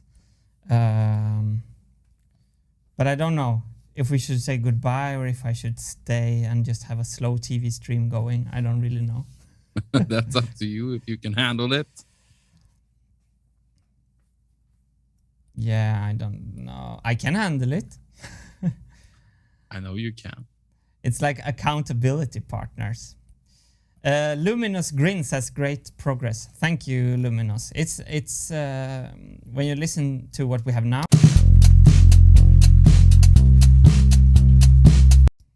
compared to what we had in the beginning.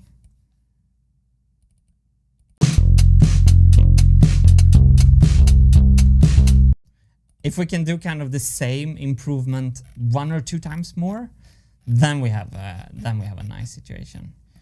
Right. Okay, they love watching the silent work. So I think I'm gonna just leave a slow TV and talk loudly with you all, think loudly for some time, and get this done in this stream so we can hear all the strings in this stream. Also for the video on demand later, people can like fast forward to the end of the stream and hear the end result.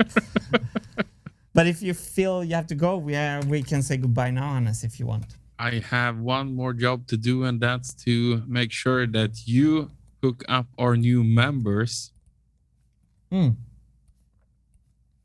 I can thank the latest joining here. Wait.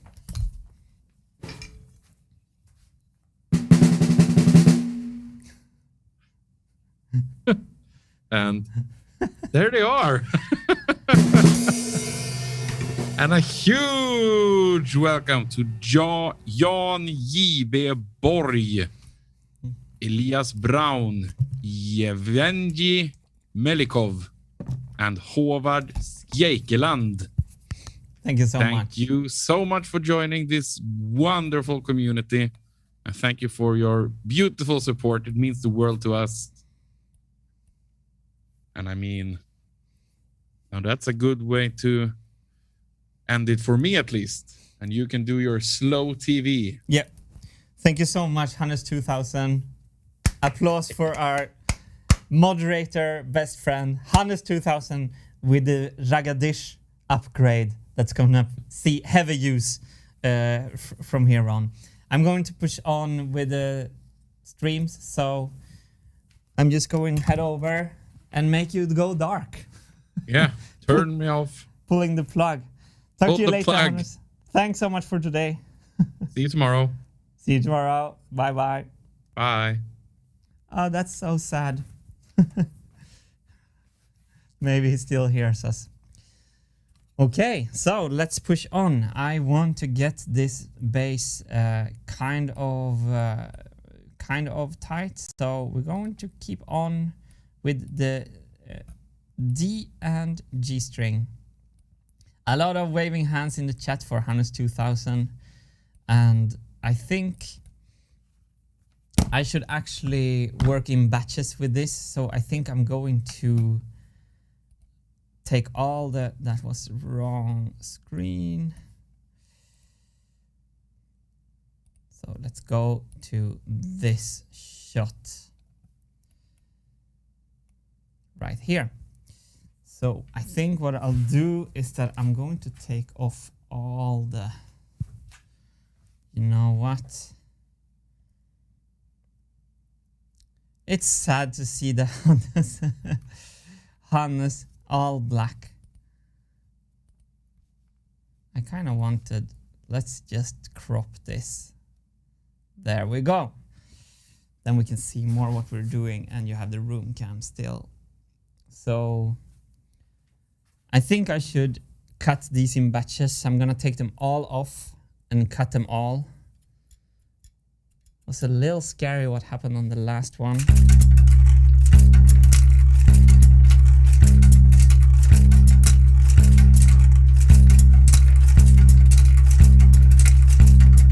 Now, that looks good. I'm gonna cut them all in batches. I think that's more efficient. So let's get the tools. I'm gonna read chat from time to time. It's gonna be a slow TV live stream from here, more than ever. It's always slow TV live streams from us.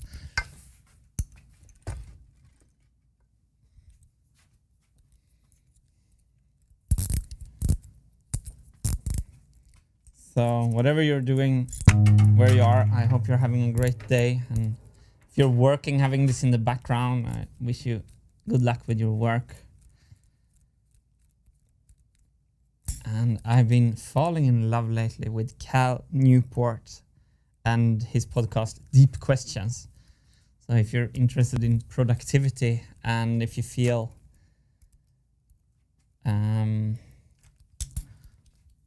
that you have potential to improve your efficiency, he has a really, really interesting ideas.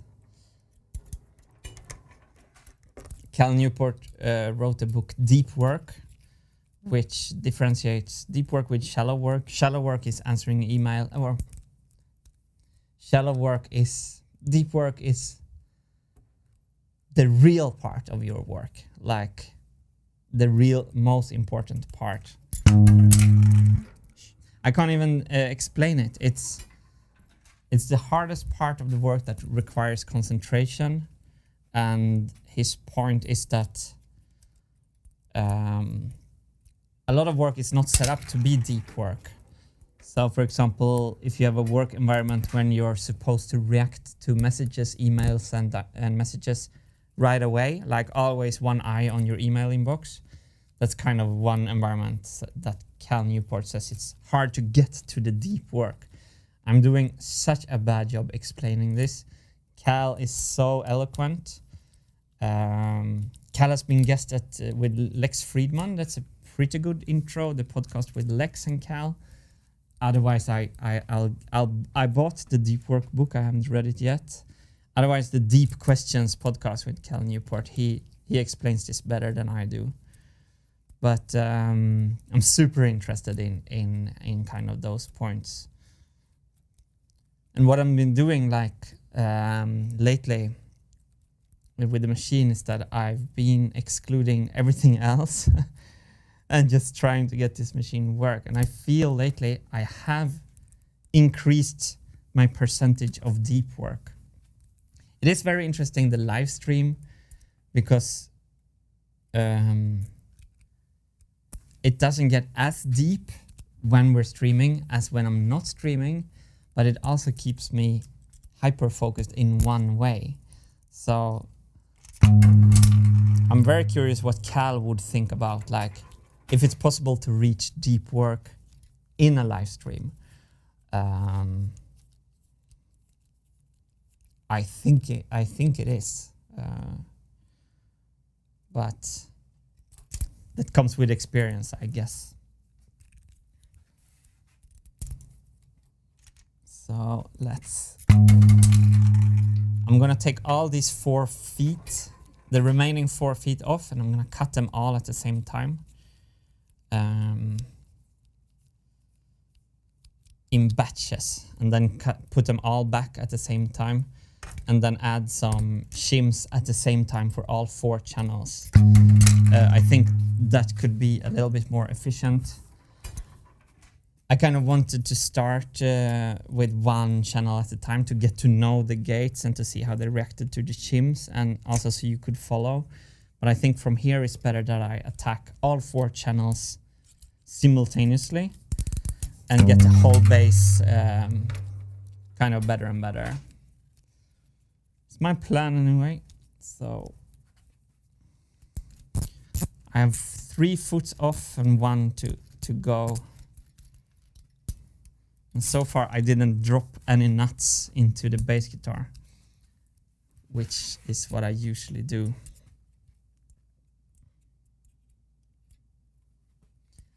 I also heard about this book, Essentialism. It was funny because Maureen from the Discord CAD team had it on like her project management book list, and it's from Greg McHugh, I think. And The Art of Doing Less, I think, or something like that. Essentialism, anyway, is the book. So I think I received that tomorrow or something. I always get into these spurs where I think I'm gonna turn my life around, you know. But it's kind of nice. It's kind of nice to have that feeling. They're all off. Ooh, the wind scared me. It's getting scary in here without Hannes. Let's put that there. So let's go to the atmosphere. So Al Galero, Martin has really introduced me to philosophies and all. That's wonderful. I approach everything with a beginner's mind. So I think I just love to learn about new things, and then it's really hard to take them really on board and make like a true difference. But I think it's useful to have as good influences as possible from books and stuff like that. Okay, I'm gonna cut all these 4, and how can I do this without it being too painful?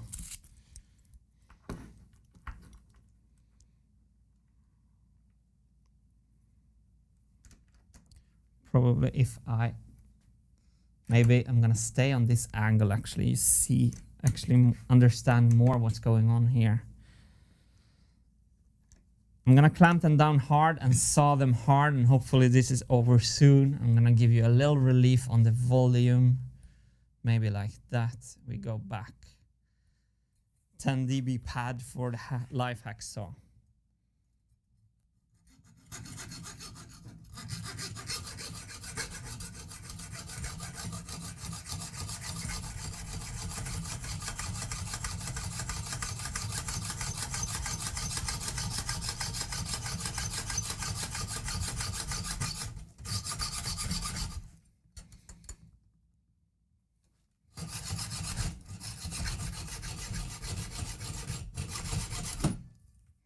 1 out of 4 is gone.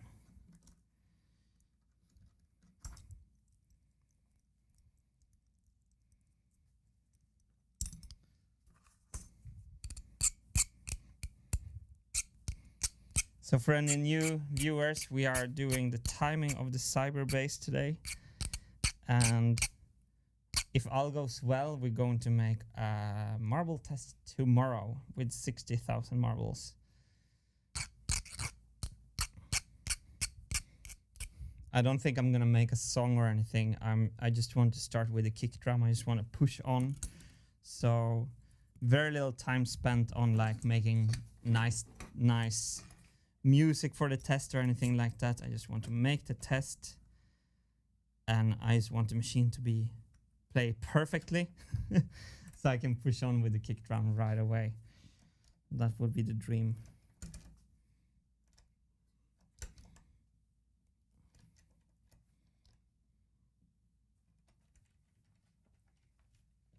Let's see if we can.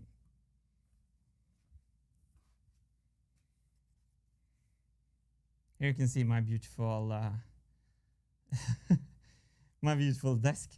How good order I have. So I cut 1 out of 4. I'm going to cut the second one right now.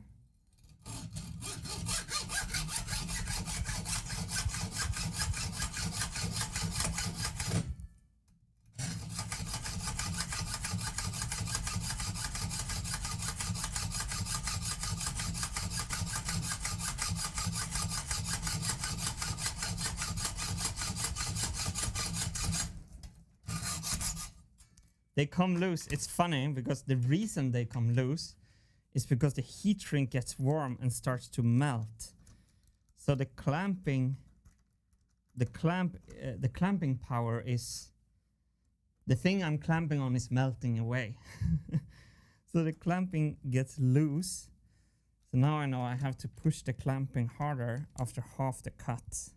That's why they jiggle loose.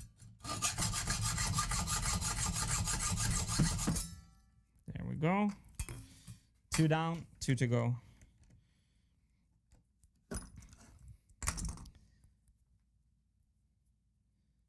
So I made the first 4 channels like 1 by 1, but for these I'm gonna work more in batches.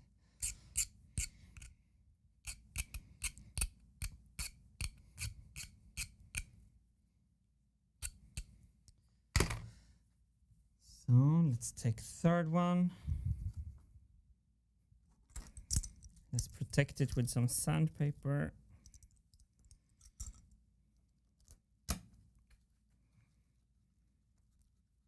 So in the beginning of the stream, we showed what I've done between these streams. I've put all the PMMA pipes in for the Cyberbass, and I built, we showed that as well. I built a little, actually, maybe I should play that. That's maybe a smart hack. I can actually show you again what I did between the streams. So for any new viewers, I made these plywood tracks, as you can see there.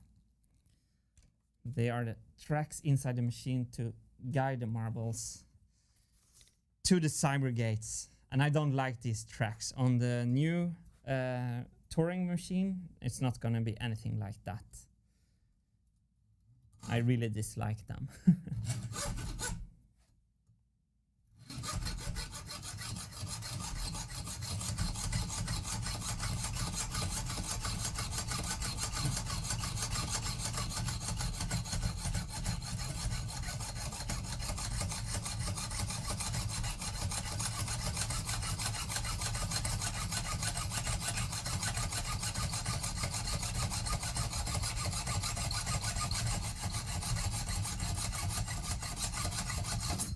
There we go.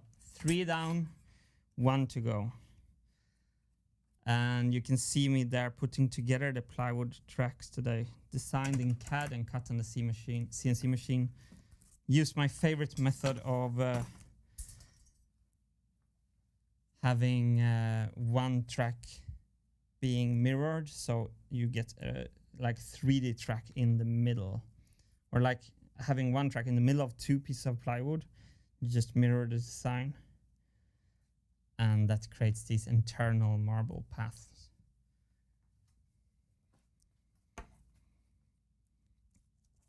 My mic is 10 dB lower because I want to save your ears from the hacksaw. So I will be back at full volume after one more cut. Where's my clamp? Here. So there's a V8 engine that is taking the marbles from the Cyberbass marble divider into the Cybergates. So it's pretty fun that I designed that and cut it in like one day. And I was like, earlier, for me, that would be like a 1 week project to get an assembly like that together from like my brain to the world. And some things I've become faster at anyway. And some other things not.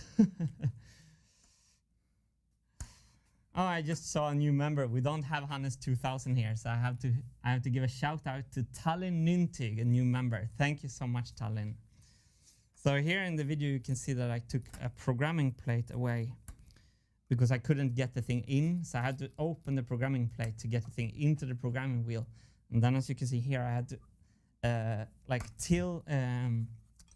open the opening of the programming wheel to where I needed the thing, and then I could add it to the machine. It's getting tight in the marble machine.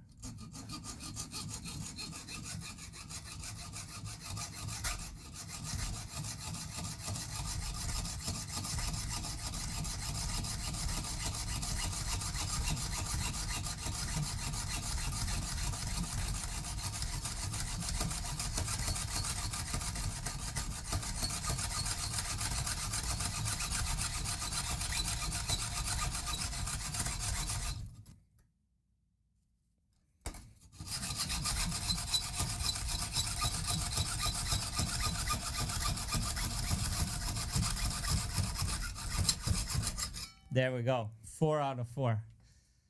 And just when the loop looped. So we're back at full volume. We made 4 out of 4. And you saw part of what I did between these streams. So let's look at this. What a glorious mess.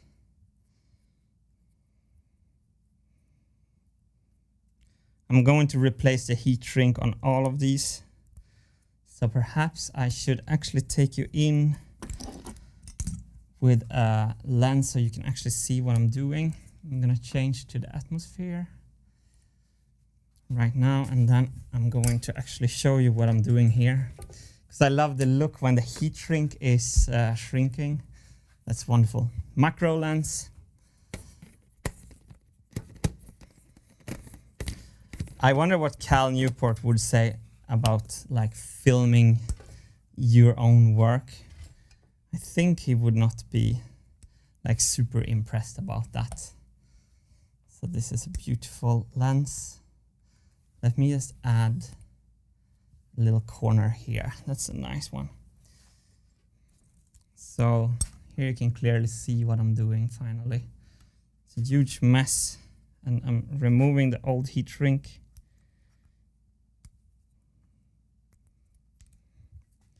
Then I just want to make a tiny deburring here.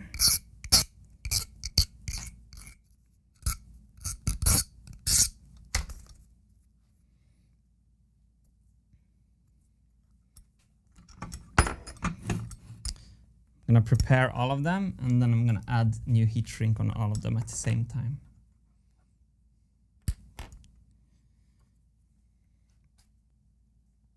So this heat shrink almost survived, but let's just remove this.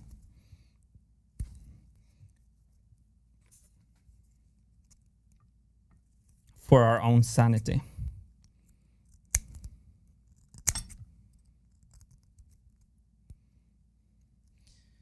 So spend a lot of time on this design to make it silent, and I think we don't remember now how loud the previous gates were. Wait, I'm out of frame, sorry. Here's the frame. So we kind of don't even remember how extremely loud the gates were previously. Let me just deburr this.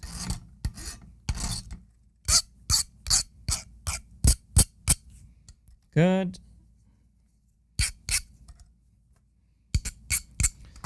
So now I'm working in batches. I'm going to try to make the heat shrink on all of them at the same time, which means I only have to pick up the heat gun once.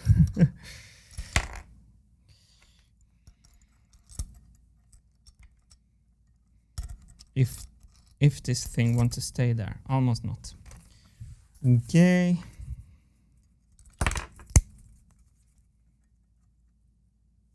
One. So this is all to get rid of the little clacking sound that the marble makes when it hits metal on metal.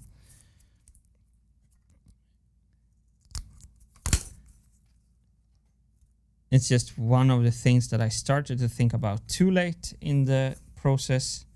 I thought I could use like cool audio engineering tricks and have... But the thing is, when you want really good sound, you want to use special microphones and you don't want to over-process them and stuff like that.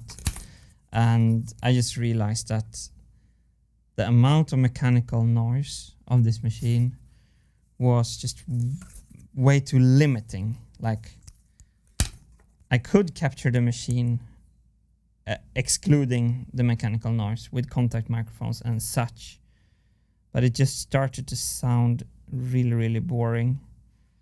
And that was part of this redesign, to actually get this to be silent. And that's what all this little heat shrink is doing. It's stopping the marble from hitting metal on metal. So let me take a... Okay, one funnel just fell off the machine. I don't have really space to walk around here. Okay, funnel is back on the machine. Let me take a nice zoom in here. And let us zoom in even more, so we can really see this heat shrink magically hugging the metal here. There's some high quality live stream camera for you after 4 hours.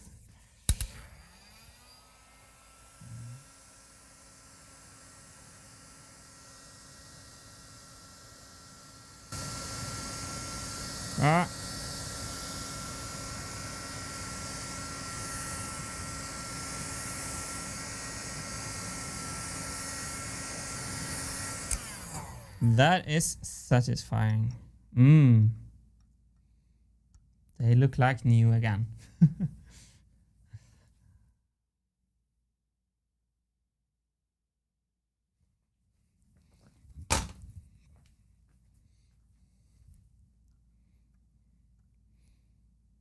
Okay, so these are for the 4 last strings of the Cyberbass. So if we go over to the Cyberbass, oh, sorry, I dropped you.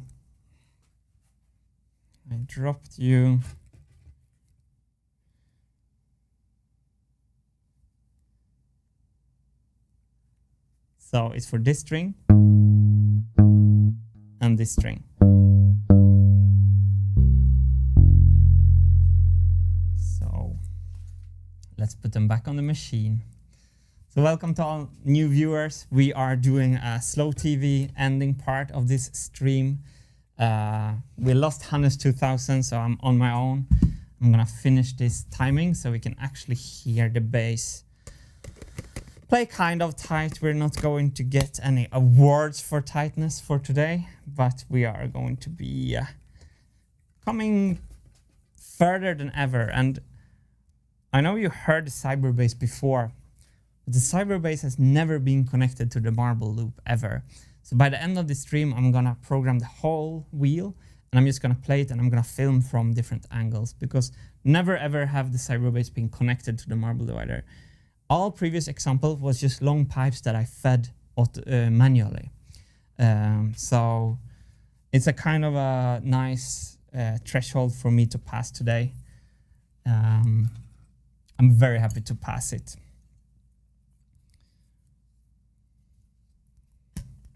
Cheers.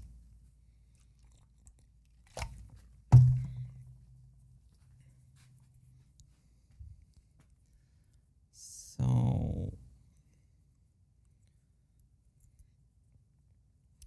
I'm thinking about my latest idea for communication is that I'm thinking about starting, it's not what it sounds, but I'm thinking of writing some blog posts on my website. Not updates, not like weekly or anything, so no schedule, but I'm thinking about writing down some thoughts I have for some things. So for example, some engineering constraints that I've learned in this process. I can just take some on the top of my head that I want to do different on the touring machine. So for example, we used Z type bearings, which is a type, I think it's Z, or if it has one more letter.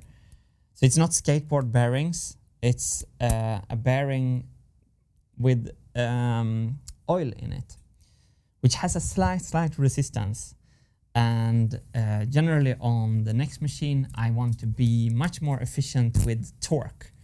So I don't want to allow a lot of unnecessary friction. So on the next machine, we're going to change bearing type to skateboard bearings, which has less, doesn't have oil inside the bearings, and they run more freely because you don't want a skateboard to stop, right? And although I don't think that the type of bearings we used for this machine is adding on the scale a lot of friction, it does add a little. And the function that you're using that kind of bearing for, which I think is a little more heat resistance or something, I'm not sure, is not needed in this case. So it was the wrong choice of bearings. And in that, and what I would do is that I would kind of gather all those kinds of thoughts in short and concise text form, which is the opposite to when I'm speaking, because I'm not eloquent, I'm not short and concise in my speaking. And for example, we have 4 timing belts on this machine. I want to reduce that to 1 on the touring machine. Timing belts causes kind of a lot of resistance as well, so it needs more power input. Cranking this machine is tough. I want the next machine to be easier to crank, which makes it easier to play tight. So actually the type of bearing can have like bearing on how tight the machine is played. Okay, so my idea is to gather my thoughts somewhere and then just put it as a blog post on the website, and that can be kind of where I start to kind of gather my thoughts about the design constraints for the next machine. So the getting rid of friction is like one major design requirement. The audio, the marbles metal on metal, and the marble tracks is kind of another one. I have a 4th axis for my CNC machine. I'm very curious to make helical plywood gears. I don't think it's ever been done. They are more silent and should be like a little self-centering and run even more smooth. With the 4th axis, that's actually doable. Did I just lose my nut? What I've been fearing the whole day.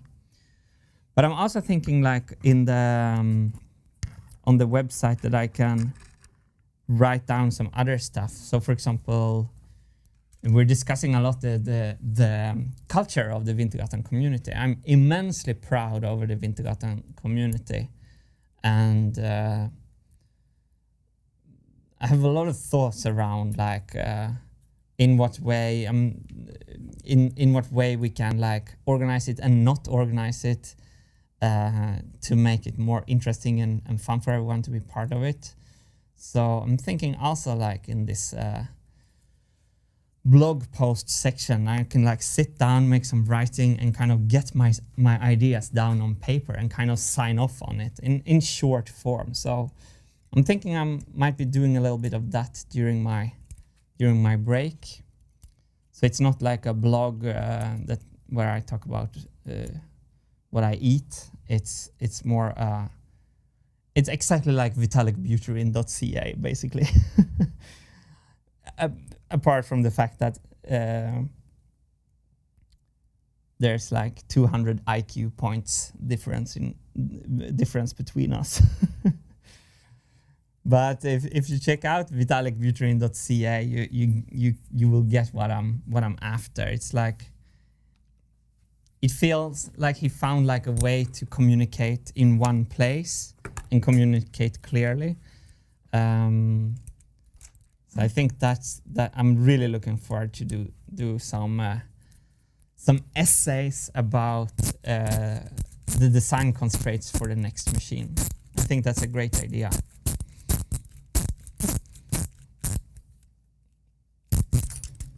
Talking, for example, about the larger flywheel, etc., etc., etc. So, just mentioning it here now,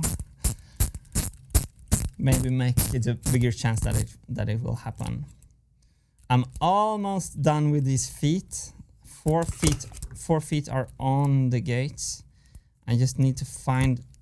I dropped a nut. And I need to find a replacement nut, and then we're back to marble testing.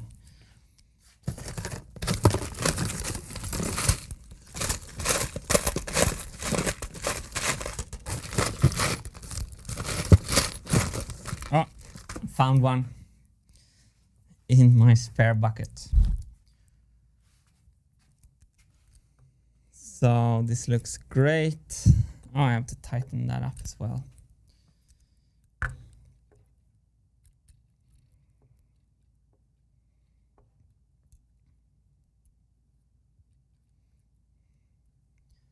So I think I've been talking about this elsewhere, but it feels more and more. I've been so frustrated about everything going so slow, you know, and lately I've started to be like, wait, I've made like an hands-on education in how to kind of build these kind of things. I had to teach myself so much, and I kind of feel my like holistic understanding of what a marble machine is and isn't has never been better than right now. Like when seeing the new gates coming together, knowing what kind of improvements I want to do on top of that, engineering becomes more and more fun. That's maybe the short of it. It's like crazy. Like I dream about mechanical solutions.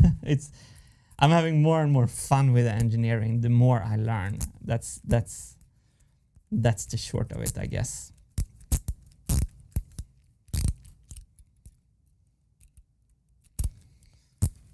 So when we're adding the 4th axis to my CNC machine, for example, then you can spin things in another direction under the spindle.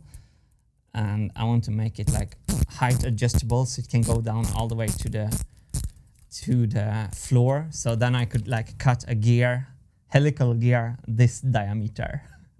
And I could also drill a programming wheel where the stepper motor turned the programming wheel. So you could drill a whole programming wheel so you don't have the quarters. That has been a lot on my mind lately.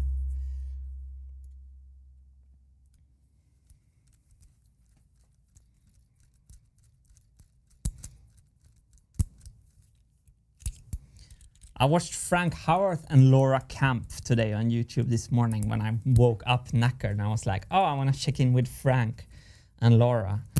Super fun. 2 really nice YouTubers. Frank has like this same CNC machine I have, so I always watch his CNC videos and learn a lot from what he's doing with his machine. And Laura has an awesome building style. I watched a video where she built a like public bench, repaired a public bench for Köln. So that was fun. I'm checking in a little bit with the maker community again. Well. They are all on the machine.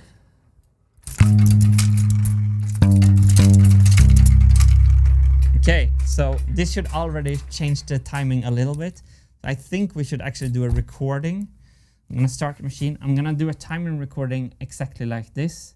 Then we're gonna put shims on all 4 remaining strings and see how fast we can get this to play kind of tight.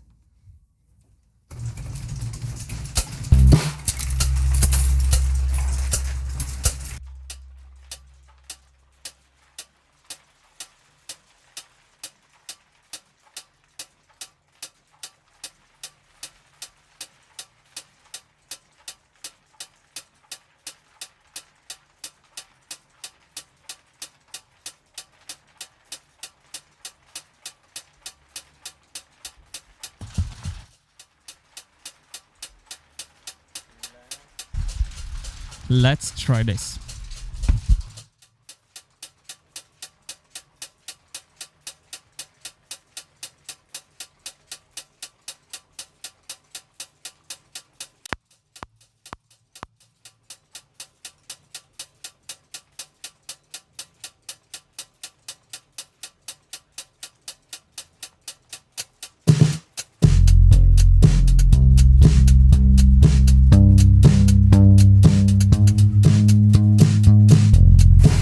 It was better already now.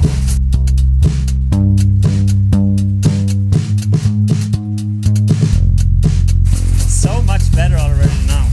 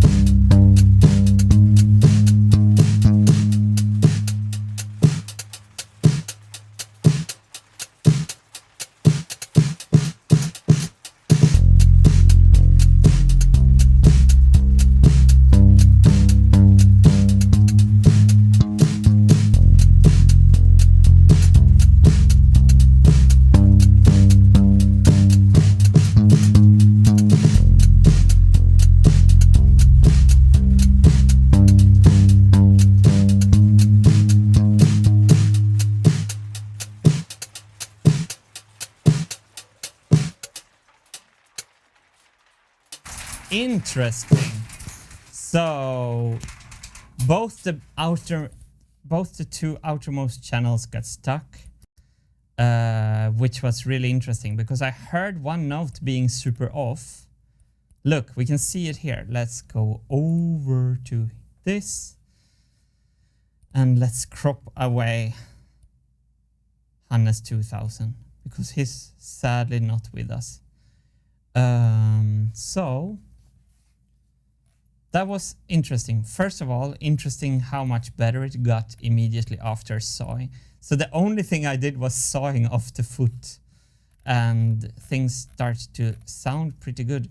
But we also have some strings where the beater is getting stuck, which made a big latency in the timing. Let's do this. Let's listen here.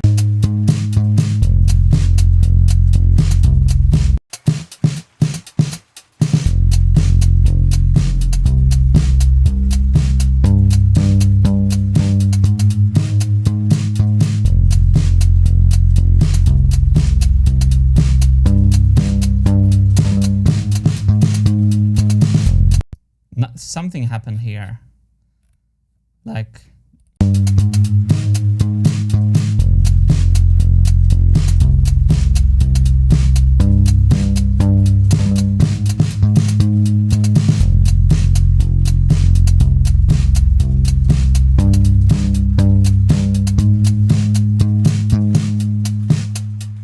so if this was recorded, by the way, I just want to show you, I would go in and edit and I would make it monophonic. So I would do this. So I would take out all the ring from the base where it's not needed. So that's when you get a much more isolated. So this you can also do with like side chain if you're really advanced. But now you can hear a very clean note.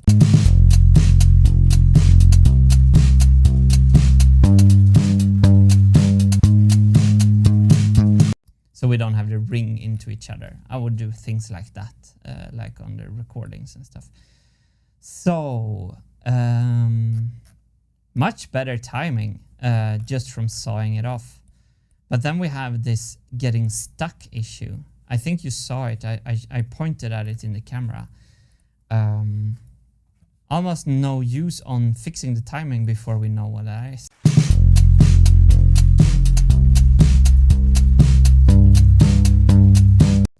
So the D string doesn't have that time getting stuck. So perhaps we should fix the D string. And it's clear to me that the first note here is early. The second note looks spot on. So a couple of shims perhaps for this note. You can see the discrepancy there. The second note looks late. That's bad news. Yeah, it's late there as well.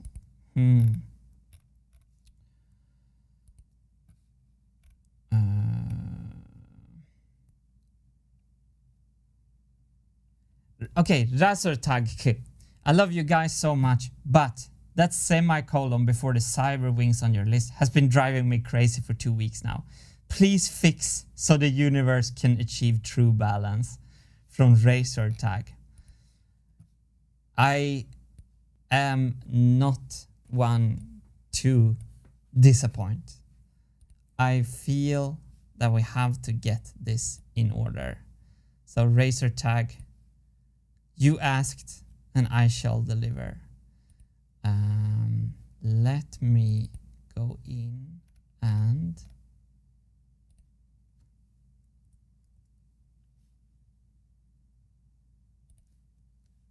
fix it. I need to fix it in 2 text files. There we go. Okay. That feels better. I have to agree. Oh, no, I did something wrong. So thanks for the comment, Razortag. I hope you feel better.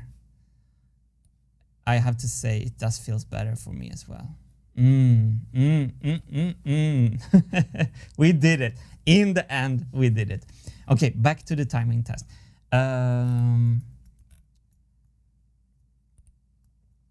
So what should I actually do now? Let's listen to...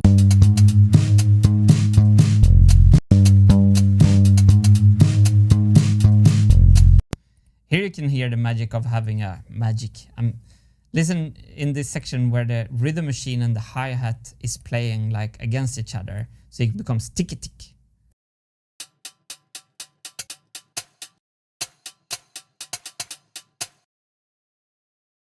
That kind of thing. Kata kata kuku kata tu ta ta kata kata.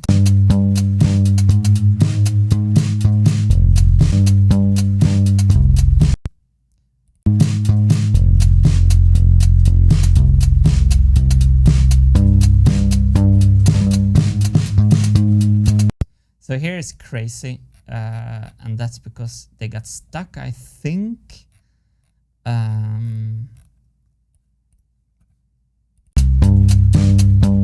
Okay, the first dropper of the D string is definitely early, so let's go and make some shims on that one.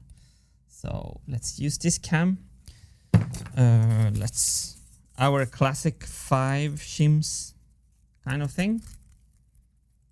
So here's the shims, and I'm gonna take you with me on the backside of the machine.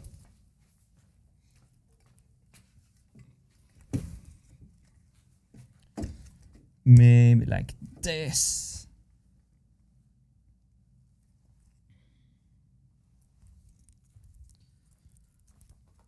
I have to make sure that there's no programming pin there.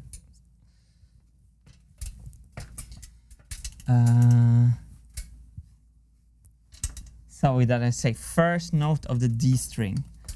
It's the fourth next to last, and that was early, which is a good sign. So I'm going to add 5 shims to that.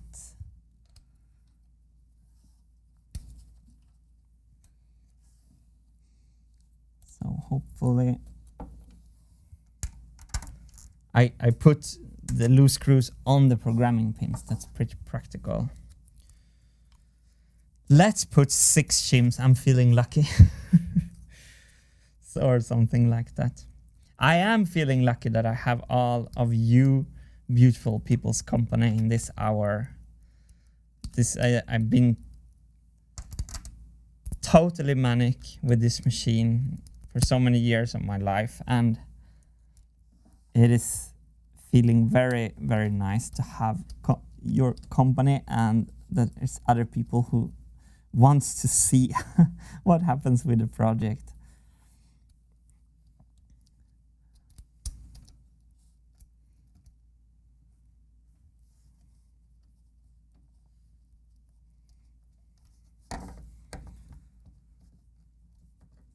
So, well, so pretty soon, wait, what did we say? It was early, right? So then I don't want to put it very low. I can move these registrators both up and down and in and out. The shims move in and out, but then we have a slot for up and down. I think this will be actually on the new machine, definitely on the new machine. This is one of the most important things. You have to be able to adjust with a screw, both up and down and in and out, without shimming and without fear of anything sliding. That should be one of the first designs that we redesign, actually.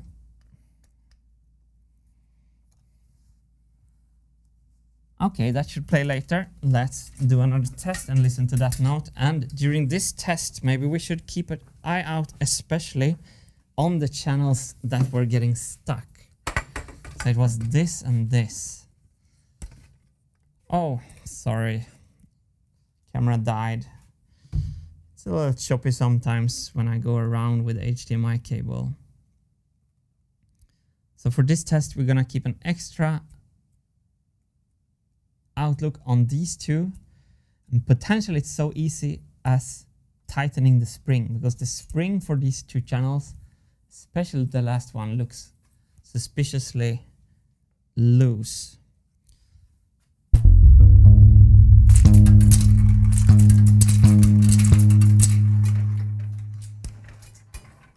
Oh, sorry. I touched the HDMI again. Sorry for that.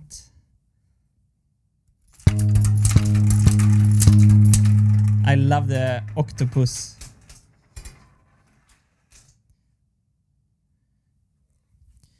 Here we go.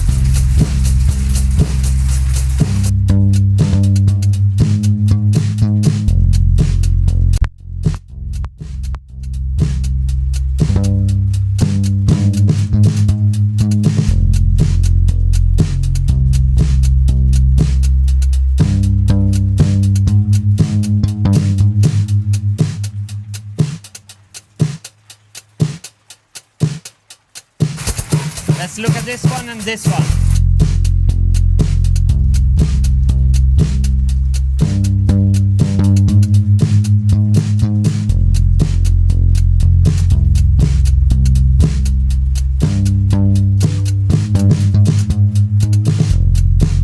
Something's wrong here.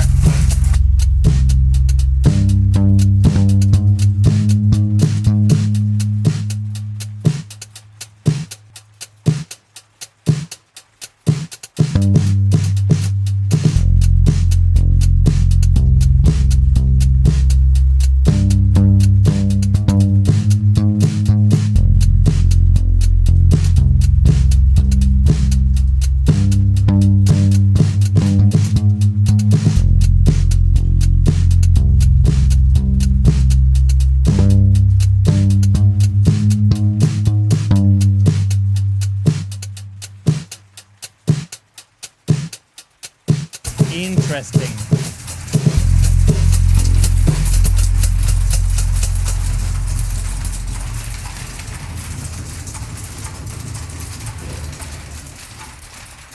Okay, so I'm just gonna wait on all the marbles. So the 3 topmost channels are, oh wait, is that on there?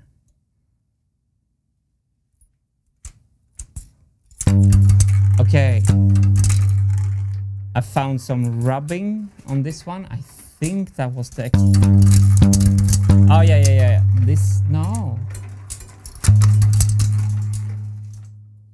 it is, huh.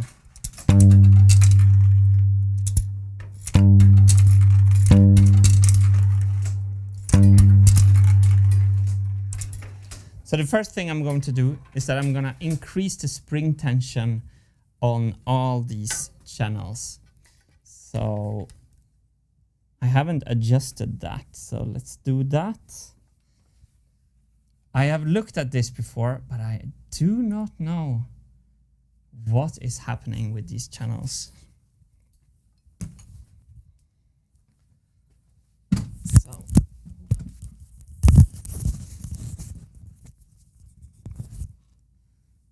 So up here, where there's almost no spring tension on these at all. So let's just start with that. That will also like a little bit affect musical timing. So we won't adjust for that today. But I should probably have done it earlier. We'll see if the link can pull all the way also. This might introduce other issues. We'll see. But what can it be stuck on? I'm so curious.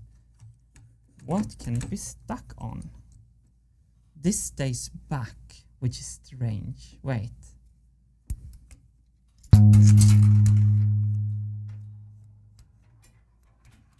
Wait, is that a strange clue?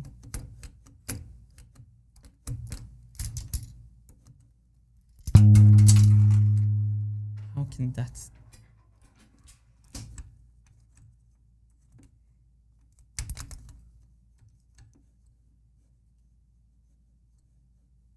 Are they rubbing? Sorry, I'm not filming this so well. I'm just so intrigued, like how can it even be?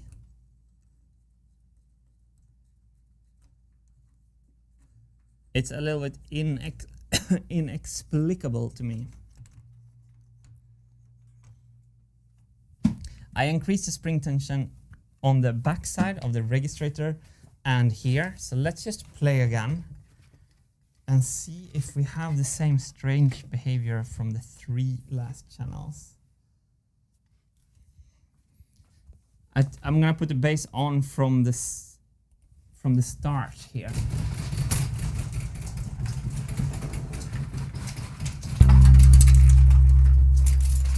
That's good.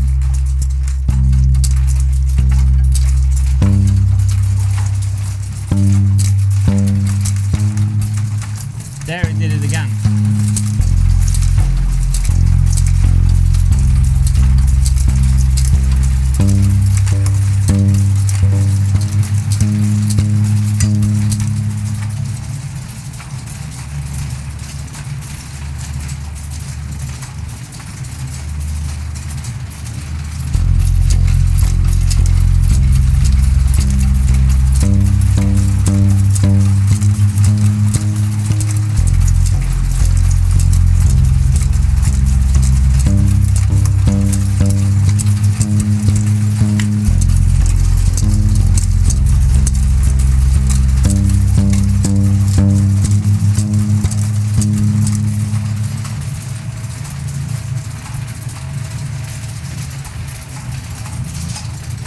Now it...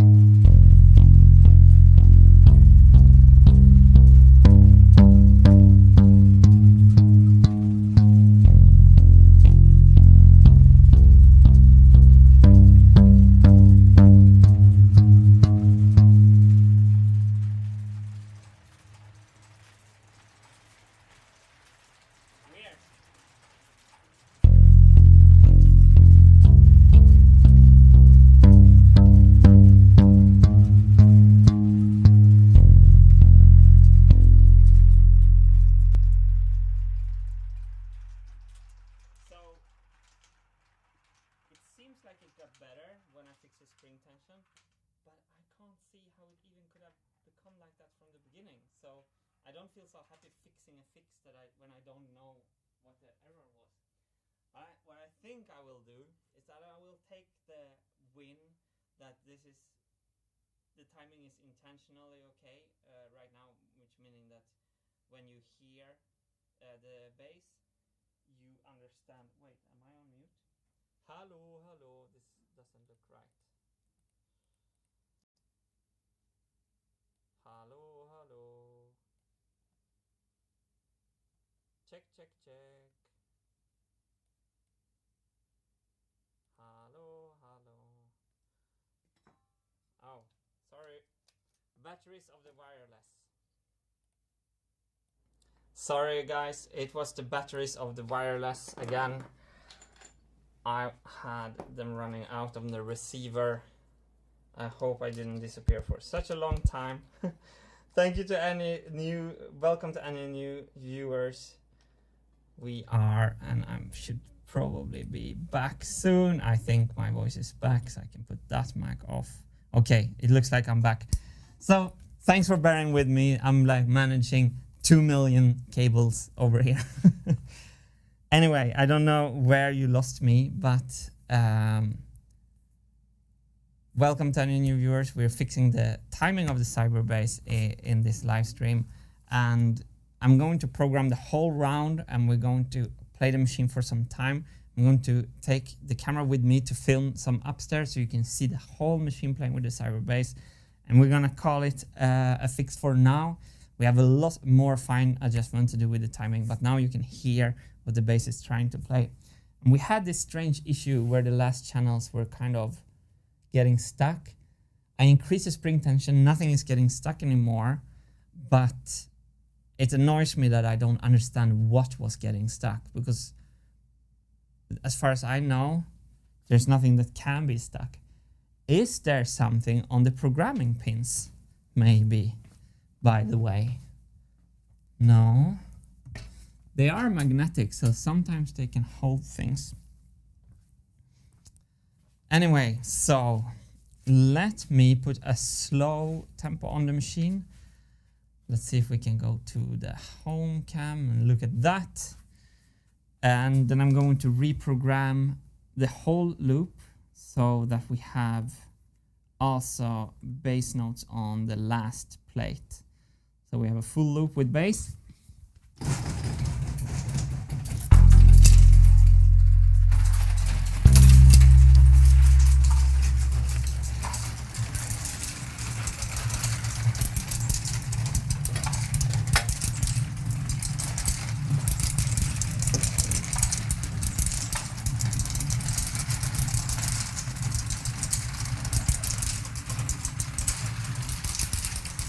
Okay.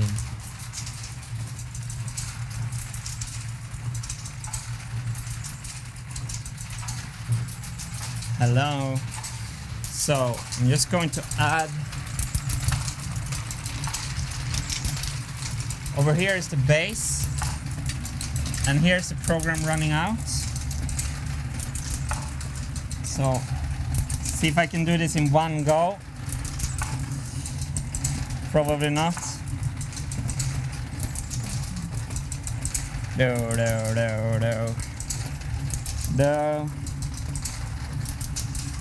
I missed it because I didn't have the pins ready. I'm gonna prepare the pins, and the next revolution I will get it.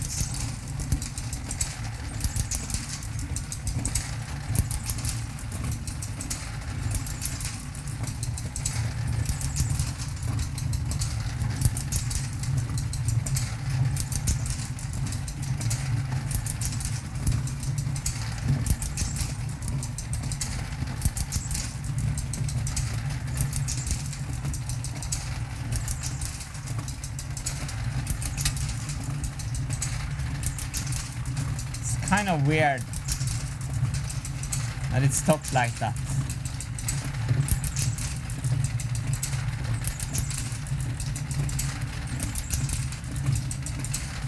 Okay, here we go. No, yeah. Da da da da da da da da. Wrong hole.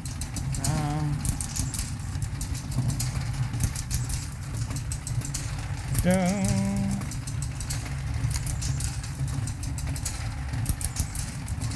have to hurry up. 4 more. Come on, come on, come on, come on, come on, come on, come on.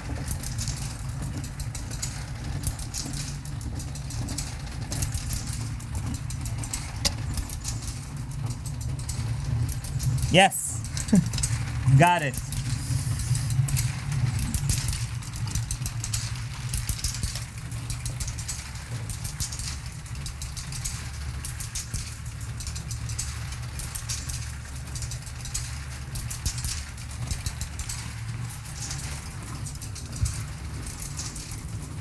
Five, 880.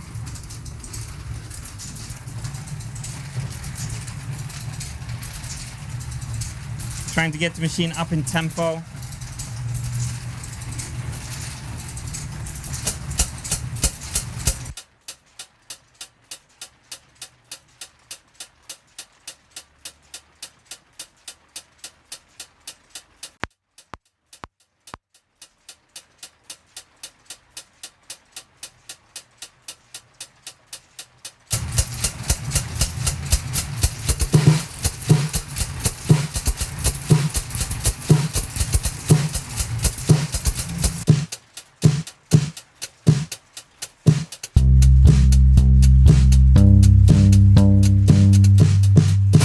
It's pretty funny, you can pull a lever and a bass starts to play.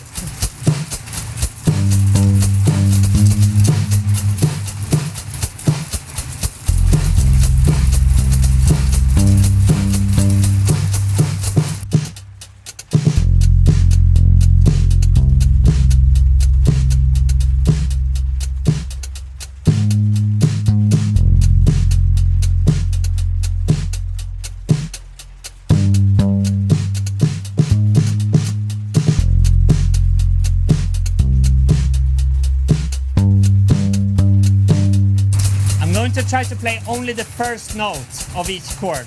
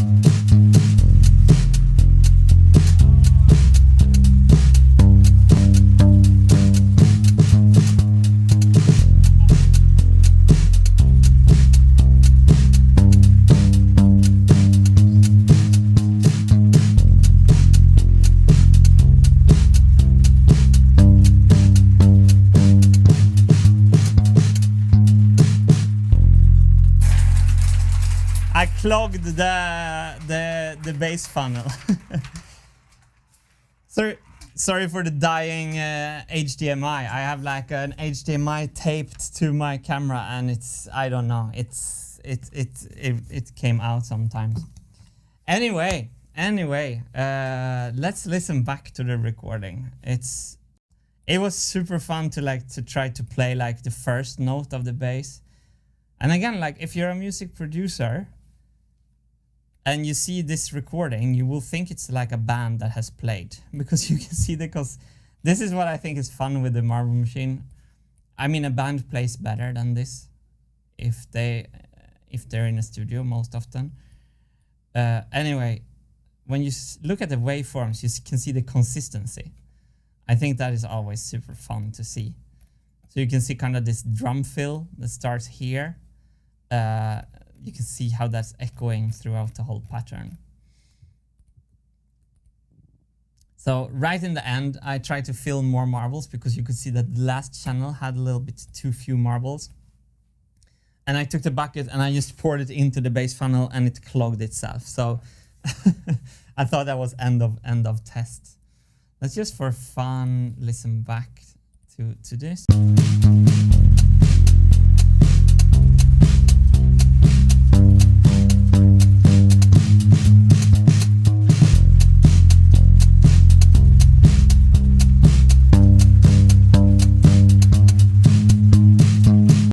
It's not super tight, and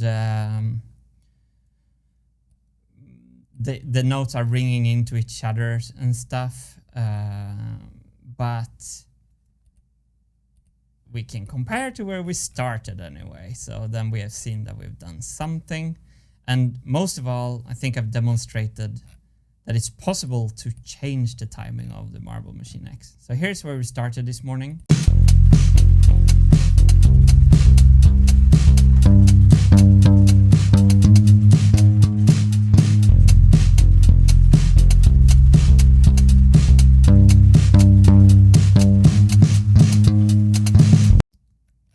Or almost the first test, and this was from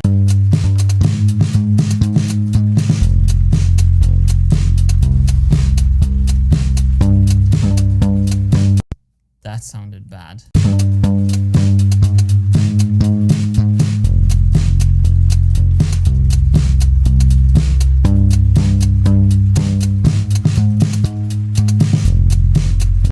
I also think maybe it should not be a G string on the bass. Maybe we want to have like E, A, A, D.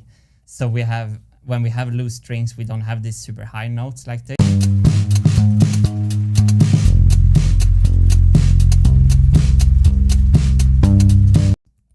Wait, where's the room mic? Oh my god. Listen. I had the room mic way too loud. Sounds much cleaner when you turn down the room mic.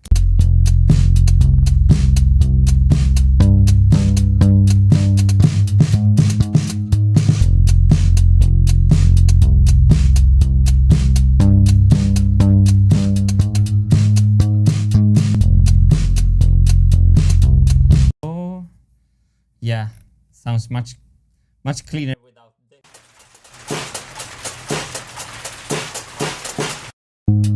That's the room mic. Okay, well, so I think we kind of did it. We kind of demonstrated that the bass is playing. There are some marbles on the floor. I don't know if that's from the machine or is that from me just working with the machine. I feel 5 out of 10 happy. It's better than how I ended last stream. Like last stream, I was super frustrated. The bass is playing. I could even play a little bit with the muting lever. That's actually great. I'm gonna read some chat. So we have a sunglass emoji from a member, Rick Hetzler. Hi, Rick. And Asker says he knows front the first machine. He's aware it's a clash. Wilhart says good job. Thanks, Wilhart.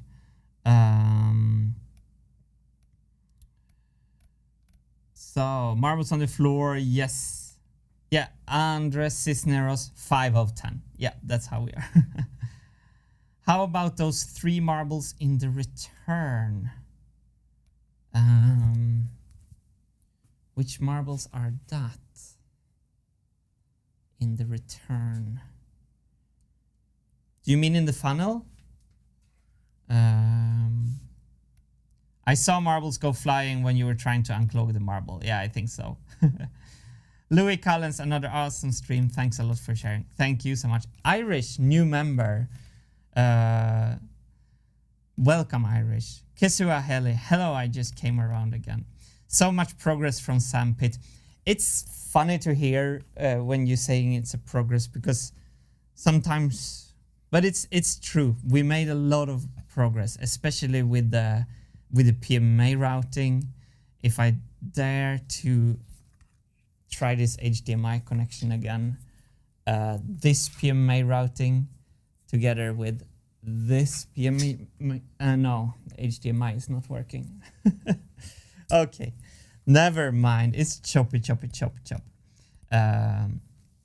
I'm happy to hear that you think there's progress being made. I've been working hard the last days to get the bass to play, but I always want to be on the next step. I always want to be even better. Having everyone's company on these streams is just so wonderful. So thanks everyone for being here.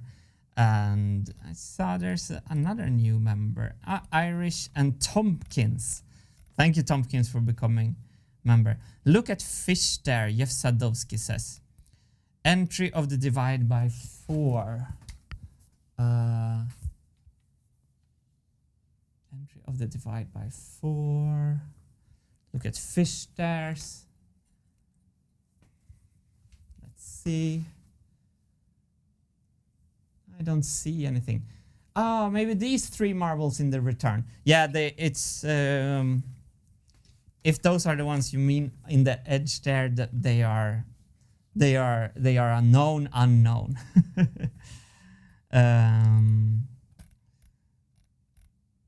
So okay, warning marks. 3 marbles in band of 4. Yeah, okay. That's the marbles. I know about them. They kind of it's a little low point in the pipe. When another marble comes, 1 marble goes away. So it's not a real clog. It's not a real issue. I know how to bend, so those are not there. So in the last stream we had a lot of frustration in the end, but we fixed that before this stream. Thank you, another good stream. Thank you, everyone. Space Maze. Thank you, Martin, watching with the kids. Hello, Space Maze kids. Thanks for watching, and good luck with anything you are building. So thanks everyone for being here, and I'll see you soon. Next stream is going to be the 60,000 marble test. Me and Hannes 2000 will prepare for that. We will schedule that stream so you can see it before, and we also will install a floor cam for that stream. So thanks everyone for being such a fantastic, awesome company with me when I try to finish this project and learning what I need to learn for the 3rd machine that I'm already constructing every day in my head. Have a wonderful day, everyone. Thanks for being here. See you in the next one. Ciao.